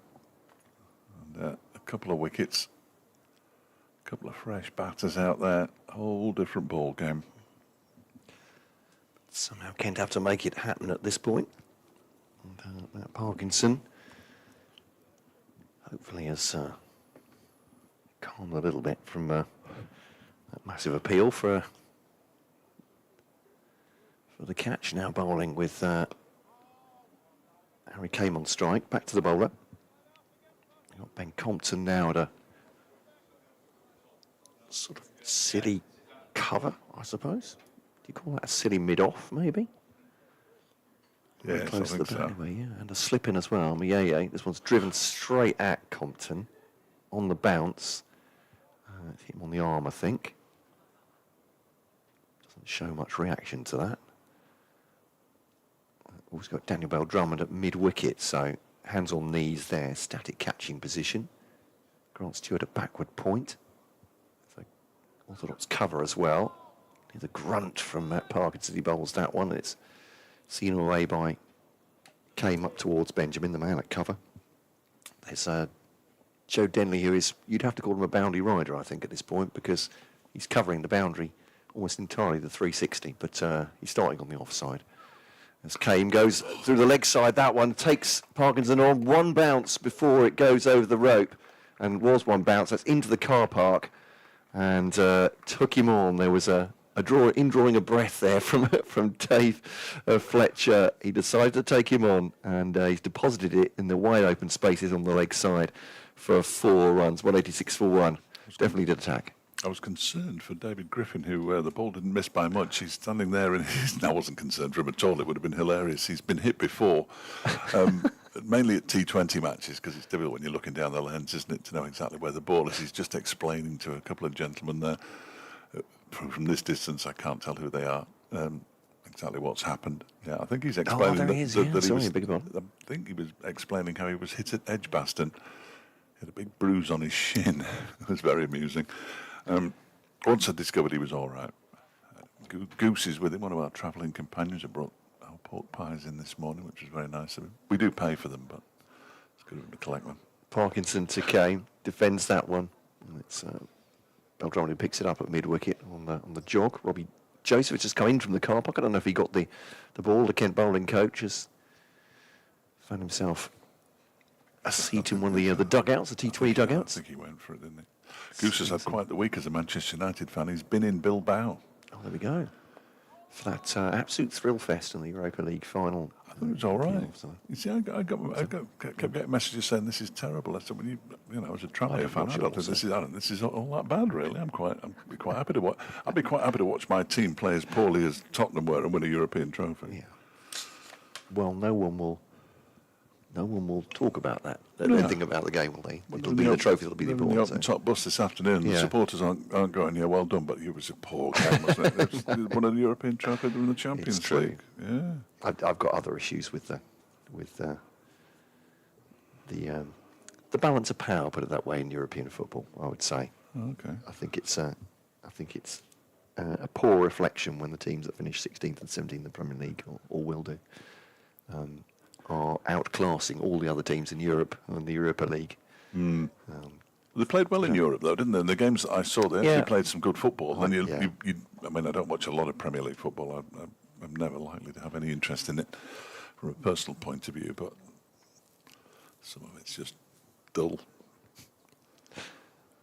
Fair play. Ball to, that's a lovely shot. Angled off the back foot by Caleb Jewell. That's an absolute beauty. That's raced away with the first ball of the other following over from Jake Ball. And that's 4 runs. Oh, what the kids say. Haven't done for 40 years probably. Don't hate the player, hate the game. I think is the reflection of that. Such as the domination is what I'm saying of Premier League teams now Yes. in terms of financial Yeah. power. That Yeah, even yeah. teams that are having really terrible seasons, albeit they played well, as you say, in Europe. I'd like to see a bit more balance between all the teams in that competition. But But it was quite a good season, wasn't it, with Palace and Newcastle, yes, yeah. Tottenham winning a trophy. Yeah. I mean, I think that's quite nice, rather than just the same 2 or 3. Yeah. Really good to see Manchester City win nothing. Be nice if that were the shape of things to come. A bit more I'm unpredictability. not Be sure nice. it is. It's Jewell now facing ball coming round the wicket, clips that very pleasingly into the onside, fielded by Ben Compton, takes a single. But it's been great to get together with you and just grumble about everything, Dave, I have to say. But It's almost a bit, the cricket equivalent will be if Surrey didn't win the title one year and everybody Yeah. said, well, it's all going to change now. And then, of Yeah. course, it isn't, because they are going to win the title forever. That's just the nature of it. They're the biggest club, Yeah. and they've done well to become the biggest club. They sell all the, I mean, they've got, 15, 20,000 members, for goodness sake. his ball then to Kane. It's an attractive shot as well. Straight back down the ground, over pitching Jake Ball, and that will be 4 runs. And lovely shot that. And I'm not giving that to the batter, saying that was an easy shot, because he's slightly over pitching. He's going full to try and find that Yorker length, but Kane's come straight back at him. 39 of 97 now. 195 for 1. Derbyshire going from strength to strength. Jewell has 77 from 148. It's not been T20 stuff out there. They are just grinding out the runs here, and with some attractive shots sprinkled in. And grinding Kent at the dust. Here's that edge. No, it's gone through to second slip. Has it gone back to ground there? Certainly, there's a big puff of dust. I think the bat's gone to ground, but I couldn't tell you whether that's. Again, there's some strange things going on out there at the moment. Yeah. Certainly since lunch. Has he hit it into the ground I off think an he must have inside edge? Must have done, because it looks actually from the replay like he's hit it straight into the hands of Tuanda Miei, but there wasn't that much of an explosion from the Kent fields. I'm sure there would have been if they thought it had gone in, but I think he's hit it into the ground before it's come to Miei, but no. They take a single off the next ball, 196 for 1. But yeah, I remember when. Perhaps Leicestershire could do a Leicester City. There we go, talking about. Well, you see, everybody when Leicester City, I remember Yeah. them winning the league going on that long ago. saying it's not predictable after all. But that's what we all thought. Yeah. And it is. Afraid so. It's a ball to Jewell to take a single. Is that the last ball of the over? It is indeed. 197 for 1. But like you, I don't have any skin in that game, as it were. So. Well, I say I do actually support a team that's been very briefly in the Premier League, but they'll be back in the proper leagues next season. Well, the Ipswich for getting there, I say. The Dave Fletcher fan club. This email from Phil is no. We're not reading that one out. Well, no, read it by all means. Methinks Dave Fletcher does protest too much with his views on franchise cricket and the lack of England players in county cricket. Please let Dave know. I'm a fully signed up member of the Dave Fletcher fan club. Your subscription is due, I think, Phil. You can pay that to me. That's fine. I'll read you the way of doing that a bit later. Parkinson begins a new over to Jewell, who defends the first one up to mid-on. Very reasonable rates, but I will take my 25%. Yeah, it was handling fee. He says he thinks that catch from Caleb Jewell, off Caleb Jewell, from Ollie Parkinson, looked out to him. Yeah, me. This one is It was. turned backward a square on the leg side. by Jewell, who is still there. He's on 79. Now the partnership up to 99, 198 for one. There's a little ray of hope for Kent. The last partnership was 99 as well. There we go. Got them where they want them in the nervous 99s. Yes, exactly. Exactly. Came, waits, flexes his knees, then drives it straight, I shouldn't laugh, straight into Ben Compton at silly mid-off. He doesn't really flinch. He turned his back, and I can't say I blame him because it was an expansive-looking drive from Came, who now twiddles his bat. Yeah, silly mid-off on a flat pitch. That's got to be... It's not a good place to be, is it? The spinner tossing the ball up outside off stump. Not a good place to be. Next one is defended into the onside by Came. I'm sure that Compton will be relishing having a bat on this, though. Yeah. Been in good form, hasn't he, this season? Yeah, has been indeed. So they'll be looking at the pitch and going, yeah, I fancy this. Sunday morning, I'll give it a go. This one is pushed out into the offside of the century stand, comes up. Harry Came moves on to 41, the first century stand of the match. Well batted, both Came and Jewell for the second wicket in 190 balls. They haven't been racing, but the scoreboard has continued to tick. It's Jewell back on strike. This time he uses his feet and gets to the pitch of the ball, drives it up to mid-off. And there is no run to complete the over. I was just looking at 199 for one, incidentally. I was just looking at the BBC website, which is the only thing I ever look at the BBC website for, because on the bowling analysis, the bowling figures, they actually show how many dot balls each bowler has bowled and how many boundaries have been hit off them. Jake Ball's bowled 12 overs and he has conceded 8 fours, so it seems like he's almost, it felt like he'd almost conceded 1 and over. He's almost borne out by those figures, but you look at Gilchrist, 2.66 economy rate, and Parkinson 2.35. I mean, they're perfectly adequate bowling figures, I would suggest. But still, just the 4 bowlers used by Daniel Bell Drummond, which is a little bit baffling. Yeah, hasn't turned to the spin of Jack Leaning as yet, as this one's a low pull away from Harry Came. Safety first, accompanied with a single. And that's 200 up, 200 for one. The applause, still 50 short of a first batting bonus point, but absolutely dominant. So Came makes it a 42, Jewell has 79. And Daniel Bell Drummond after that, he's come from behind the wicket to talk to Jake Ball. And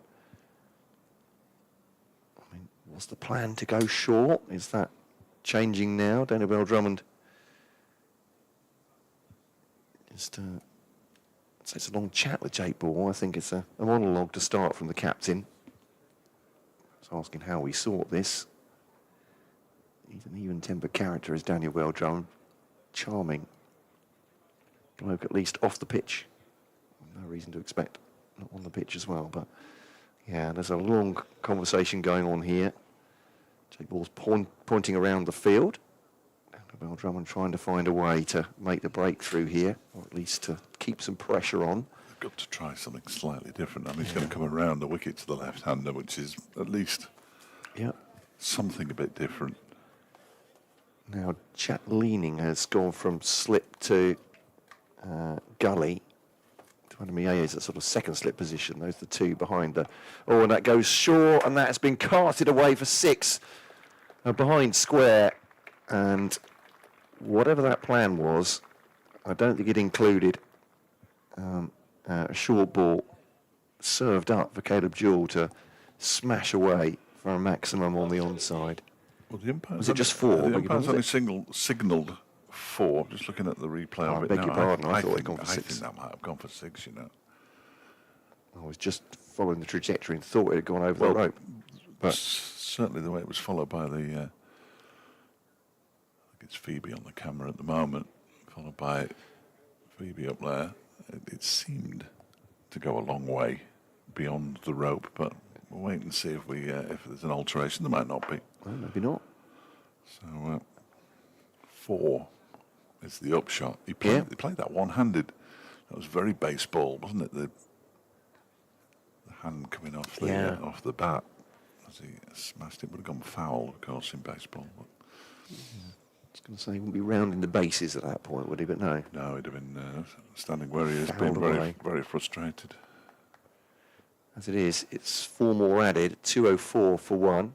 So apologies, I thought I was following that for 6 as well. It's gone for 4. It's ball driven to the offside this time, hoping to face slightly Caleb Jewell, and it's racing away for 4. Driven into the offside. It's forward a square. No chance of Chris Benjamin, and that'll be 4 more. And, well, this is now looking like it. Damage limitation almost for Kent. It's been tricky to do all the way through this innings, but Jewell looks like he wants to attack now. It's coming out against Jake Ball, who's not found it easy today. Round the wicket once again to Jewell defends this one up to mid-off, and there is no run. Yeah, Jake Ball just losing his length.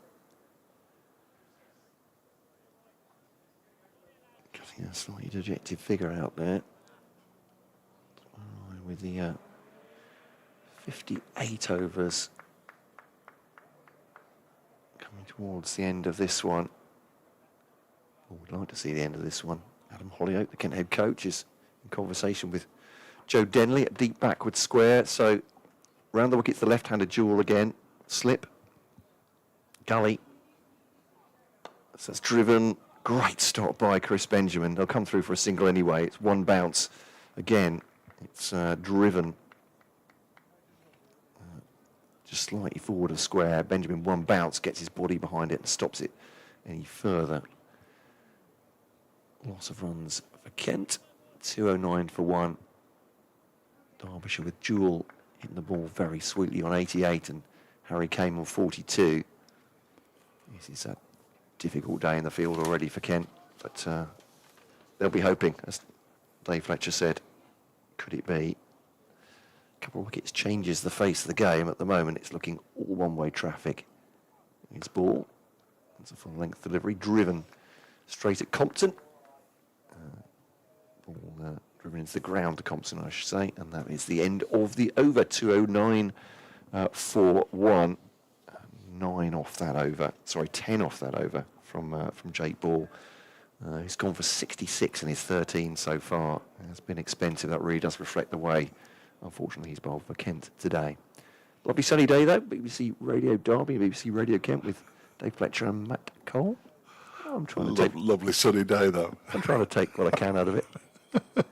I've actually said that a few times on the radio updates and said, you know, when I'm starting with this beautiful sunny day, beautiful day, the score's not great Derby. for Kent. There we are. But, yeah, I mean, if you're a travelling Kent supporter, this will be depressing from a cricket point of view, but what's to paraphrase an old cliche, a bad day at the cricket is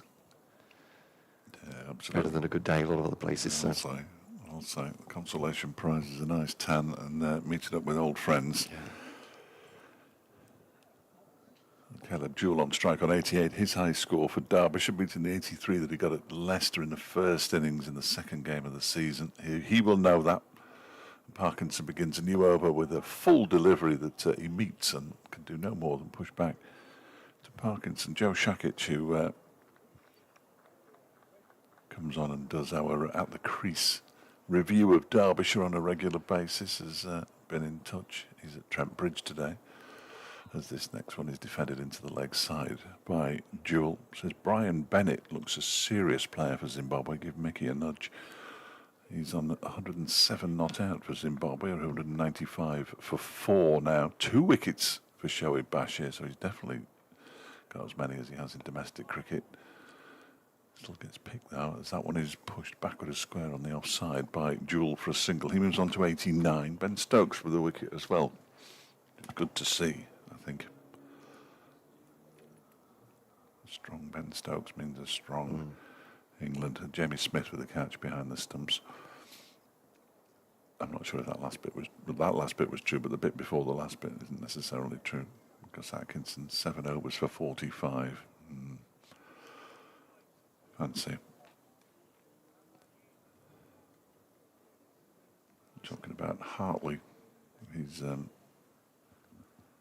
Lancashire. He's back in the one-day squads. Yes, you would have seen him last. He bowled nicely, except when he was bowling over the wicket to the right-handed Anuj Dal, as this one is defended by Harry Kane somehow, and he sets off for a single. Jewell's not interested, and Nudge just kept kicking the ball away.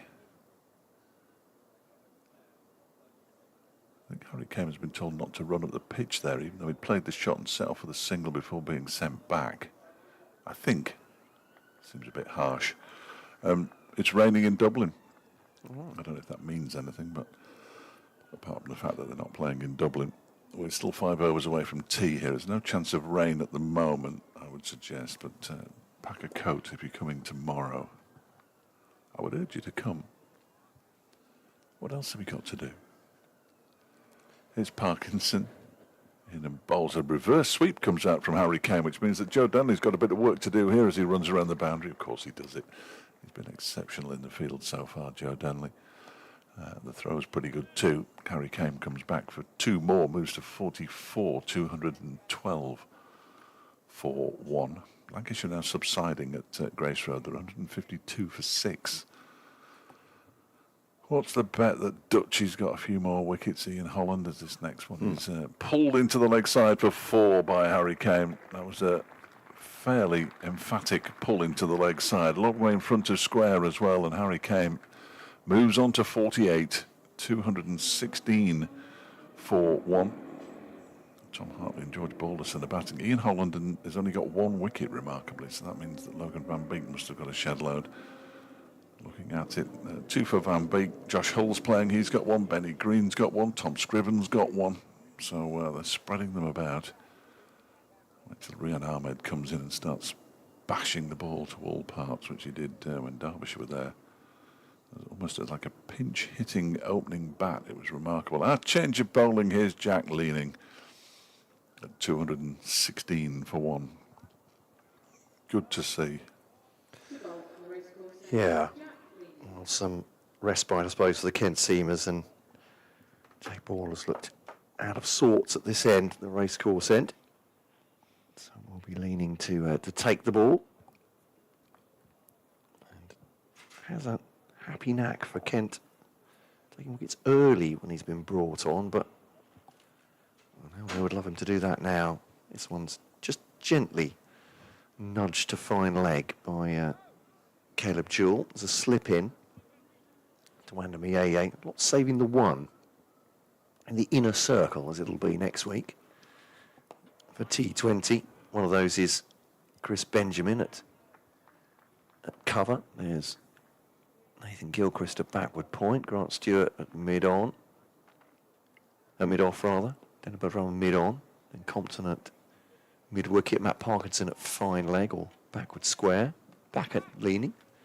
There's no run. He has boundary riders as well. Jake Ball has been dispatched near the ice cream van on the other leg side. And Joe Downey still chatting with Adam Hollyoake, or rather the other way round. Adam Hollyoake is talking to him between balls on the offside. They take a single into the offside. So one of the total 216 for 1. Colleague's just a mere nice little graphic. Very nice indeed. For the fan club, For the fan club. Thank you, It's Ed. driven away. Then he hairs after it. He is so fast across the ground. So it's a really fantastic sight for. I just think generally in cricket, Joe Denley is such an athlete. Throwing the ball back in there, but Kim Fan's saying you're clutching at straws. You've got to take what you can from the game. I think you're absolutely right. I think he's been exceptional in the deep. The old boy. Surprised. He doesn't need a chair on the boundary. There we are. Leaning around the wicket to Kane uses his feet. Drives that away into the offside. And there'll be a single to Jake Ball. And it's at the end of the over it is indeed. So just 2 off it from Jack leaning, but no jeopardy at all for these 2 batters. look very comfortable against him. 218 for 1. Indication there's certainly not much turnout there at the moment. And you talk about Matt Parkinson having a place to call his own, obviously, as a Kent player last season. I mean, when he came to the county, he did say he just wanted to bowl some overs first off. Yeah. Goodness me, he did that last year with all the injuries Kent had. He, a bit like today, has found himself bowling in positions where he's expected to bowl through most of the day, I guess, or a lot of the day, with very little turnout there. So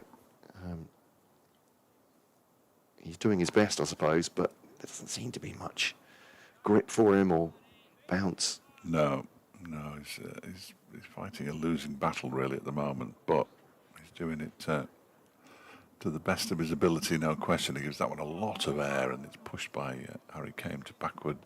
Well, backward a square on the offside. It was down to a sort of gully position. Stewart does the fielding. When I called him the old boy, I didn't realise he was 39. Joe Dunn, it's remarkable. I said he's not one to hide in the field at that age by any means. Absolutely not. Brilliant.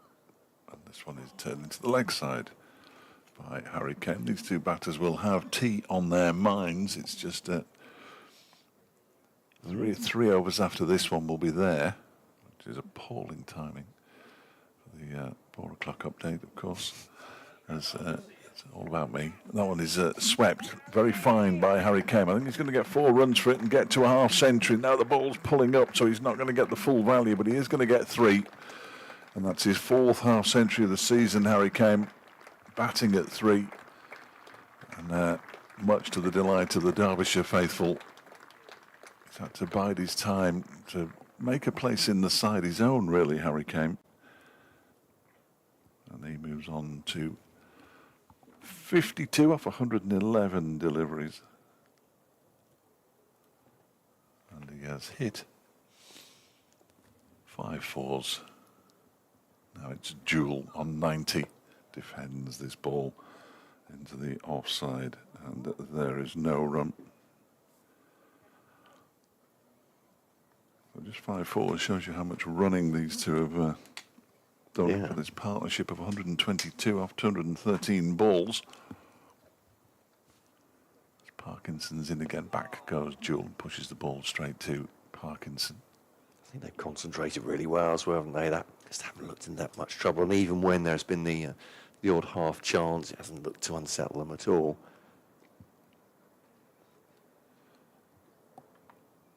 Last ball of Parkinson's 19th over is pushed into the offside by Jewell. Bell Drummond does the fielding cover. And Derbyshire, with 3 overs to go until tea, 221 for 1. Harry Kane has 52. Caleb Jewell has 90. The partnership 122. Joe Danley's off the field at the moment, but only because he's. I think he's trying to get away from the coach. So it looks like I know what I'm doing. No. What I want you to do is, it looks like he's running away from Hollyoake. It's like he's been chased down the. It's a slow chase, not a walk. But it's a very long chat between those two. But you're right; it did look like he's being pursued. I think it's only because he's adjusting his field position, and Adam Hollyoake is just following around. But yeah, it's like they're attached by a piece of string. And now, now Joe set off at a trot. Is Adam Hollyoake going to follow him round? Oh, he might choose to speak to Nathan Gilchrist instead. It's been passed on to Nathan Gilchrist. There we go. Was it the other way around? Very good. Jack leaning then. Once Gilchrist moved a little further round. So just to slip in once again, and those fielders, 5 of them, 3 on the onside, 2 on the offside, saving 1. As Chris Benjamin picks it up, Jack leaning. The brisk shine of the ball on his whites. So yeah, after this, 2 overs to go until the tea interval. Driven into the onside. Benjamin dives but can't get there. Joe Denley does sweep up, coming in from the boundary. And did they make 2 there? I think they did come back for 2. Yeah. No. No, sorry, it was just the one in the offside, wasn't it? So,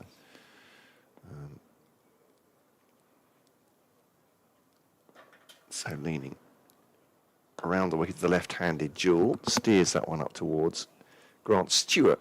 He fields at a wide-ish mid-off, and there's another single.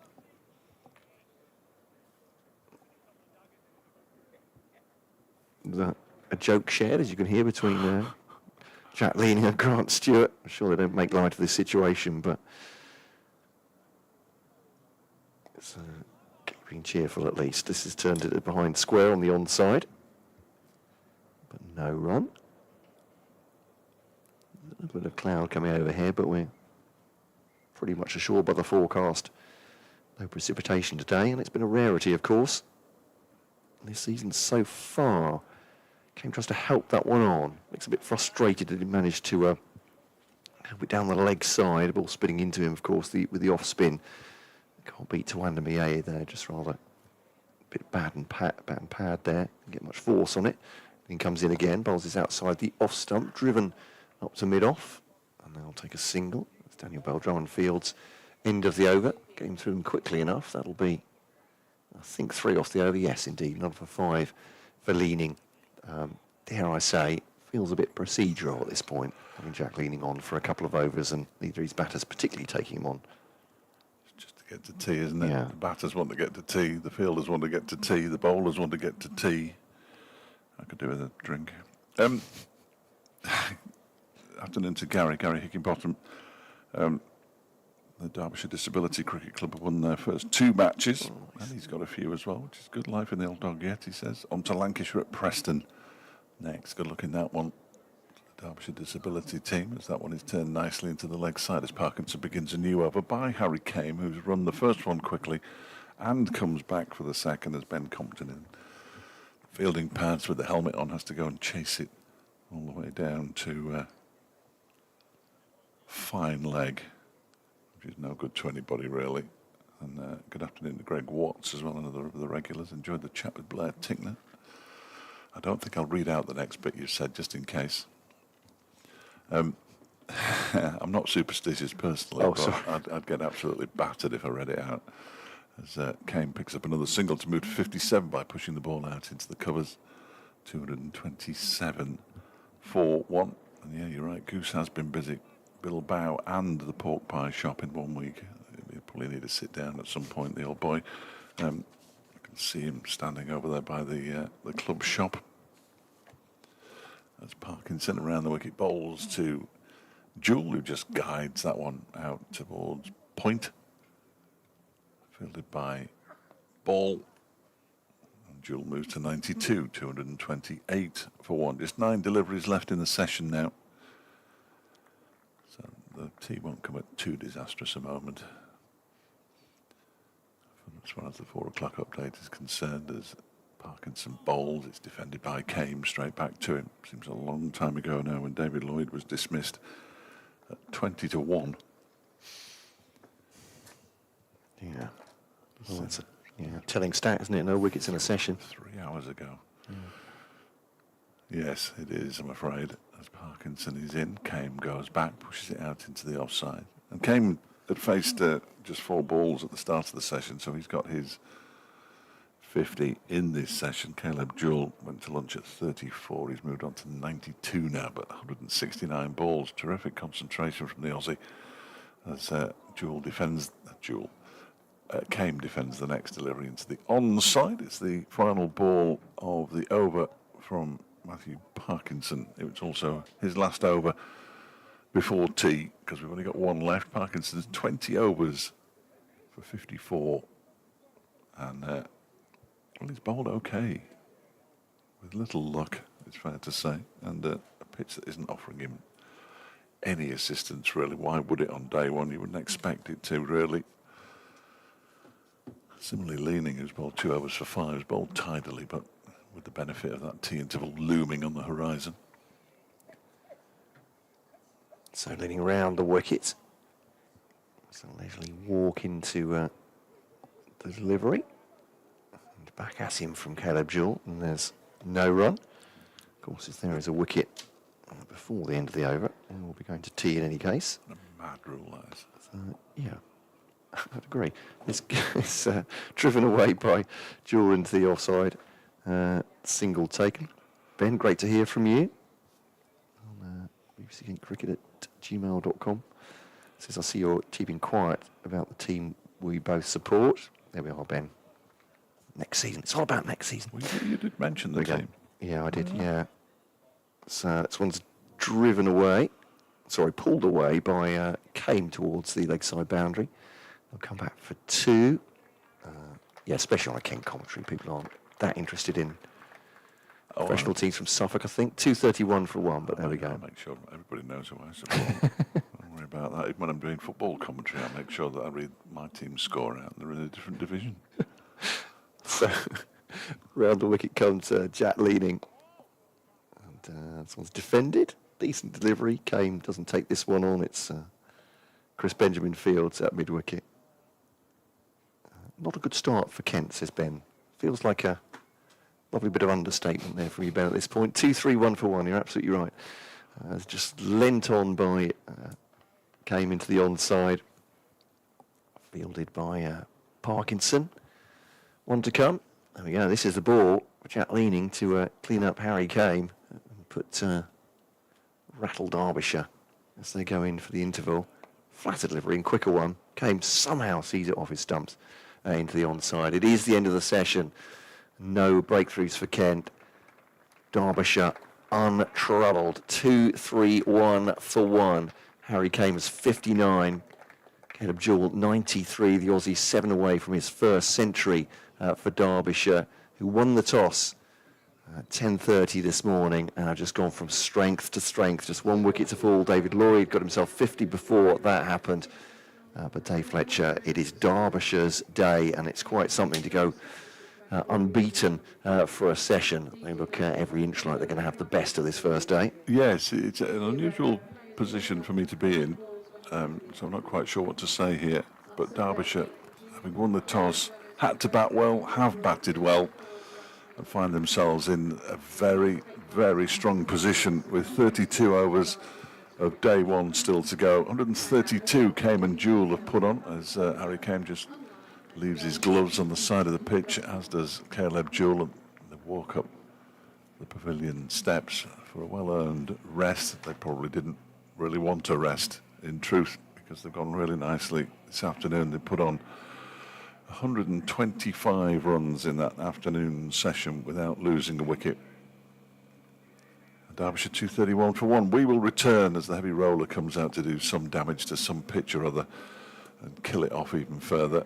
We will be back in around about 15 minutes or so's time for the final 32 overs of the day.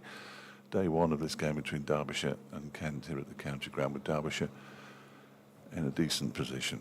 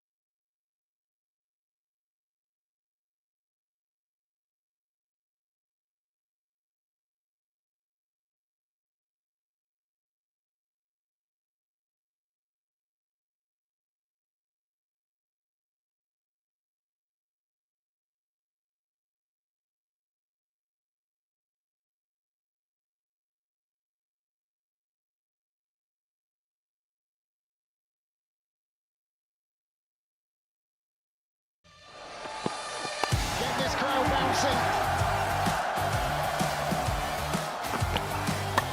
Dispatched. Oh my goodness me!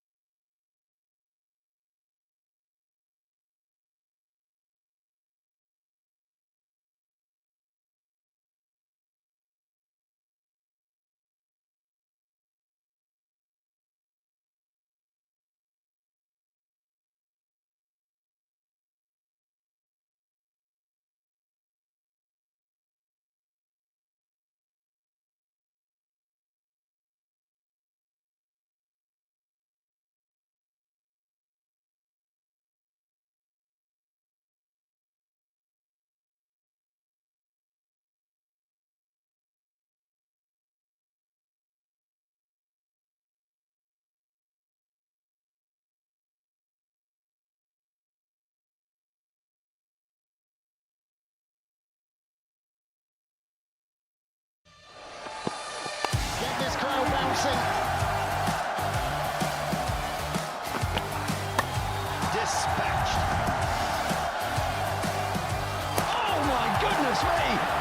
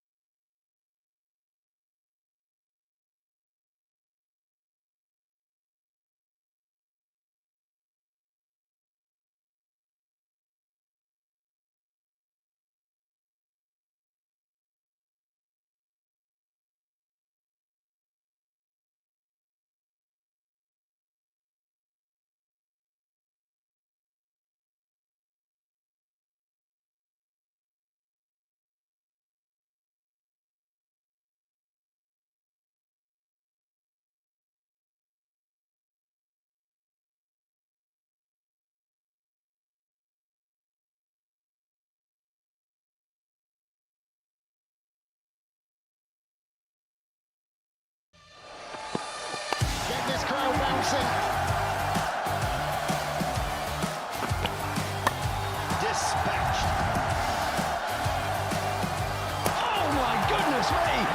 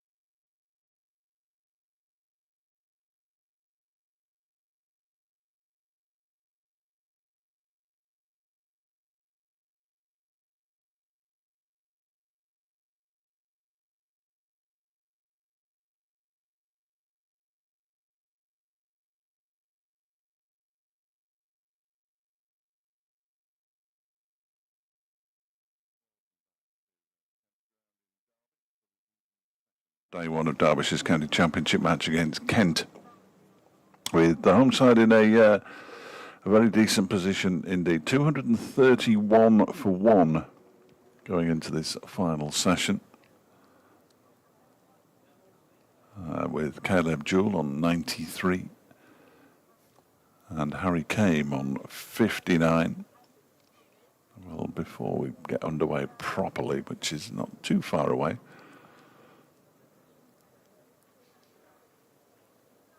I have an update for BBC Radio Derby to complete. Derbyshire went through the entire session without losing a wicket, added 125 runs in that afternoon session. And now Caleb Jewell is 7 away from a milestone. He has yet to get to 3 figures for Derbyshire. His highest score, 83 against Leicestershire. A couple of 70s as well. One in the score in the 60s and another half century on top.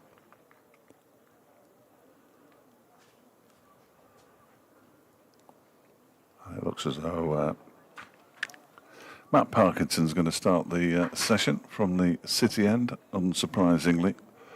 Bowled 16 overs for 52 in his spell before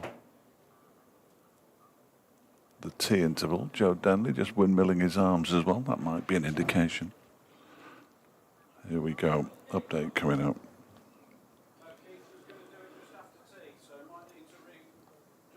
Yeah, Derbyshire just about to start the evening session here. 231 for 1. Currently watching a partnership of 132 between Caleb Jewell, who's on 93, and Harry Kane on 59. They batted throughout the afternoon session, adding 125 runs. The only man out today, David Lloyd, this morning.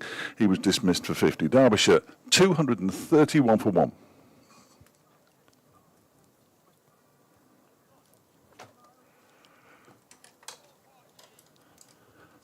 And it will be Matt Parkinson to begin the evening session, bowling from the City end, bowling to Caleb Jewell, who gets the ball out into the offside. That one just kept a little bit low, and he pushes it out towards the point boundary for a single. Moves on to 94, 232 for 1. 18 away now from the first batting bonus point. The over 8 plus 3. Which means we should finish before 6 o'clock. We won't.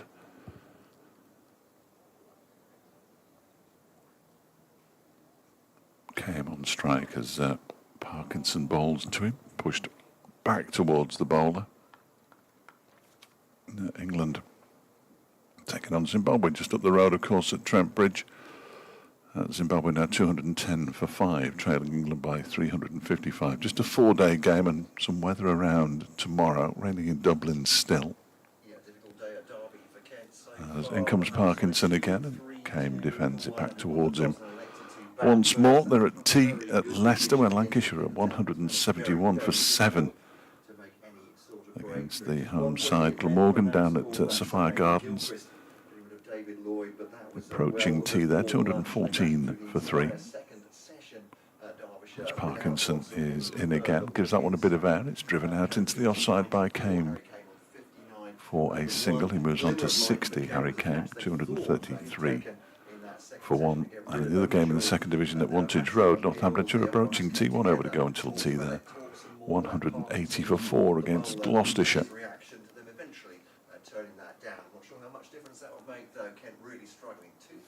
Parkinson in again. Caleb Jewell cuts, but only for a single. He moves on to 95. 234 for 1 Derbyshire. Throw comes in. It isn't taken cleanly by Harry Finch. Commentary of all 3 games available via the BBC Sport website and app. As Parkinson is on his way in once again, bowled. That one is pushed out into the offside by Harry Kane for another single, just milking the runs here at Derbyshire. End of the over, first one after tea, 235 for 1. Harry Kane's moved on to 61. Caleb Jewell has 95.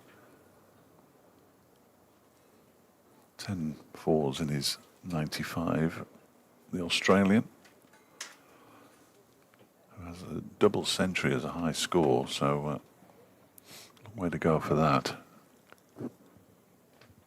200 and something, obviously. 227 his high score. Harry Kane's high score 141, not out. Not quite as prolific as Jewell, but then again he hasn't been playing as long as Caleb Jewell. Harry Kane, just the 2 centuries to his name in first class cricket. 1 in List A as well. And it's going to be Grant Stewart from the racecourse end. Indeed so. So returning to seam now at this end after tea. Here's Stewart, lively as he comes in. Kane sees that one into the onside, and it's fielded by Chris Benjamin. 2 slips there. For some reason that fielding from Chris Benjamin initiates a change, a straight swap in fact, with Nathan Gilchrist. Wait a minute, they didn't take a run, did they? No. So Gilchrist is exactly where Benjamin was at mid-wicket, and Benjamin's back at point. And this one's seen to Nathan Gilchrist, who's now at mid-wicket. Did they forget which side they were supposed to be, perhaps? I think they should swap every delivery. Yeah.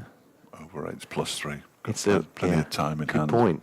It's a fiendish tactic by Daniel Beldrum. He's just going to, like, swapping the bails round. Remember how well that worked? Yes, Yeah. rotating his fielders. Poor old Harry Kane has no idea who's fielding at mid-wicket now. His head's in a spin. That's Stewart to Kane. A little bit late on that, but again, it's played to Nathan Gilchrist as if to emphasise that point. That's where the ball's going. So Nathan Gilchrist is the gun fielder for this one. Ball is following him. 2-3-5 for 1. But Kent, well, prying for breakthroughs, but it's going to be, you feel, more hard yards for them as Derbyshire pile on the runs. Bit of bat and pad there. There was a start of an appeal, went from R to O, I think, when they realised that Harry Kane would play the ball onto his pads. And so it's a dot ball. Looking across the ground to the stand at the far end. Decent attendance there, but the balconies on the building to the left. Yes, the members' balcony. Absolutely packed. Mm-hmm. Very good turnout. Great vantage point there as Stewart bowls to Kane, stops that one off stump, and there's no run. I've only been up there for like a pre-season friendly, but you feel almost like you're on the field up there. And with the pitch being towards the left as we look, it'd be a great vantage point. Yeah, not quite behind the bowler's arm, but in a very decent position. Was it a gang from there that had to be shouted off the field at tea? I don't know where they were from. I think Exaggerated they're a near little the bit. bar now. Those boys, they've gone back to the bar. Is Stewart then to Kane. Clicked pleasantly off his pads to Joe Denley at square leg, and that will be a single to end the over. 2-3-6 for 1. I exaggerate wildly, of course, just for effect.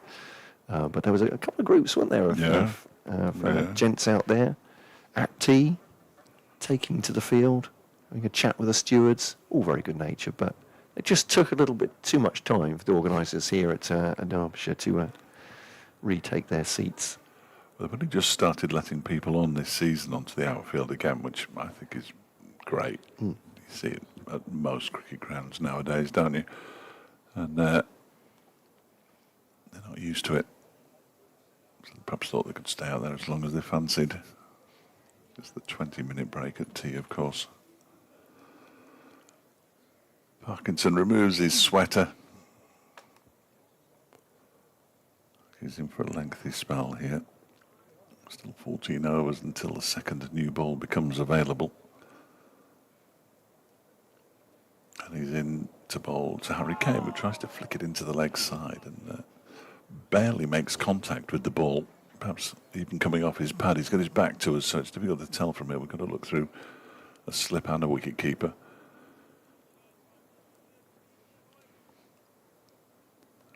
Quite a packed off off field. Bell Drummond in at extra cover. As Parkinson bowls, that one is driven just to the right of Bell Drummond, a leaping Bell Drummond. They've run one, and they'll only get one because Denley is the fielder, and you don't want to take on that arm. Hurls the ball back into Finch, right just about over the stumps.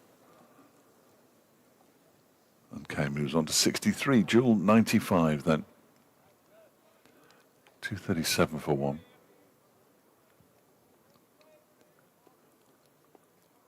Got a short leg in place and a man at extra cover. As Parkinson is in, back he goes, pushes the ball out into the offside. Fancies two here, you know, and he's going to come back for the second. Yes, he is. He's on his way back for the second, and he gets there comfortably enough in the end, and that's good running. Caleb Jewell moves to 97. 239 for one. I'm looking forward to any celebration that may or may not occur in the next 3 runs for Caleb Jewell, because he's relatively undemonstrative, very quiet. I'm not sure he's Australian. As Parkinson is in and back he goes, and he fiddles this one into the offside backward of square. In fact, I think the Australian and the Kiwi have got the wrong way round in Derbyshire's squad, because Blair Tickner's not quiet and New Zealanders generally are, whereas Caleb Jewell is very quiet. Parkinson in and bowls to him full, and he pushes it up to mid-on. Harry Kane sets off with a single that's not there, and is immediately sent back by Jewell, the Tasmanian. Yeah, I have been looking up some stats, which I dare not quote at this point. No, don't say anything. So it doesn't make any difference at all as he pushes this one up towards a straight mid-off. And they go through for a single, and he moves on to 98. 2 away. He'll be on strike as well, because that was the last ball of the over. 240 for one. Partnership worth 141 now for the second wicket. yeah, just noticing the last one wasn't long ago. The Caleb Jewell for No, the last game of the Tasmania against New South Sheffield Wales. Shield, yeah. 100 not out, wasn't he? Yeah, indeed so. He was in a remarkable opening partnership in the Big Bash final. Century opening partnership, of which he made 12 of 12 balls. Well assisted. Yeah. So it'll be Grant Stewart, once he and Daniel Bell Drummond have finished deliberating over the field placings. Generally, you see the field come in a little bit, don't you, when somebody's close to a landmark, and it'd be his first for Derbyshire, so first in English professional cricket. Just slowly with his left foot marks his guard. Must ask him, assuming we get to speak to him at the close of play, if there are any nerves. Asked Ben Aitchison last week when he played his first game since 2023 if he was nervous, and he said, well, I was, but I get nervous anyway. Here he goes then, Stewart on his way in, bowls to Jewell, who clips this into the leg side and takes a single. Of course he does. It's fielded by Jake Ball. He moves on to 99, 241 for one. If Harry Kane plays out the next 5 balls, I won't be very happy. I don't think he will. He's looked to score 63 off 137. Just the 5 boundaries for Kane. Stewart bowls to him, and he turns it into the leg side. And there is no run as it's fielded there by Nathan Gilchrist. It's a hush, an expectant hush around the county ground. Normally it's just a hush. I'm sure this one's expectant. Well, it's worth saying this is a great turnaround from Derbyshire from last year. Stewart's in again. Kane defends 2/5, 40% of the way to blocking out the rest of the balls in the over.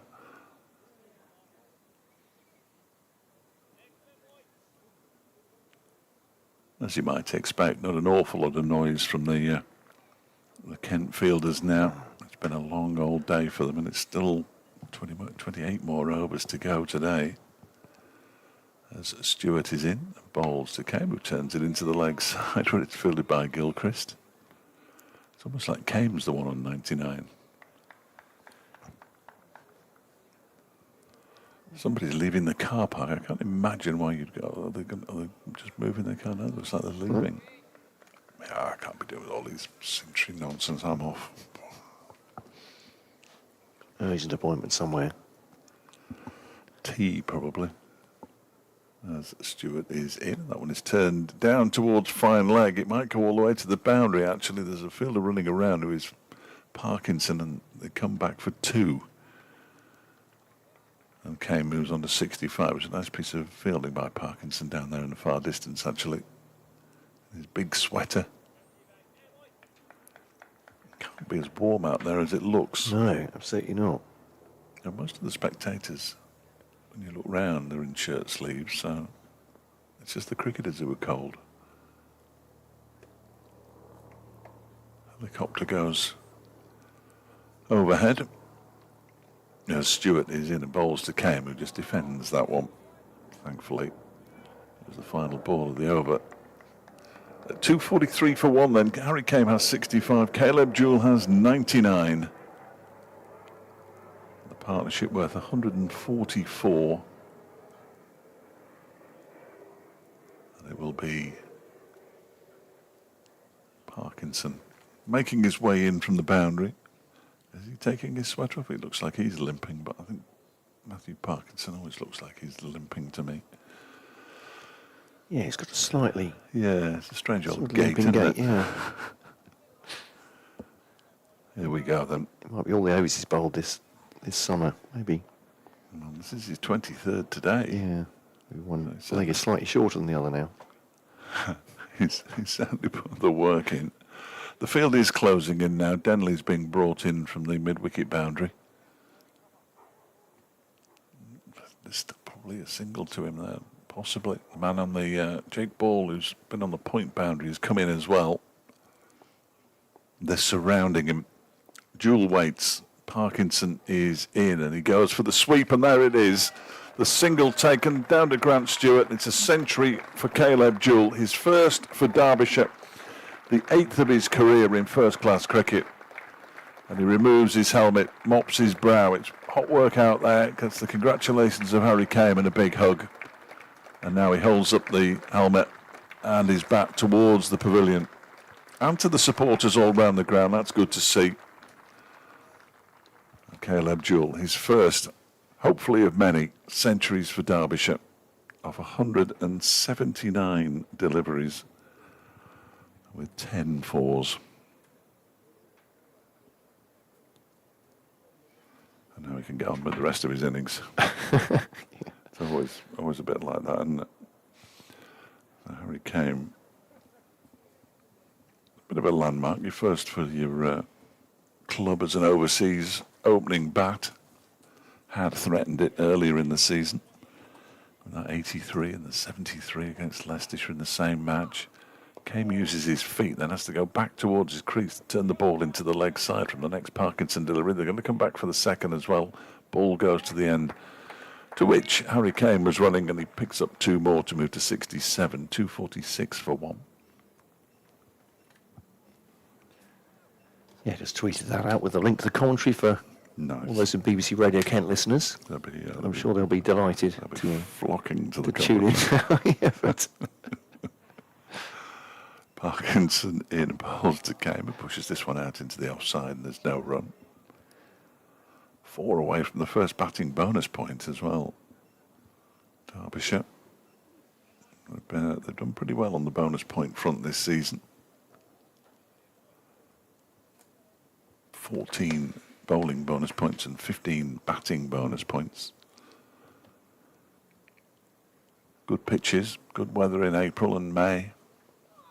As Kane defends the next delivery from Parkinson. Only Leicestershire and Gloucestershire have got more batting bonus points. They're a little bit deficient on the bowling bonus points, which are a little bit easier to get generally. As Parkinson is on his way in once again, and that one is played off the back foot by Kane out towards Denley on the Cover boundary goes through for a single, moves to 68, 247 for 1. Yeah, Kent have just the 7 batting points so far and 16 bowling points. As you said, behind Leicestershire, it's a little bit closer, isn't it, in terms of the sides beneath. But Derbyshire with a 10-point gap on Glamorgan. As Caleb Jewell picks up another single just by guiding this one out backward and square on the offside. Yeah, does the fielding. And the over comes to an end. He pinches the strike. Caleb Jewell, 101 of 180, 248 for 1. Kane has 68. And more applause for Caleb Jewell.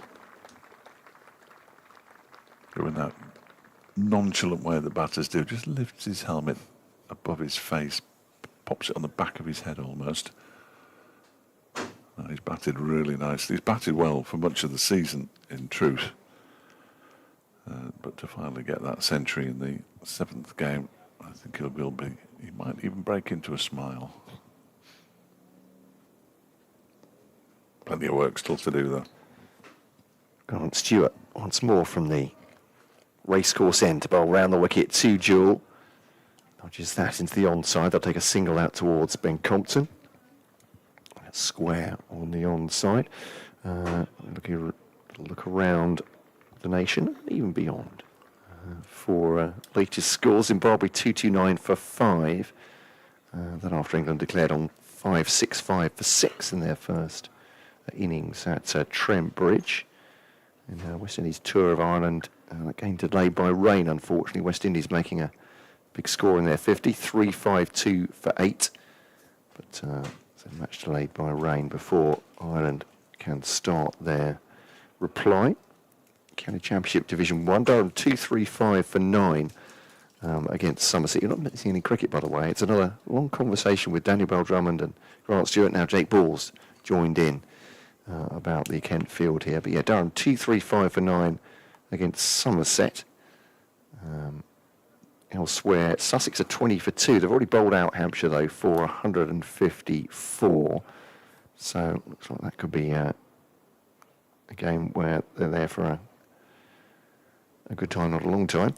Essex 217, just been bowled out by Surrey at the Oval. Surrey started relatively sleepily their next campaign to win the County Championship Division 1, but they bowled out Essex at 217. This one's Stewart bowls to Kane. They'll win it though, aren't they? That's kind of where I'm going with that, I think. So they've woken up now. Got a couple of draws. They'll win it. They're back on track. Yeah. Warwickshire 182 for 5 against Worcestershire. That one is at Worcester. That's the game's at the Oval, by the way. And at Headingley, Nottinghamshire 180 for 5. Again, they're taking the time out of these overs. Can have 3 to spare. There we go. The over rate's going really well for them. So it's pulled away. That's a lovely shot. Dragged from outside off stump, low through mid-wicket by Harry Kane. And you might think that's a risky shot, but hit with such authority. It's racing across through Cow Corner, and that will be 4 runs for Kane. Moves on to 72. Caleb Jewell is 102. Super shot. Just got a tee at Cardiff. Glamorgan 215 for 3 against Middlesex, who actually put them into bat as well. Not looking like the greatest decision. At Lancashire 180 for 8 at Grace Road against Leicestershire. So Leicestershire again going well in that game. Stewart to Kane.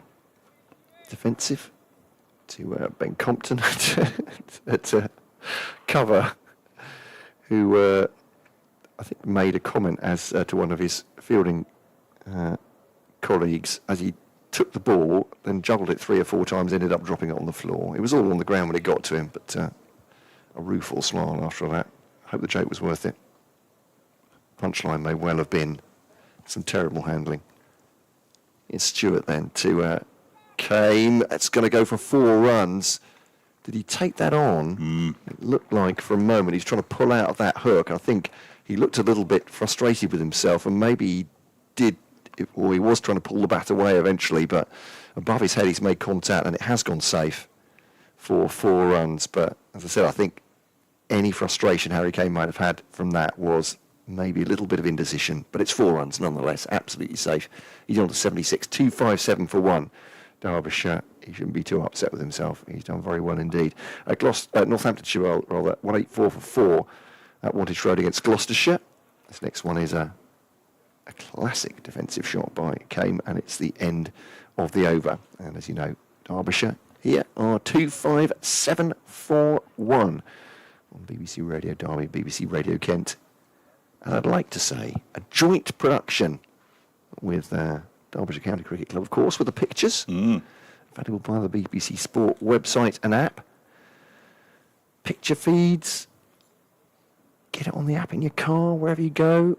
Don't look at the pictures in your car, though. No, that's a good point. No. There is literally no escape from us. That's a threat rather than a promise. Listening to Dave Fletcher and Matt Cole on a, I was going to say increasingly warm afternoon, but I've been fooled by the commentary watch. You told me about this. It's the other side of the corner. I think because we're pretty much on the other side of the world from Canterbury, isn't it? Yes. It's very hot in the morning, Canterbury, and here it's hotter. Yeah, it's hotter in the commentary. It's later in the evening. It does get warm in here in the late afternoon. The sun is quite high now, so early in the season we get blinded as well. You have to wear a cap generally. I was just looking up records. Long way to go. All right. 231 is the record. Derbyshire second wicket partnership against Kent. That was down at the St Lawrence Ground in Canterbury in 2011, and one of the 2 batters is still in the Derbyshire team. No, don't tell me. Madsen and Khawaja, Wayne Madsen, husband Khawaja, in 2011 put on 231. So worth bearing in mind that one. They're currently 158, these two, and it's Caleb Jewell on 102 on strike as Parkinson comes in and bowls to him, and he defends this one straight back to him. It's a no ball. It's the second no ball that Parkinson has bowled. The score moves up to 259 for 1, although there we go. The old scoreboard's caught up. It's at least 2 no balls he's bowled. This one's a full delivery that's played into the ground and into the leg side by Caleb Jewell. It was a bit of a slog, in truth. Straight to the fielder at catching mid-wicket. The next delivery is pushed out into the offside towards cover by Jewell. And again, there's no run. David Griffin will be pleased. He got his photograph of Caleb Jewell celebrating. He's sitting on the steps where the players come down and onto the field of players. Jewell sweeps for 4. Blimey, hit that hard. He's moved on to 106. That was the perfect connection for Caleb Jewell. 263 for 1 now. Gary in near Frankfurt, who made the error of commenting on century stands for the first wicket and all the rest of it this morning, says this time I will actually wait until it happens. When was the last time that Derbyshire accumulated their first batting point for the loss of just 1 wicket? I can't remember it, and well, no, neither can I, which isn't a major surprise, as this one is cut this time off the back foot by Jewell up towards ball on the cover boundary. Jewell moves to 107, 264 for 1, but I have to say that the thought did cross my mind. So we're on a similar wavelength, Gary. For the batting side to get their first bonus point before the fielding side is relatively unusual. Well, that's what we're seeing today as Parkinson's in again, bowls to Kane, who just pushes this out defensively into the onside, and there's no run. But that's what's happened. It's been a good effort from Derbyshire, having won the toss, getting themselves into a position of strength on day 1 as Parkinson bowls, and that one is driven up to mid-off by Harry Kane.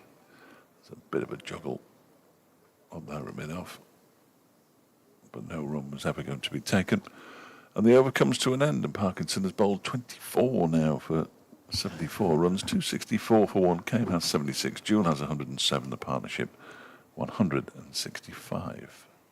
Yeah, on the face of it, Matt Parkinson's done a pretty good job, hasn't he, in terms of economy. Jack Leaning is going to return at the racecourse end with the new ball available in 9 overs time, but there's a question for Kent whether they take it. I suppose I think they have to, don't they, really, to try and make something happen. But poor old Jake Ball, 13 overs for 66 is likely to take it. It could go anywhere, couldn't it? Yeah. It could go to all parts, but Gilchrist, the pick of the seam bowlers, a 140 from 15, but yeah, he could just go there quicker, as quite often will happen with the new ball. This makes himself room, does Jewell. Nice little shot into the offside, and it's Joe Denley who'll field. Coming back into the side. As they come back into the side, it's his seasonal debut at least. Replacing. he's made a few of those over the years, hasn't he? Seasonal debuts, blimey. Yeah, he's been around a long time, as Joe Denley, and he'll have some work to do with the bat, certainly, when they come to bat. All pushed into the offside. Will they come back for 2? They will really well run 2. And actually, that's not a great piece of fielding by Jake Ball, who's looked a bit of a sorry figure today. Put pressure on him there, didn't Yeah. they? They always looked like they were going to come back for 2, and I think Ball could see that out of the corner of his eye as he was bending down to pick the ball up. I feel for him. It's not his day. As he bowled himself into it to come, but single taken up to mid-on by Kane, and he moves on to 78. 79. Jewell has 108, 268 for 1 then. And from a Derbyshire point of view as well, I'm not saying this to try and talk it out of existence, but scoreboard pressure, which leaning to Jewell angles that out to find Denley again on the offside boundary, single taken, which has accounted for a couple of low Kent scores already. Their batting lineup has shown it can be brittle, and psychologically it may well feel to them at this point they're here all over again, and what happened to them a lot in Division 1 as well. So Derbyshire fans may be thinking, oh, this is too flat, it's going to be 600 plays, 500 plays. Well, maybe that's all she wrote, but Derbyshire have a chance, plenty of bowling. Sorry, have a chance, a victory, I would say, certainly, even if the pitch is looking a little bit placid at this point. I would say. Yeah. Put themselves in the best position, and they've done really well to do that so far. 269 for 1. They can take this on 500 plus. It's tucked into the onside by Kane, fielded by Parkinson. End of the over. 269 for 1. So I'm not saying the Derbyshire fans will have no hope from this point of view. That might sound a bit ridiculous, but more to the point being, if they can bat big here, Kent have been under the pump a number of times this season already, and just make it very difficult for them. Test their character, see what happens. Plus, if they're out there for 120, 130 overs as well, you know, the fatigue can play a part as well. Derbyshire will pick their moment should they get into a position to declare. Yeah. They've been reasonably aggressive throughout the course of the season, which has been good to see as well. They've had an opportunity and forced the follow-on against Middlesex, which I was very surprised by, but delighted to see. As Parkinson begins a new over to Jewell, who rather reaches for that one, but who am I to criticise as he picks up 2 more runs out to the cover boundary, moves to 111, which as an Australian won't mean a thing to him. 270 mean anything to me, really. 271 for 1. He'd have been more concerned on 87, whenever that was. 271 for 1. Slight alteration to the field with an extra man going into the offside. So, man on the cover boundary moves straighter as there is a point backward point. There we go. He's just moved again. Backward point fielder out there now. Parkinson is in and Jewell defends. Finch comes from behind the stumps to do the fielding himself.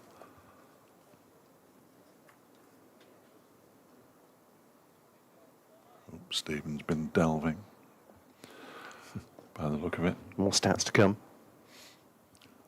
Next, it's a good shout, that, Stephen. Actually, this one is pushed backward of square on the offside by Jewell. The last time you can remember was Billy Godwin and Lewis Rees putting on 274 against Sussex in September 2019.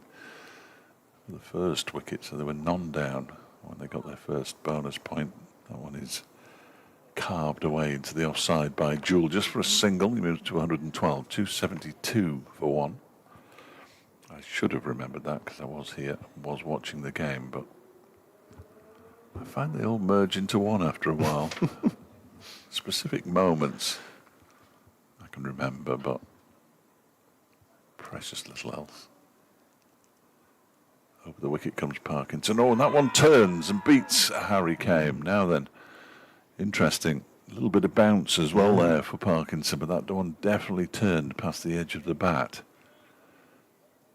That's the first one, isn't it? I think so. Jack Morley's just sat up in the changing room. He is, yeah. David Lloyd might fancy it as well. Oh, yeah. Ice cream van's going as the cloud cover just obscures the sun, and Harry Kane plays the final ball of the over back towards Parkinson, who can chalk up a moral victory, having beaten the edge of the Harry Kane bat in that over, but no wickets, I'm afraid. From a Kent perspective, Jewell 112, Kane 79, Derbyshire 272 for one. But yeah, that one turned and bounced. That was that's turned quite considerably as well, hasn't it? Parkinson made a polite inquiry as to whether it had taken the edge of the bat. Yeah, indeed so. Oh, well bowled. Bit of encouragement for the boy. Yeah, absolutely. But obviously at 272 for one, as you say, it might be more encouragement for the for the Derbyshire bowlers thinking about bowling. But yeah, can have to take wickets somehow. Leading round the wicket for Jewell. Flattish delivery. Came his back out quite a long way, but Chris Benjamin can't get to the ball quick enough to make that an issue at the non-strikers end. You say that. Sad scenes as the ice cream van has gone. Perhaps once Jewell was off 99, they thought they would go. That's as good as I can do today, I'm afraid, folks. That's it's a good marketing ploy, though, isn't it? Yeah. While he's on 99, yeah, you can have one at half price. Leaning round the wicket to Caleb Jewell, who's now on 112. And drives that. A little bit toe end of the bat, but no alarms for the Derbyshire batsman. It's out towards Joe Denny all the way along the ground. A single taken. Just stretching a little bit there, going down his haunches. Taking some stress off the lower back. This Caleb Jewell. As Harry Kane surveys the scene, 79 for him. He won't be thinking about three figures, I'm sure, yet, but he's done a great job so far. Back in his crease, just to whip that away through the offside. Fielded by Compton at point, and there's no run. Jacklin just scuffs a little bit of his footmarks. Not sure he's quite coming in fast enough for that to unsettle him. But to be comfortable, whatever happens. Bowls now to Kane. Just checks that back past the bowler, really, and up to mid-on, fielded by Grant Stewart. There's a white towel in his waistband. Back of his trousers there.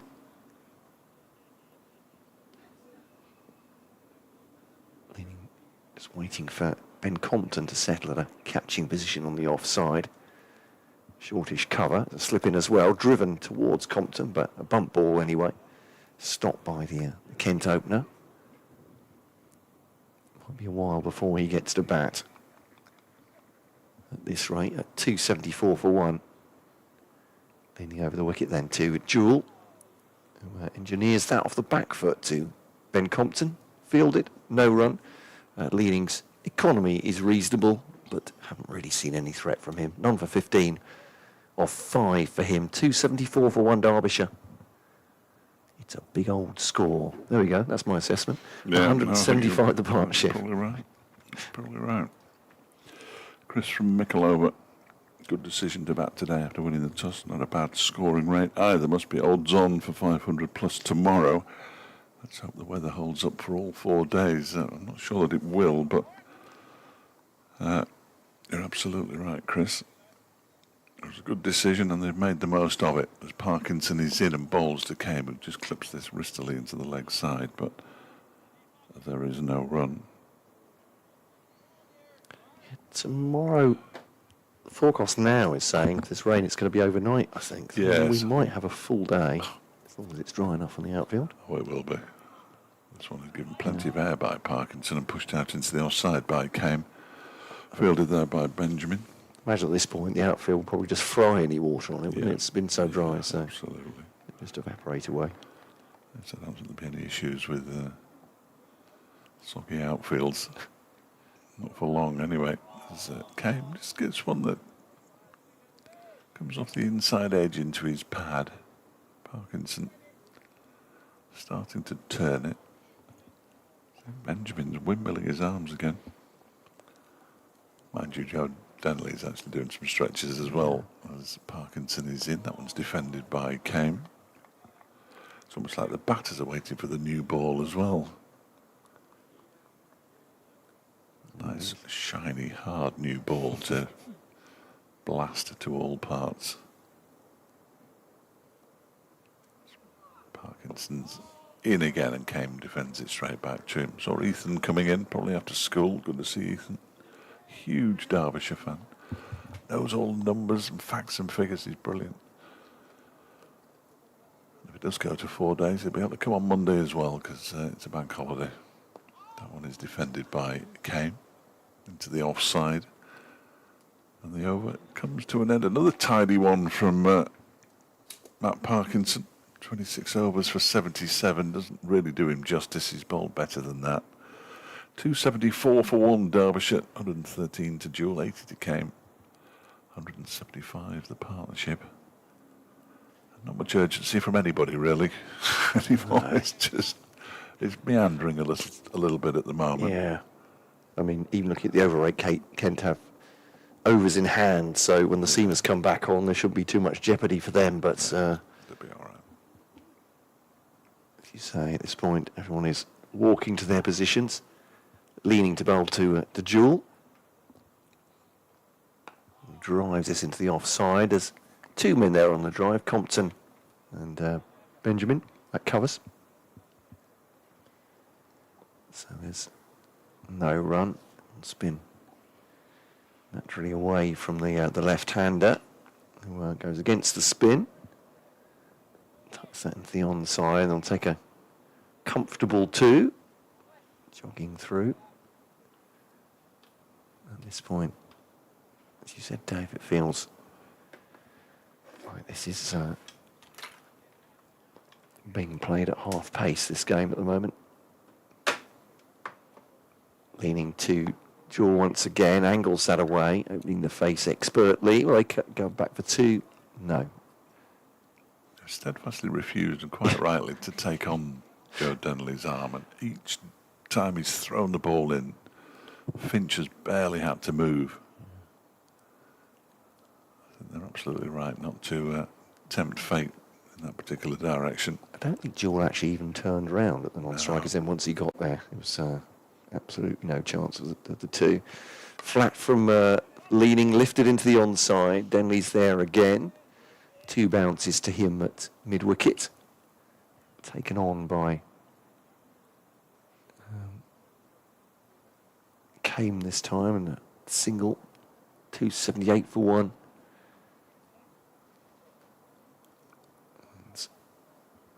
Leaning surveys the field, making sure everyone's where they need to be. Slip in still to Wandamiye for one that does turn, if it does. On the back foot though. Jewell levers that away again to Joe Denley. He's just having a bit of fielding practice out there at the moment. One more to the total. So ball to come of the 76th. On the BBC Sports stream, and the pictures available via Derbyshire County Cricket Club. Leaning to Kane, blocks that back, and the end of another over the 76th. With a massive total on the board already. Derbyshire 279 for 1. Put it in context, if they were going hell for leather and losing wickets quickly, you still think this was a pretty good total, wouldn't you? But they are racking them up for just the 1 wicket down, putting themselves absolutely dominant on this first day after winning the toss. And Wayne Madsen, who once he's necessarily got his feet up in the dressing room, but he'll be pretty pleased with all he surveys, I imagine, at the moment. I should think so. He'd be have some serious pad rash, though, wouldn't he? I think put his pads on, presumably at 20 to 1. Yeah. When David Lloyd was out, that was the only wicket to fall so far today. Joe Denley's going to come on and bowl now from the City end. Give Parkinson a rest. 26 overs, 5 maidens, 0 for 77. There we go. Brought the secret weapon on with, as you say, 76 overs on the board. There is precedent for a score like this. Back in 2009 here at the County Ground, Derbyshire made 583 for 4 declared. So, I wonder if Wayne Madsen played in that one. I bet he did. Darren Stevens did. Denley's first delivery is guided by Jewell to backward point. There's no run. Yes, of course he did. He made 75, Wayne Madsen. Chris Rogers, 208. Gary Park, 178. This one is cut away off the back foot by Jewell up towards the cover boundary for a single. What year? Sorry, what year was that? 2009. Right. Match drawn, unsurprisingly. Don't remember witnessing that, but I may have blanked it out. 281, played 583, played 333, and everybody went home. As Kane pushes the next delivery back to the bowler, Denley. Two of Derbyshire's quickest bowlers, and clearly their slowest, walking around the boundary down below us. That's Pat Brown, Zach Chappell and Jack Morley. That one is given a lot of air by Denley and turned into the leg side. Pat Brown and Zach Chappell almost inseparable whenever they're in the team together, always doing laps. Jack Morley tagging along, trying to make him look hard. Here comes Denley. That's dragged down a little bit and pushed into the offside by Harry Kane for a single. I get the impression as Kane moves on to 82, to 81 for one that Jack Morley doesn't need looking after.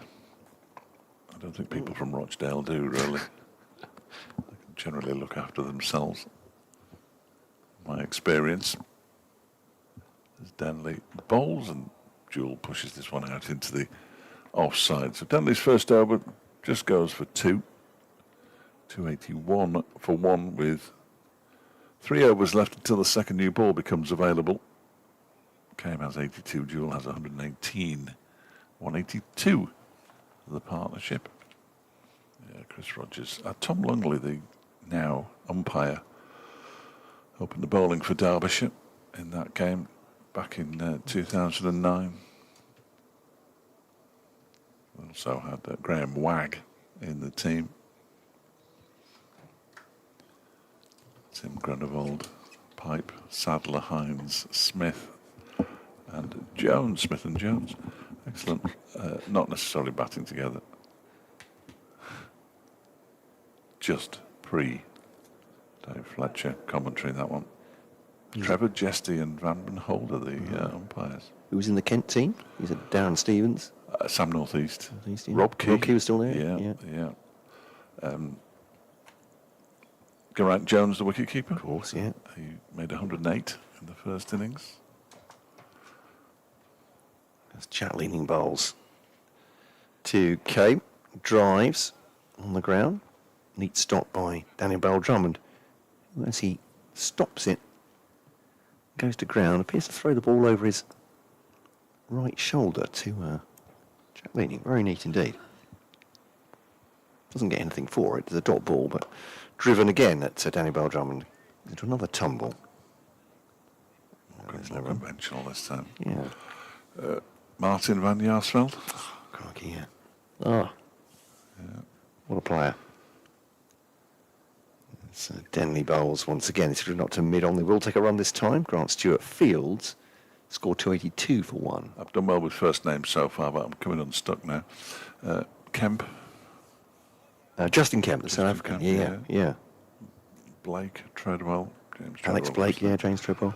He's now an umpire, isn't he? He's on the Yeah. the county circuit. Cook, Khan and Edwards. It's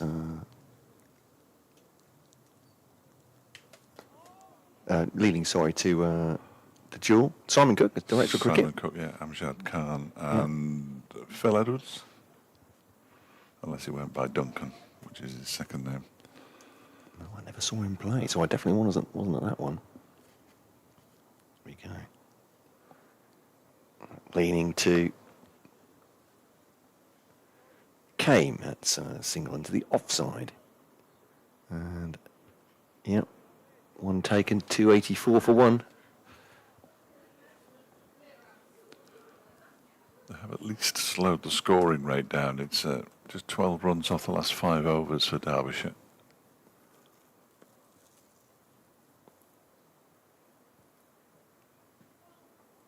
Shot on the full off leaning this time by Jewell out towards Joe Denley on the offside boundary. That is the end of the over.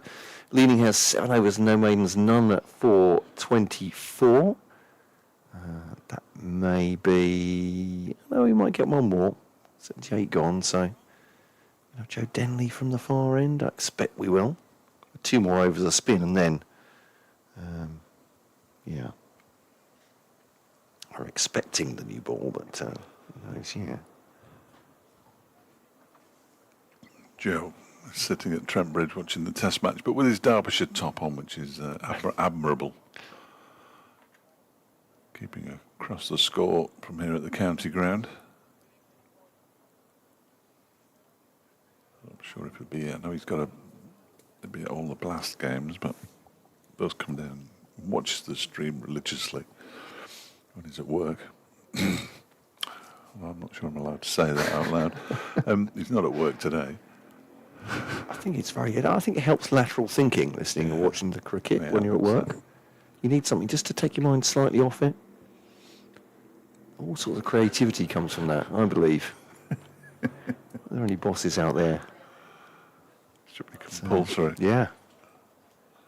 You know, people say I have my best ideas when I'm out walking the dog, maybe, or, doing the washing up. Listening to the cricket. Just make it part of your working day. Yes, I do know people who watch the stream at work, keep across it. My lad tends to send me messages. He's at Haydock races today with the rest of the company. Yeah. So I don't think he'd be interested in Derbyshire's progress here.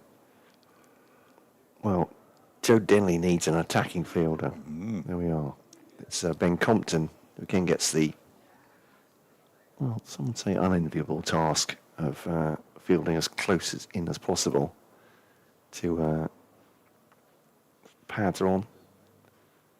Now the main bit of equipment has gone in. Yeah, and he's got the fielding helmet as well. And the fielding helmet as well, yeah. You can survive a blow to the head. He's gone in at silly mid off. There's a slip in place as well, as you might expect, as Denley bowls, and back goes Jewell and cuts for at least a couple of runs, I would think. Jake Ball is running around the boundary. He's going to stop it from reaching the rope, but they do get 2. Harry Kame had decided 2 was enough.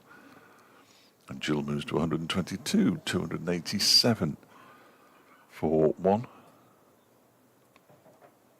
11 deliveries before Daniel Bell-Drummond has the decision to make. I don't think it'll take him long. Now the silly mid-off has gone into second slip for Caleb Jewell, who's going to play this into the silly mid-off region. There you go. Out towards the boundary, and another chase here for Jake Ball, who gets there once more. They come back for a second again. Plenty of work for Ball. He won't need to warm up too much if he is going to take the second new ball, because he's just run 200 metres at least in retrieving the ball out on the cover boundary. There's a giveaway that Denley has just marked his run up, probably not expecting to bowl necessarily, so I want to put the green paint down. And as he scratched the surface, the dust was incredible. Yeah. As he drags this one down a little bit, and, Jewell was perhaps surprised by it. Turns it into the onside.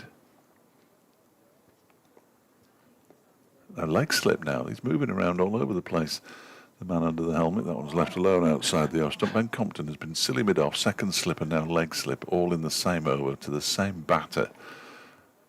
We've just asked the umpire how many to go. Because he can't see the scoreboard either because it's behind him. As Denley bowls and back goes Jewell, pushes it into the offside. Harry Kane sets off for something. Went straight to Bell Drummond. That would have been foolhardy.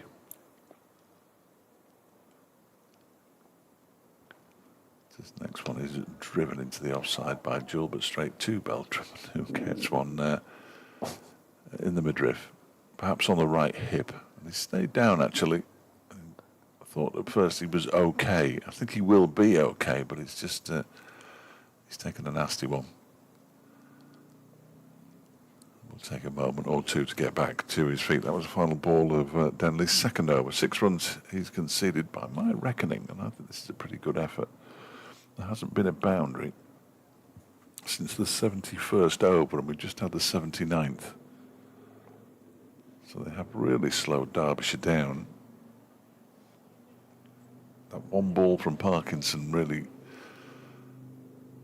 of note that went past the edge of Harry Kane's bat, but at least they have just kept a bit of a lid on it here, Kent. So yeah, looks like the 71st over. Yeah. So Harry Kane just takes a big inhale, big deep breath, looks around the field. He can see for Jack leaning, the slip in, backward point. Daniel Bell Drummond still suffering a little bit at cover, but is now forced into action to dive again. And at least it might take his mind off it, is all I can say. Single taken. Just what he wanted. No, he's hit his elbow. Yeah. The ground will be hard as well. I suppose you say with the dust coming up, you can tell how hard it'll be for players to dive on. Almost make it look routine, don't they? But you get slightly out of shape as you go down, and that's a painful blow on the elbow, or the that Parkinson's seen something. Yeah. There we go. He's seen a chink It's the in the Caleb Jewell armour. Anthony just suggesting that regarding the work-life balance, keeping abreast of the cricket is advice to anyone who might have brought their work laptop to the county ground is to avoid giving your surname to be read out on the air. That's Anthony from Hena. I do have your surname, Anthony, so be careful. they call leverage, isn't it? I think. There we go. Dave Fletcher has your name. Leading to Jewell, steers that through into the offside. It's Joe Denny to field again, having gone past Ben Compton, who's fielding at a shortish point. It's the boundary fielder who picks it up and throws it back in. They take a single.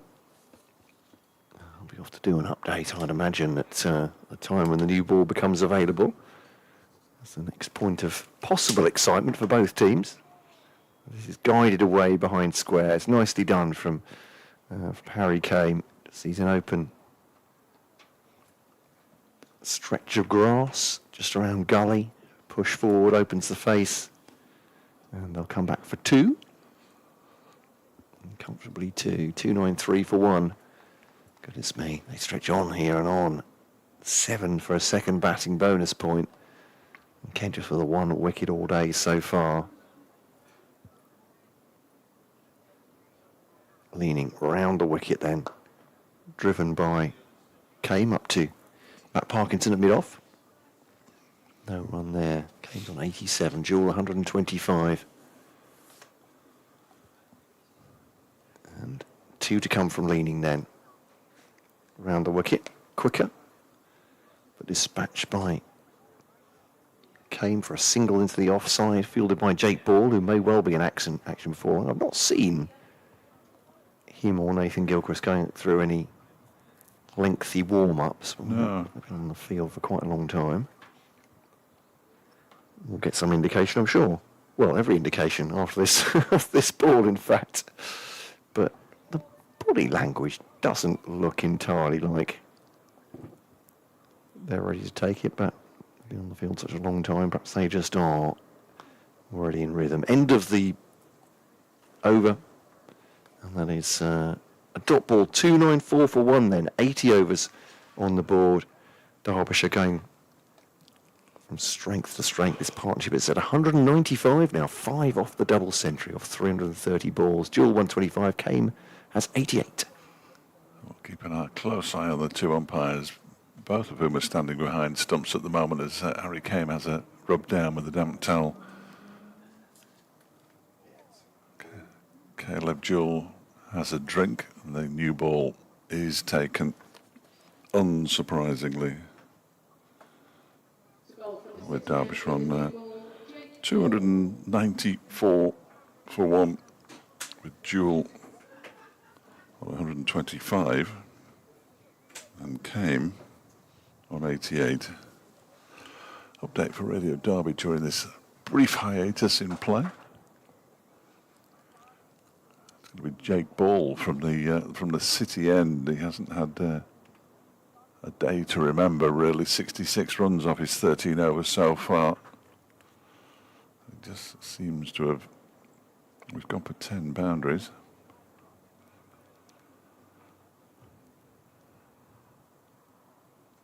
One of the helmets has been taken off by the Derbyshire 12th man. It's going to be Harry Kane on strike on 88. And here comes the update.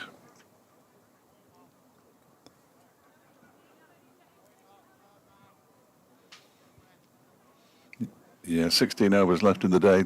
Kent have just taken the second new ball because Derbyshire are 294 for 1. Caleb Jewell 125 not out, his first century for Derbyshire at the 8th of his career.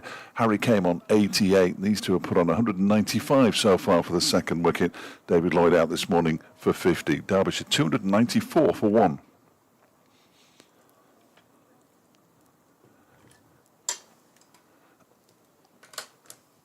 Another magnificent 20 seconds worth of broadcasting as in comes ball. First delivery is turned into the leg side by Harry Kane with the new ball, and he picks up a single to move to 89. 295 for 1 now. The partnership and 300 likely to come up at similar times, if not at the same time. And then the next milestone will be young Harry Kane's, should he continue in the vein that he's been going in so far in this innings. Jewell back on strike then, 125 not out. 2 slips for Jake Ball, who threatens to set off, but Bell Drummond is still directing the traffic out there. He's got a man down at sort of deep point as Jewell defends this ball from Jake Ball. And there is no run. Lancashire have made it to 200, but only just. 201 for 9 against Leicestershire at Grace Road after being put in to bat by the second division leaders, because that's what they are, remarkably. In comes ball again. That's defended by Jewell, who sets off immediately for what looks like a risky single and is sent back by Harry Kane, and quite right too. 3 for 38 for Logan Van Beek in that one. 2 wickets apiece for Josh Hull and Tom Scriven.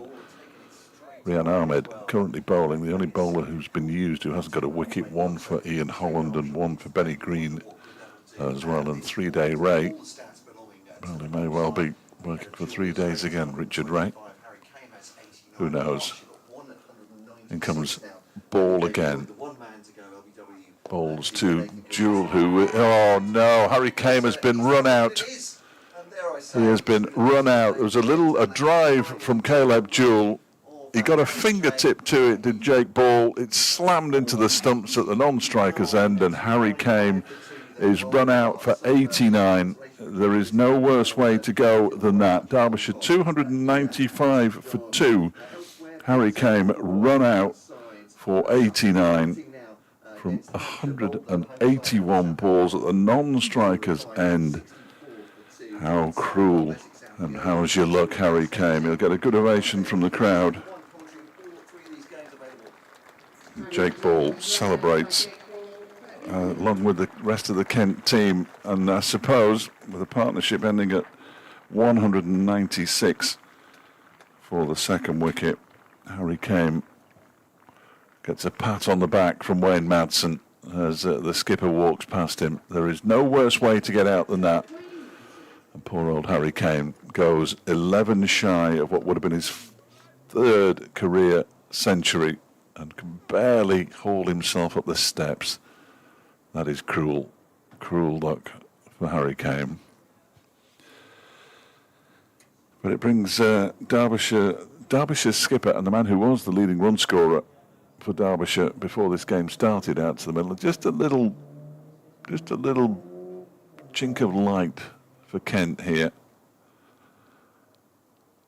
as Wayne Madsen comes out to bat. Second wicket goes down in the 81st over. And he may well be now the victim for the evening, Harry Kane, which will, assuming that Caleb Jewell doesn't get out. I don't know what kind of mood he'll be in, really. 89 off 181 balls, run out at the non-striker's end. Here is Jake Ball then, bowling to Caleb Jewell, who's got to put that to the back of his mind because it was a nice shot. And he just dabs his bat down on this one, guides it out towards wide third man area for a single, moves to 126, 296 for 2. Poor old David Griffin has been sitting there waiting for Harry Kane's century at the bottom of the steps. Well, he can move again now. He doesn't move, not because of superstition. He just waits for the celebration picture that he will no longer get.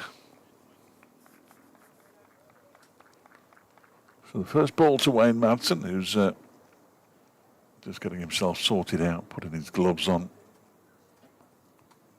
He's already taken guard, he flexes his knees and he waits now, Madsen. As in comes Jake Ball and bowls to him, wide of the off stump, allowed to go through to the keeper. And there is no run, it's the end of the over. A wicket fell in it, but it didn't go to Jake Ball, although he had a hand in it, literally.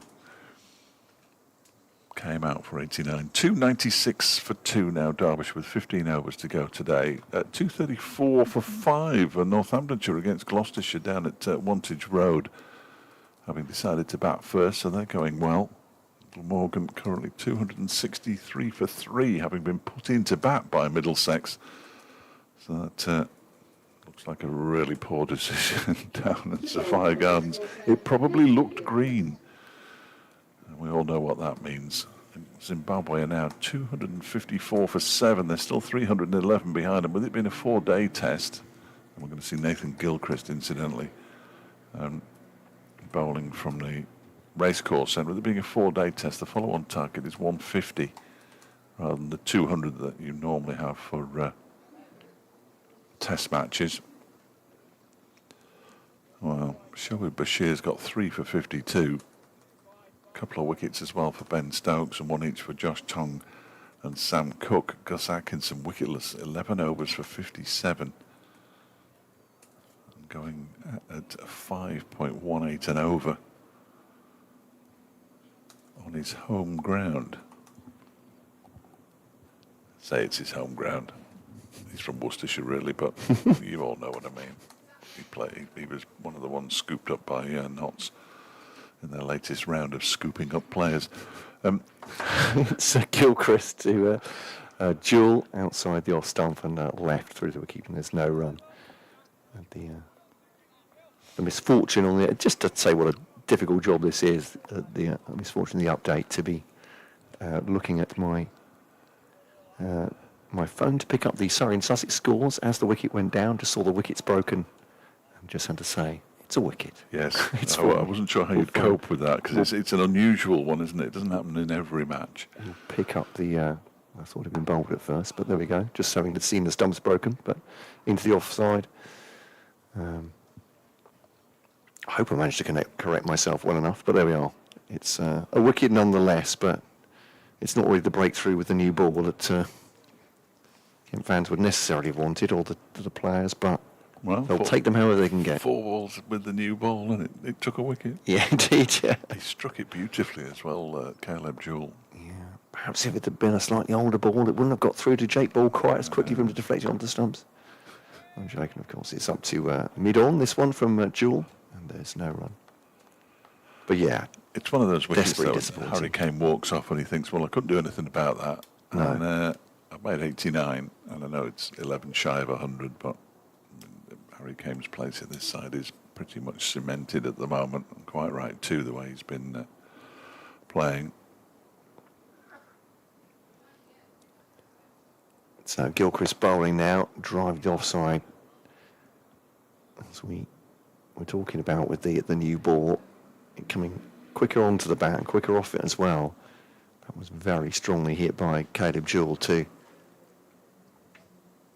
Ben Compton at cover, he has fielded it. And there is no run, 296 for 2 now. So Wayne Madsen comes in, captain, talking about getting pad rash, waiting for one of these to get out. He's finally in the middle, this side in a great position. Gilchrist, and that is a delicious delivery. I think that might be the best of the day for me from Nathan Gilchrist. That's absolutely thrown through at a rate. I wouldn't even say it's back of a length. I think that's a good length. It's getting up sort of waist high, maybe even chest high. I'm not sure Caleb Jewell knew much about that. Oh. Looks like the Miles behind the again. replays have fallen slightly out of step. But yeah, good ball from Nathan Gilchrist. Can he follow that up? He can indeed. That's another cracking delivery. This time it's definitely a play and a miss from Jewell, who's come forward towards it. Working up a bit of pace as well, which, again, from a Derbyshire point of view, they'll be pleased to see the ball zipping off the pitch like that. But it is a dot ball. No more than that for Kent. 296 for 2. Yeah, 2 really good deliveries to finish that over from the pick of the bowlers, Nathan Gilchrist.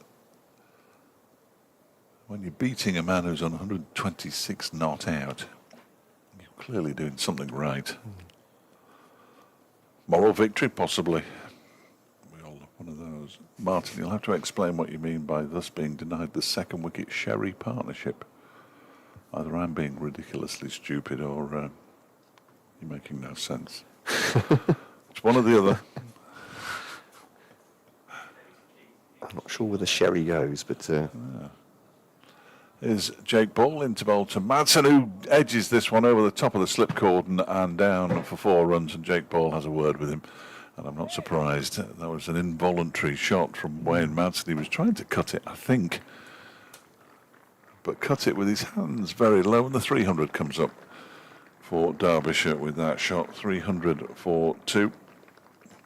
Coming up in the 83rd over. It was a very strange looking shot from Wayne Madsen. He reacted as if it suddenly got big on him, didn't he? Just sort of his head came up as he played it. It's, 82 overs. yeah. Weird. Wayne Madsen just suggesting that it's bounced a bit more than he was expecting. Here comes Ball again and bowls to Madsen, who turns that one into the leg side. On the walk is Madsen, as he often is. And it's fielded by Alfie Ogborn, number 11 on his back, the substitute fielder, who's fielding at mid-wicket. It was a long way over the top of Tawanda Vaye's head, it has to be said, at first slip. You can do no more than look up into the air as ball is in again, and it's edged, is it? No, oh, blimey. I'm convinced he'd edged that. He's missed it. It's gone past the edge of his bat, and Finch takes it. Apologies, Kent fans. So Madsen 4 off 4, but just collecting his thoughts, leaning on his bat. He's trying to work out how he's just watched a stand of 196 where nobody looked particularly troubled, and now he's played and missed. He's edged one over the slips as ball is in again. That one is played back towards him in the air, and it wasn't too far to the right of Jake Ball as he put in the dive. They're very, very difficult, though, as he had to almost change direction, really. And Madsen's leading a charmed life at the moment as umpire Pratt just marks out the front foot mark of Jake Ball. Almost like a little warning to the bowler. You're getting very close. There have been a number of no balls already. Jake Ball has bowled 2 of them as he's in again and bowls to Madsen, who gets a thick inside edge on a potential off drive, and it goes out into the mid-wicket region. Looks a different game all of a sudden. Does look like he's come out to attack as well, doesn't it, Wayne Madsen? He's driving strongly at these deliveries, but maybe psychologically for him as well, so long in the dressing room. There must be a sherry called Double Century. Ah, okay. Thank you, Martin. In comes Ball and Bowls. That's pushed into the offside by Wayne Madsen. Final ball of the over. 300 for 2, Derbyshire after 83. Jewell has 126. Madsen has 4 and has been troubled on a number of occasions by Jake Ball, who's looked far more threatening in this spell with the new ball than he did with the first new ball. I think it's fair to say. I'm not really a sherry man, I have to say. No, it's a bit sophisticated for my taste, I think. Yeah, I think so. Correspondent obviously more used to the fine things in life. Sitting on a park bench. I don't mind a sherry out of a fridge, though. A cold sherry. Oh, really? Quite, yeah, okay, it's quite fair pleasant. enough. Yeah, that can go straight to your head. Always a mix-up at the far end, is there? Nathan Gilchrist shies at the non-striker's end. I say a mix-up. I don't think Caleb Jewell was ever taking that run. Never moved. And Wayne Madsen had made it halfway down the pitch before he realised that Nathan Gilchrist had made up the deficit on the ball, and his follow-through was turning and throwing at the far end. If he'd hit, I think Wayne Madsen would have been out, and that really would have been an ignominious way to lose a couple of quick wickets. But yeah, that's, as I say, I don't think that's a mix-up. I think that is Caleb Jewell resolved not to run, and oh yeah, he'd been out by a distance, I think there. Ooh, what a lifting delivery there from Nathan Gilchrist. Well, this new ball... Have we changed pitches? ...is doing something quite... Yeah. When you talk about hybrid pitches, is it possible for it to change with the new ball completely? Yeah, there we go. This is not a hybrid, though. No, this isn't. No, this isn't. I'm pleased to say. But if it, yeah... But it just looks it's a hybrid between absolutely flat as a road and lethal in Perth, Western Australia. Gilchrist getting something out of it, that's for sure. It's left by... doesn't bounce. No, by Jewell, and that looked like because of the lack of bounce, looked like quite a risky shot, but outside the off stump. And there is no run. Yeah, I'm now looking at Ben Compton and thinking that he might not want to bat on this too soon. No. Earlier on when he was under the helmet, you're thinking, I want to bat on this, but...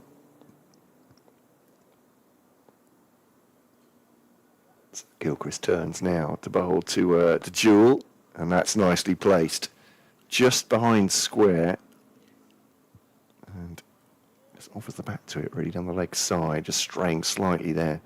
Nathan Gilchrist will take they'll take two to Matt Parkinson out, just coming around the boundary to field that one. 302 for 2. Gilchrist coming into bowl now to Caleb Jewell inside the off stump. And there's no run left there. You know, I've not come across sherry very much in my life. I think my in-laws one Christmas there was a sherry that tasted almost exactly like Christmas pudding, and I was very much in favour of that. Yeah. Although you can just have Christmas pudding, that's alcoholic enough as it starts, isn't it? It's doused in brandy, but there we are. The other one I've come across is Harvey's Bristol. So Gilchrist bowls to Jewell takes a quick run up to mid-on, fielded by mid-off rather, fielded by Grant Stewart. And Budrum was also looking to assist there, but end of the over. 3:03 for 2. Lively one from Nathan Gilchrist with this new ball.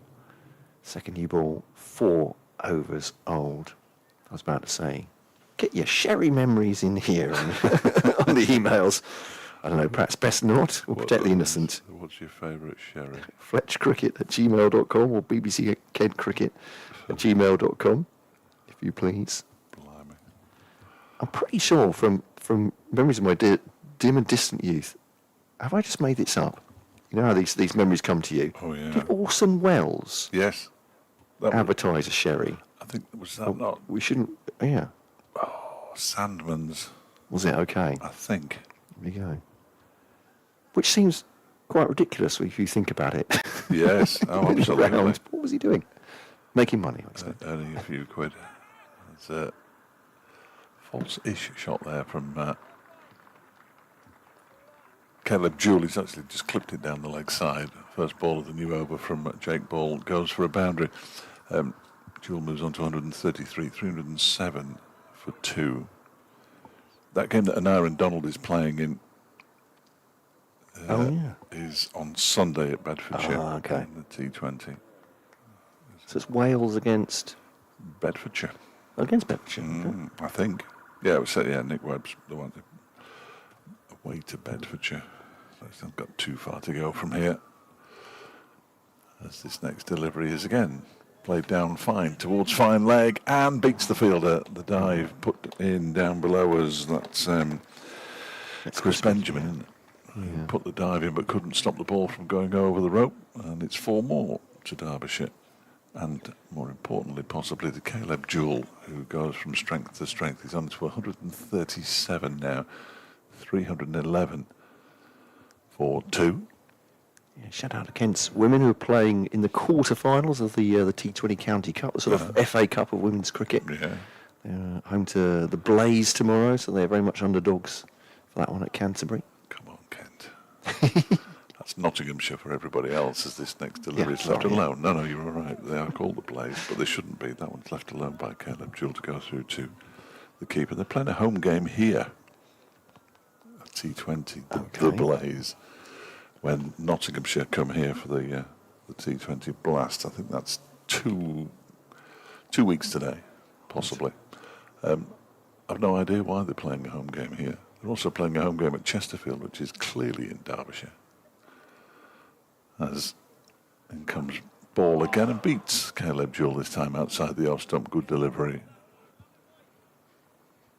Yeah, I think the prospect of Surrey women playing at Beckenham feels like an insult to injury for Kent, having not won a tier 1 place and then had many of their players persuaded to go to Surrey and to Essex to then have the ground used as well. I mean, That would be a bit much, wouldn't it? This next delivery is left alone by Jewell. Well, but the thing that, I mean, there are many things that irritate me, clearly. The thing about Nottinghamshire's women calling themselves the Blaze, I mean, that was already an entity that was supposed to cover Derbyshire and Leicestershire and in the regional format. In the regional format. Every other county, every other franchise changed their name to the county's name because that was the whole point. But no, not the Blaze. As that one is driven into the offside by Caleb Jewell. Nicely stopped there by the skipper, Bell Drummond, who slowly gets back to his feet. Bless him. He's been diving around like a good one out there today. 311 for 2 at the end of the over. Jewell has 137. Madsen has 4. Yeah, it really is an outlier, that, isn't it? What did you say? Sorry, I'm not the South East Stars or the Surrey Stars or the Invincibles. They're the only ones, and it's just the arrogance, really. But there's not much I can do about it. I was asked if I was commentating on it. I said, well, no, I don't commentate on Nottinghamshire matches. There will be commentary when they play here, and there will be a stream, I'm told, but I will have nothing to do with it. Well, as I just hope everyone is with Kent then tomorrow. Yes. Oh, yeah. No disrespect. Come on, the Kent. Although Tammy Beaumont, formerly of Kent, of course, is... well, she won't be playing for them. She's in the England squad, but I do Kent some favours. I was going to say they'll have one or two. They'll have, Sarah Glenn. Yeah. Who is from Derbyshire. And, there's one more as well. I can't remember. No, that's good news. Yeah. So might even the playing field a bit. Come on, the Kent. He goes. No argument here. So leave by Madsen. There we are. I've had an intake of breath there and thought that was very exciting. No one was interested. Apart from me, I thought it was close to the off stump. Nobody else seemed too flustered, did they? But I'm going to get my excuses in. We are slightly ajar from the wicket here, so more of a sort of narrow long on to not far off. I think it might have hit another set of stumps. Yeah. Well, it's 6th or 7th. Here's Gilchrist to Madsen, straight back at the bowler. I think Gilchrist has already got through 17 today. And every prospect that he'll have to bowl, well, if not plenty, a few tomorrow. With Derbyshire at 311 for 2, they will absolutely look to grind Kent down here. And now Gilchrist bowls down the leg side. It's taken by Harry Finch, and there's no run. But can I say a positive thing about cricket organisation? Yeah. I think the T20 County Cup is a great idea. Oh, so do I. I think absolutely brilliant. So Derbyshire went out quite early to Yorkshire, but no, I think a knockout. You can't beat knockout cricket, can you? Knockout sport of any kind, really. That's what described as the FA Cup of cricket the other day on the website. Yeah. It's Gilchrist. Oh, squares. Madsen up, or turns him around rather. Leading edge out to the offside. But it drops short of Ben Compton. We haven't had much excitement of that nature during this game so far. But no, I think it's a great idea. Although I'm going to have to follow up with a bit of a gripe. Oh, no. Quarterfinals Saturday. Finals day Monday? This Monday? Yeah. Doesn't give the teams very long to turn around, or supporters either, but it's a shout. It seems a late one from the bowler. That's Madsen. Is that coming outside off stump? Maybe any contact would have been outside the line, but there is a no run. 311 for 2. So maybe I shouldn't grouse too much. Are they playing this one at St Lawrence Ground? Yes, That's good. And then finals day is Taunton on Monday. Oh, okay. So yeah. But maybe that's a minor grouse. I'm just thinking for supporters, it's it's tricky, isn't it? To travel down, particularly if you're a distant part of the country to Taunton. Everybody is. But support, it's playing the offside. It's a long way from everywhere, Taunton. I can't remember who it was. One of our colleagues who came to watch their team playing at Gillingham said, the problem with you lot is it's just such a long way away from everywhere. Well, there is that. It's a very northern League 2 as well, so it's it must seem like, why do you have to be all the way out in Kent? Yes. Miles from anywhere. My only gripe with going to Gillingham, and I've always enjoyed going to Gillingham, is the parking, but there's always somewhere. You can always squeeze a car in somewhere. But I'm sort of spoiled by Burton Albion, which with its car park, that it's got more spaces than actual people attend games. So it's enormous. That can't be bad. Yeah, I've not been there for a while, but yeah. I'm talking about that now. I'll keep my thoughts to myself, won't be saying. It's Paul in the balls to Jewell. Let's push back to him. The first time I went to Gillingham, no run, incidentally, wasn't to see Gillingham, it was to see Brighton. Oh, okay, yeah. When they were playing at Priestfield. They've come an awful long way Haven't they since just? then. Crikey, yeah. I sat on a flat roof. I'm sure I did. But Yeah. before that the new stand, which is lovely, is ball in and bowls. That's left alone by Madsen outside the off stump. Yeah, that's before my time at Gillingham, actually. But yeah, the main stand is quite it's good. imposing. They still have the longest standing temporary stand in football at the Is the away end temporary, yeah. is it? Yeah, Right. well, it's been temporary since for nearly 2 decades now, I think so. It's always been there when I've been there, probably. Uncovered as well, which is glorious for the away fans. As ball is in and bowls to Jewell, who turns that one backwards square on the leg side towards Benjamin. Oh, they're going to come back for a second because Benjamin just fumbles it, doesn't pick it up cleanly.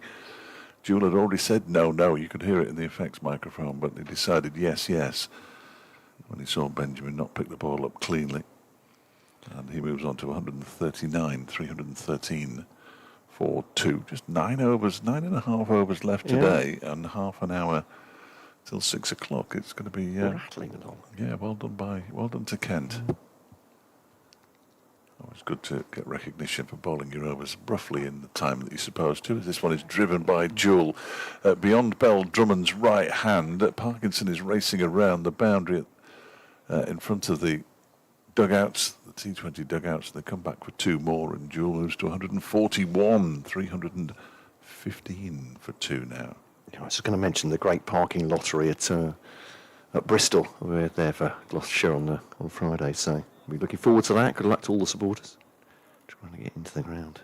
Really? I've never struggled again at Bristol because there's not much parking around and about, is there? No, I think Ball bowls and it's allowed to go through to the keeper by Jewell. but maybe if you're a supporter, if you're a member, you might have a prescribed place, but they close off one entrance to cars for T20s, I think, so it makes it We only a little bit more exciting. Only been obviously different groups. We went to Bristol. Derbyshire went to Bristol in 17 for the quarter final. Right. Parked behind the new flats. Oh, right, yes, yeah. They put us in there. As ball is in and what squares up Caleb Jewell. It comes off the edge of his bat and races away down to a very fine third man for 4. So the new ball is definitely doing a bit. Ball is bowling better than he did earlier on today, but Jewell picks up another boundary, moves to 145, 319 for 2. I'm not sure whether the Kent batters will be pleased to see this or not. Probably not. And Derbyshire's bowling is slightly depleted without Blair Tickner, and there's no Ben Aitchison from the game at Old Trafford either, and they took 8 wickets between them. But Zach Chappell can get it through. Pat Brown can certainly get it through, although he's more noted as a white ball bowler. He's currently sitting in one of the dugouts with Zach Chappell over on the far side. Lewis Rees with his 19 wickets, a joint leading wicket taker, so they'll be enjoying themselves. That's Gilchrist bowls too. Madsen up to mid-on, and there's no run. But yeah, we make light of our travails as reporters. Obviously, supporters are far more important. So, It's much more difficult for them. And if you're going, nothing but admiration for people who travel to away games, certainly. So if you're going by car, good luck to you. We'll be competing for spaces. Mine will be the one with the dents in it and the alarm going off, I'd imagine. Still anything to go by. But you can see why they're bringing out a fielding helmet here. You can see why they want to move from there. Yes, it's yeah. so hemmed in by all those houses. I mean, Absolutely. there's no room for anything there, is there really? I mean, it's in some way I'm a bit torn myself by that because it's lovely that it is in housing. And it's it's not exactly in the heart of the city, but it's in the heart of housing there, isn't it? It makes it feel like a proper community ground, but And I'm sure. access is really I did difficult. walk around the ground once, and I'm sure W.G. Grace played there at some point, but they barely mention it. My eyes were getting wider as you're going through that sentence. I realise where you're going. Always kept low outside the off stump, and Madsen was up on his toes and then trying to drag his back down towards it, but it's grubbed Pass the off stump through to Harry Finch, and there is no run. Yes, if we go around the far side to those new flats, if you ever go to Bristol, we're there in the first game back after in the middle of the T20s, Derbyshire at Bristol. They do mention W.G. Grace. I mean, I would if he played for Derbyshire, of course. That's Gilchrist. He's turned past the man at short leg by Madsen to Joe Denley fielding at mid-wicket. It's attacking field, 3 slips. Said short leg there, man at point. Joe Denley on the drive at mid-wicket. He's a little bit further, he's a mobile fielder. Mid-on, mid-off. There's a long leg. I think that accounts for everybody. 319 for 2 though, Derbyshire. Madsen has 4, Jewell has 145. Madsen faces. And ducks underneath that shortish ball from Gilchrist. We've not seen very much of that. It did feel like the ball's almost travelling quicker now than it did with the first new ball. I don't know if that's just... It's because it's been travelling so slowly for the last 4 hours. Maybe so, yeah. Maybe it's always been doing this, but Wayne Madsen just looking a little bit unsettled by Mrs. Gilchrist and ball. But 319 for 2. Can he just strike quickly, you'd think, if they're going to have any influence on this first innings? And that's a lovely shot from Madsen, splits the field on the offside. And Benjamin wins the chase. Matt Parkinson is behind him, waiting for the relay. And they'll throw it back to Harry Finch, but they'll come back for a comfortable 3 in the end. Nice placement from Wayne Madsen. But I'll tell you what, for a man, that former wicket-keeper, Chris Benjamin is very fast across the outfield. Matt Parkinson, I think, gave up eventually. He realised he was the slower of the two. 3-2-2 for 2.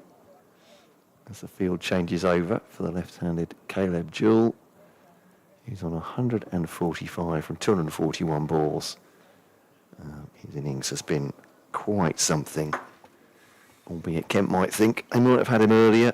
These are all ifs and buts now. And that's a lovely shot. That is driven through the offside. Just forward a square.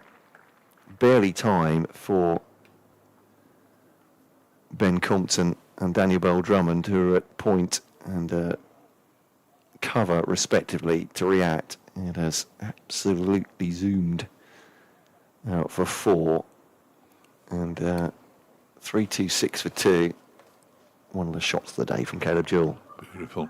Absolutely beautiful. I just wanted to check before I said this out loud. I thought I was right, but W.G. Grace, of course, famously never scored a century against Derbyshire. In 24 innings, he managed 2 half-centuries. Given his record over his career, averaged just 23.43 with the bat. Perhaps we should have a picture of him here. You look at some of the averages, it's ludicrous. 65 he averaged against Essex, for instance. 326 for 2. His ball on his way into bowl to Madsen, who top edges this one all the way down in front of us for a 1 bounce 4. Blimey.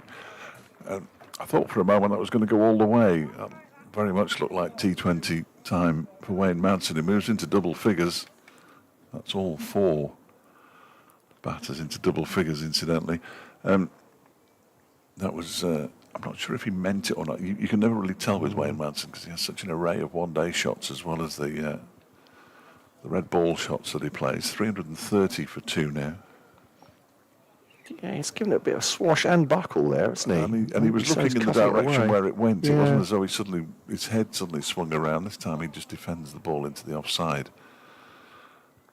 And there's no run. So he may well have meant it. Who knows?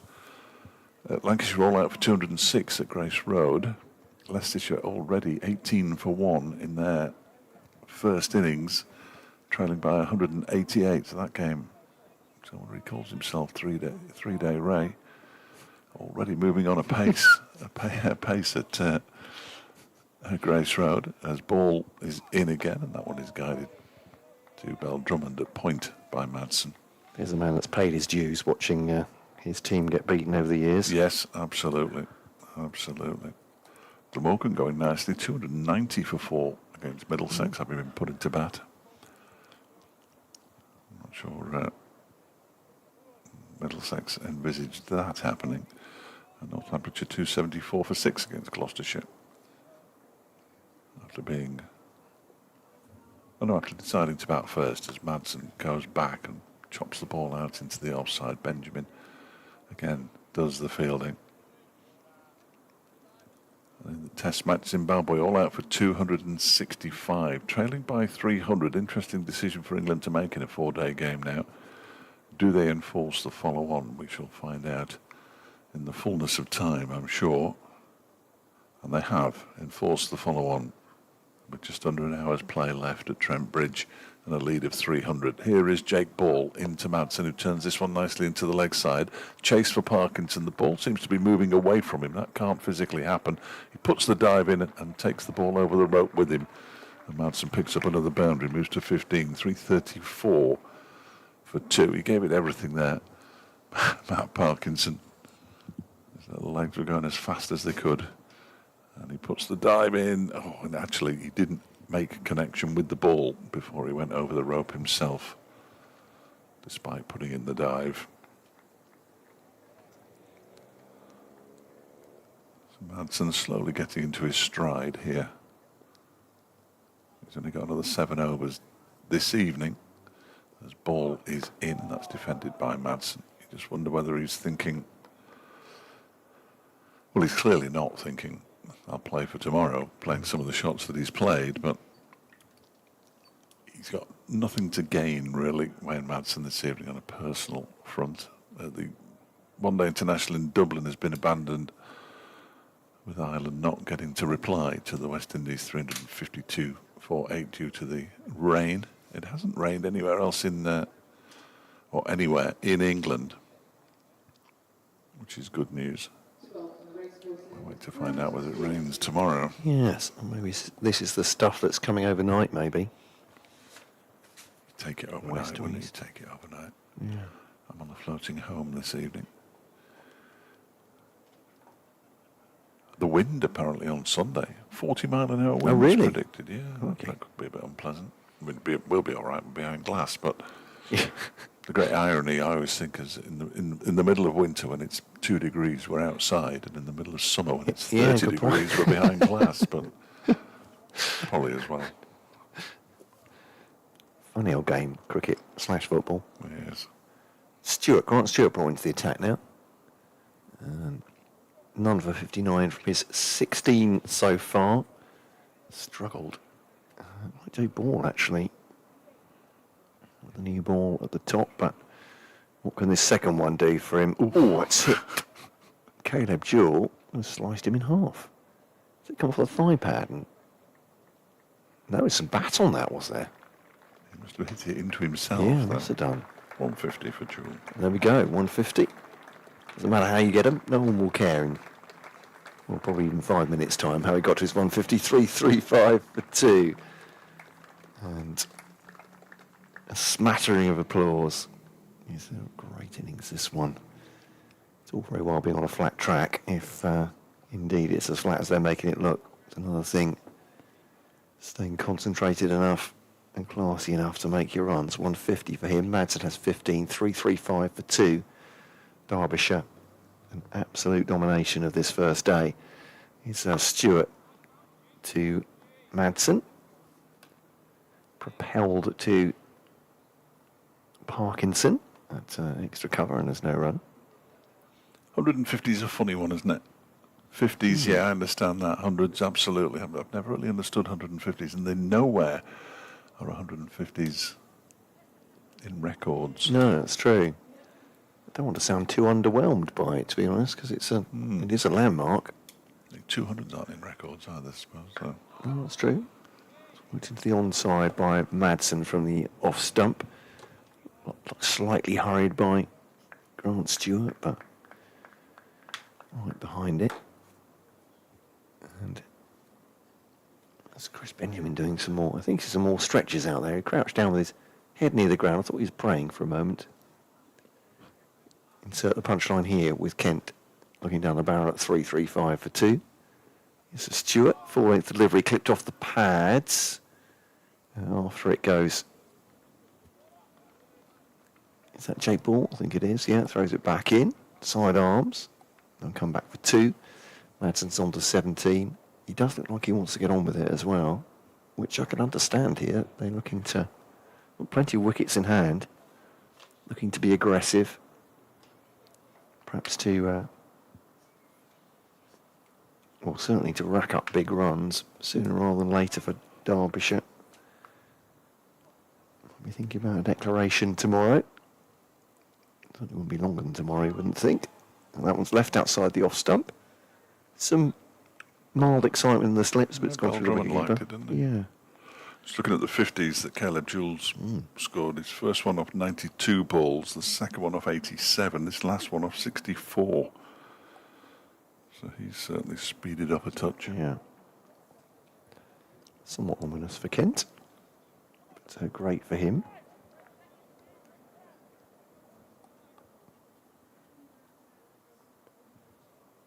So Stewart bowling to Madsen, drive, and made a bit of a mess of it there as Nathan Gilchrist going down, but ball squirting away from him, and that is 4. It's gone at some pace, to be fair. Madsen gets 4 more, and he's on a 21.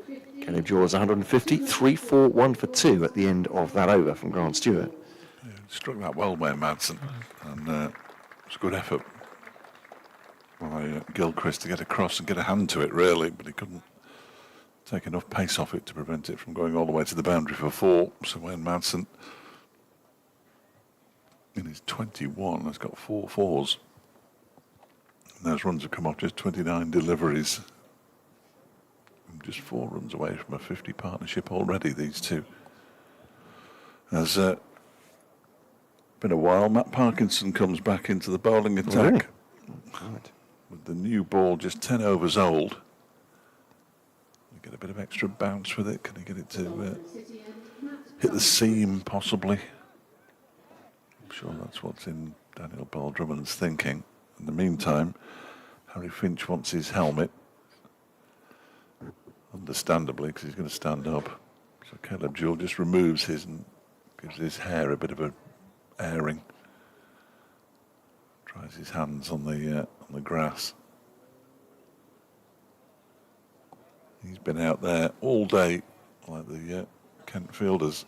Caleb Jewell for his 150. And Alfie Ogborn is back. He's going to go in at mid-off by the look of it. Parkinson just doing a few practice deliveries to his skipper. All the helmets and such like are sorted out. I wonder if Jake Ball has just taken a... No, maybe not. He's at square leg, I think. So Caleb Jewell, 150. 341 for 2. Parkinson in and bowls to him, and he turns that one up to middle, and it's fielded by Ben Compton. And there's no run. Crowd have stuck with it today. Yeah. Sometimes it can thin out by this time of the day because obviously people have places to be. It's Friday night after all. As Parkinson is in again, that one's turned up towards long on. It's like leaning up there. And Yeah. they go through for a single. Jewell moves to 151, 342 for 2. Looking for that magic delivery towards the end of his last spell. Matt Parkinson had one that gripped the knee on off stump and turned away. Turned a lot, didn't it? Yeah.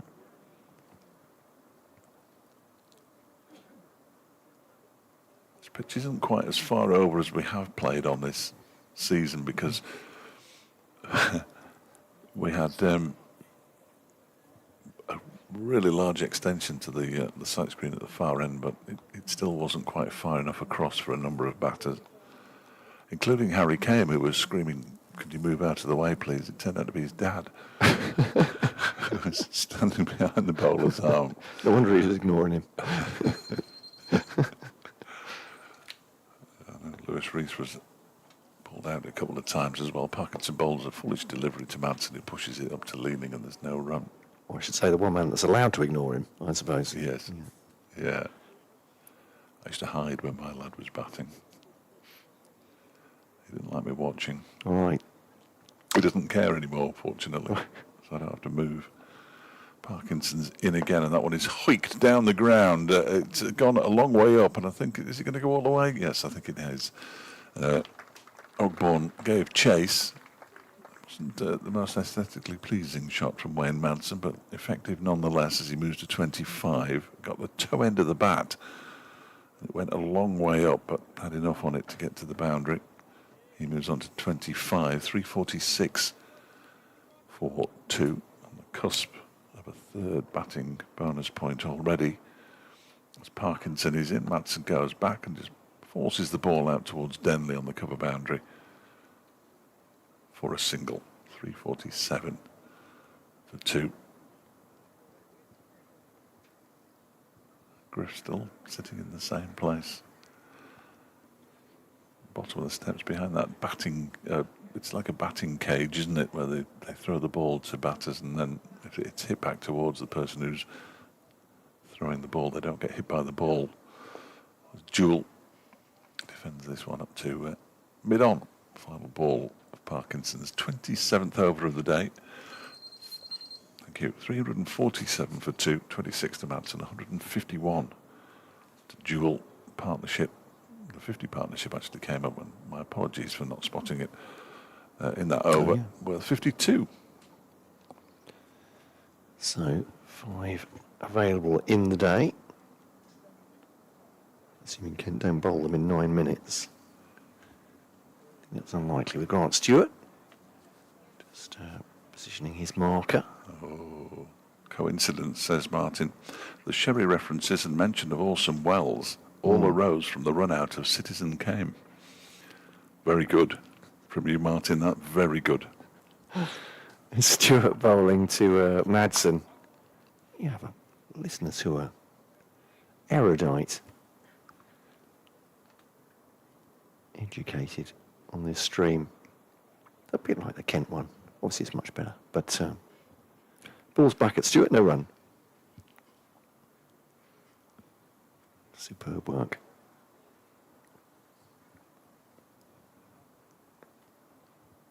Stewart turns here at the racecourse end. 3 slips in behind Madsen.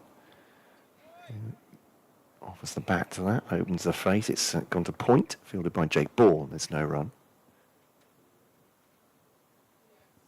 And now the old ball's still on.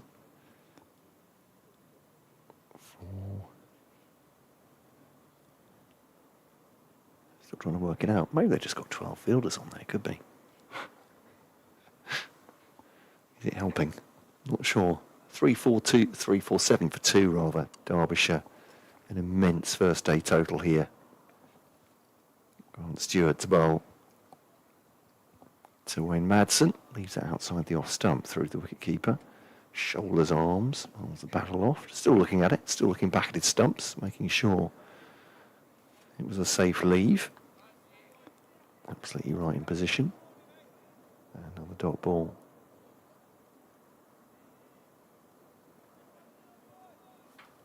Yeah, at this rate, Kent might be thinking about the T20 with fondness. Maybe just to interrupt a run of difficult games for them. Well, very much depends on how they respond to this onslaught from Derbyshire. Oh, that one rises off a good length just outside the off stump.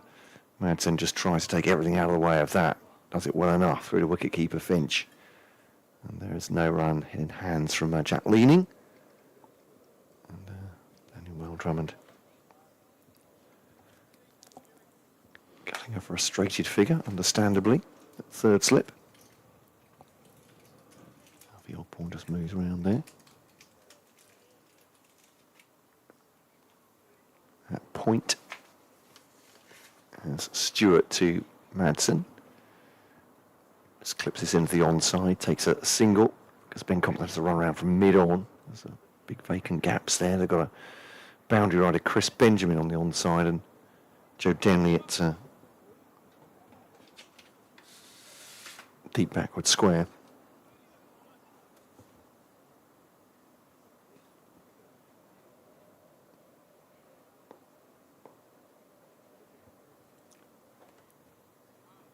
4-8 for 2, Derbyshire. Winning the toss this morning.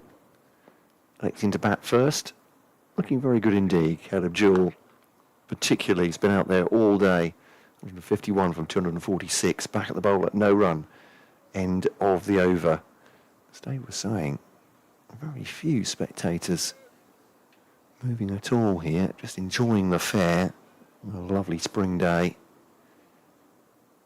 I'm particularly those Derbyshire supporters. Danny Meldrum makes a point of coming quickly to the bowler's end after Grant Stewart had finished his over. And pat on the back, bit of an arm around him. That's a bit of a joke as well. Grant Stewart going off hands on hips. Looking frustrated with his lot, understandably so. Been a difficult day for Kent so far. And, Parkinson to continue with 4 overs left in day 1 of Derbyshire against Kent.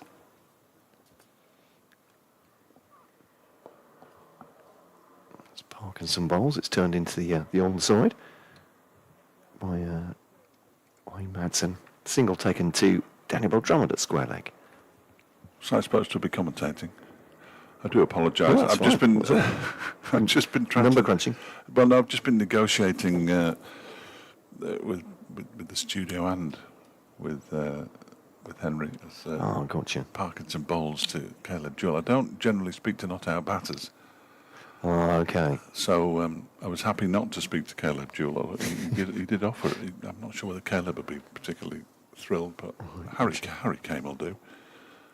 In comes Parkinson again. Oof, he might have been out there. Jewell plays the ball into the onside. My workings out are that what happens if he scores 200 or even becomes the first Derbyshire player to score 300. I don't want to have to speak to him 2 nights in a row because I wouldn't know what to ask. As this one is given a bit of air by Parkinson and clipped into the leg side by Jewell. Does Harry Kane get the honour? I think so. David Lloyd, maybe. Yeah, I'm sure Lloyd would be delighted if I picked on him. So, David, what was it like watching that 196-run partnership? This one's defended by Jewell. He's playing for the close now, isn't he? 3 overs to go after this next delivery. I can ask your man Bravely to go into the Kent dressing room and drag someone out, if that's... Yes, Henry, if you're listening, we need a Kent player as well, please. Yeah. Captain or head coach will be very nice in the first day. This one is pushed out into the outside by Caleb Jewell. It's fairly straightforward. They'll let us go up the steps anyway, and they only come out this way generally, unless they're hiding. End of the over, 3:49 for 2. 3 overs to go in the day. Jewell has 151. Madsen has 28. Partnership worth 54 already. And with there being 3 overs to go, one of them will be leg spin, you would imagine. So 6:10-ish. Yeah. That might be useful. I might have to just nip onto the other box before then. But you know what, Matt? I think you can probably hold the fort quite nicely. Well, you've seen me through this far in the day. I think I'm ready to take the stabilisers off. And this game is not exactly poised, is it? So I think I'll be all right. I'm not expecting any surprises. We spent most of our time apologising to our fellow commentators for being away for so long. It's bizarre. It's Stewart. This one's tucked behind square, off the pads by Madsen. They'll come back for a second. Well, they know, because they see Joe Denley alighting on the ball. And applause for the 350 as a second batting bonus point. It's a third batting bonus point for Derbyshire. It's a second after the first one. 350 for 2. I'm not sure about leaving you by yourself. Got myself in glory there. Madsen 29. Jewell has 151. I was going to let it go, though. I'd have let it go. It's a relative rarity, I would suggest, that you get 3 batting bonus points these days on the first day of a game. It's been... I won't say blistering stuff. It's been well-paced stuff by Derbyshire. They've taken advantage where they've needed to here. Jewell just plays that a little bit late, jabs it back up to mid-off, hence the excitement from the slips, but otherwise it's as you were for Caleb Jewell on 151 not out. The other thing is, if Mr. Jewell, you might have to wait for a while before he gets out the ice bath, I guess. Yes, that's the other Drag thing. himself out of that from the physio. Harry will be in his shorts by now, won't he?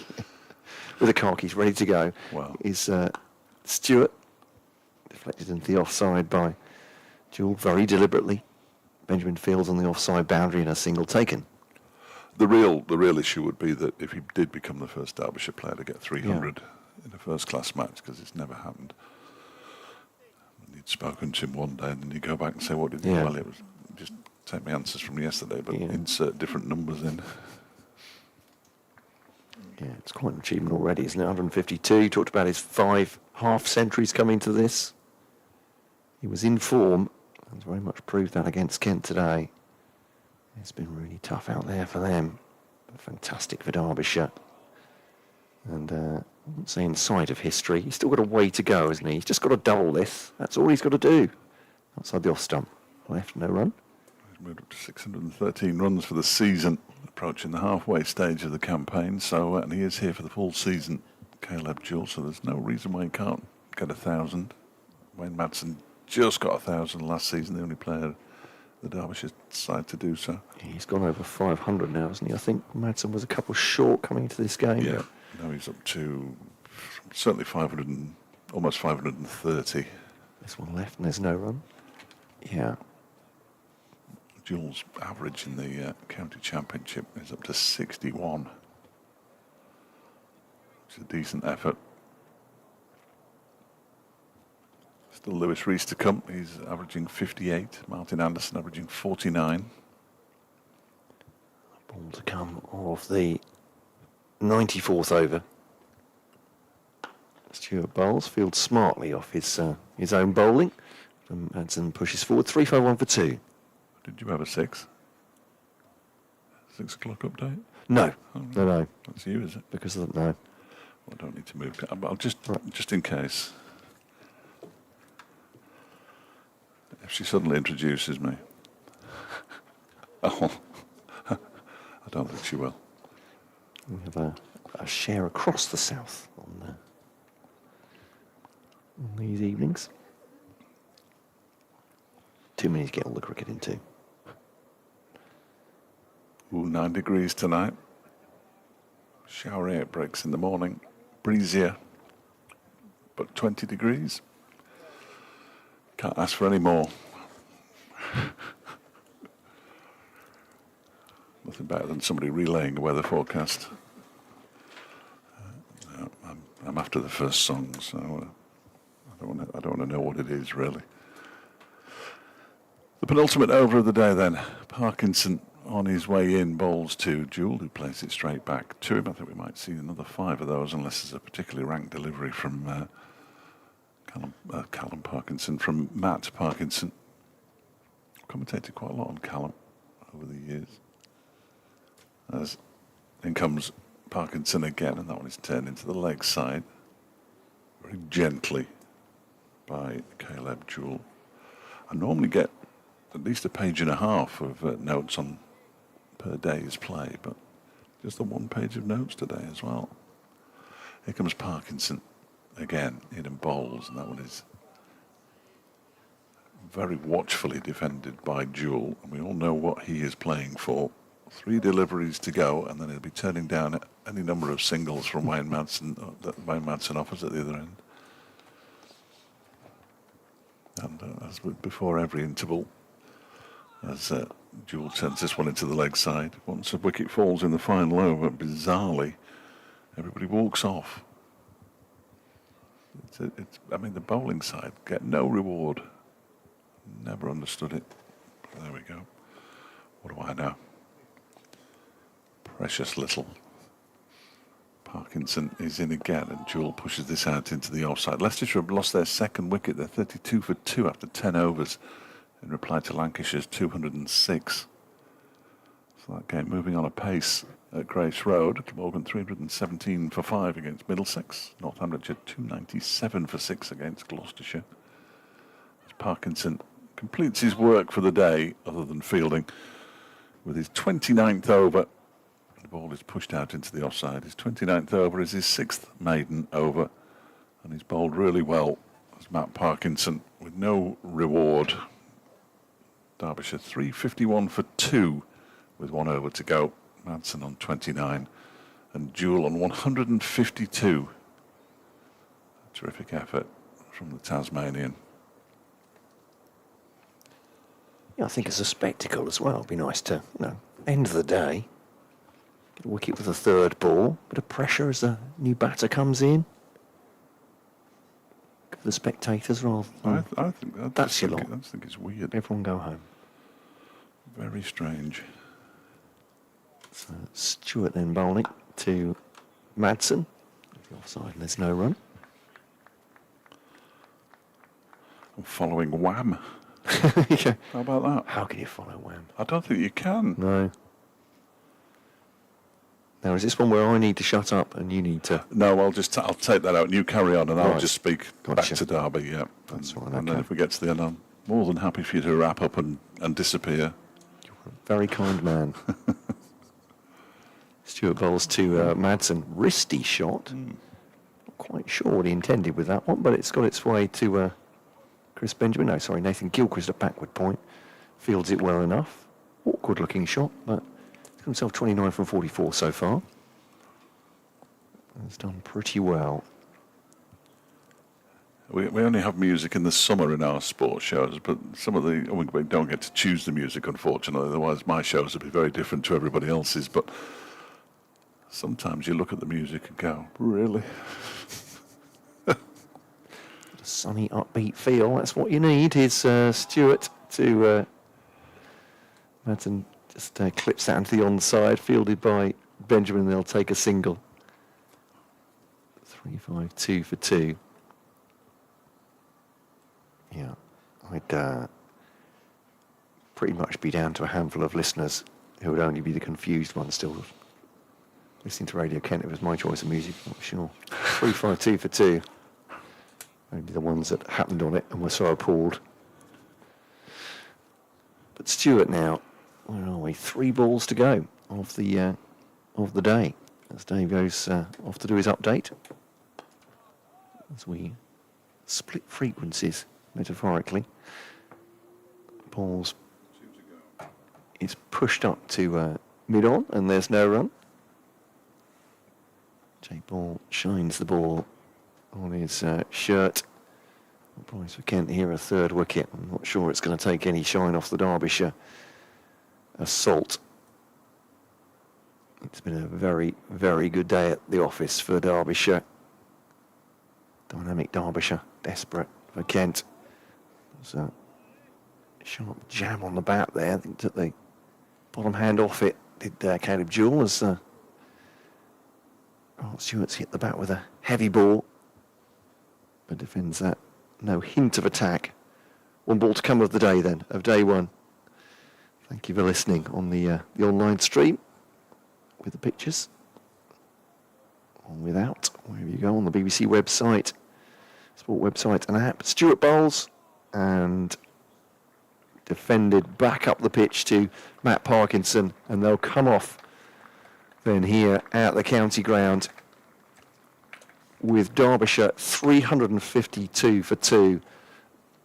A fabulous effort. Looks like a good batting pitch, but they won the toss under Captain Wayne Madsen. He'll be very pleased with his decision. All the stats belong to Derbyshire. David Lloyd, the first man out at 50 at 99 for 1.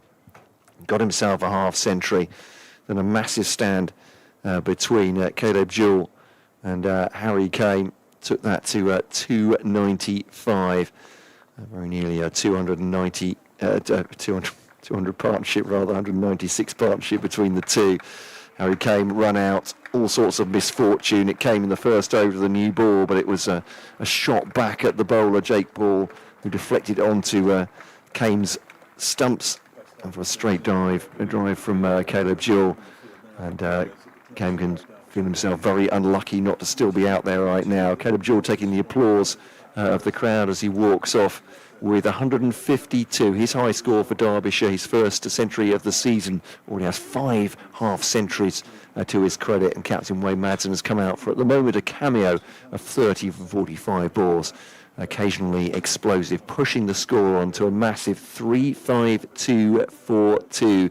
Consolations for Kent, very, very few indeed. 2 wickets all day, a whole session where they didn't take one.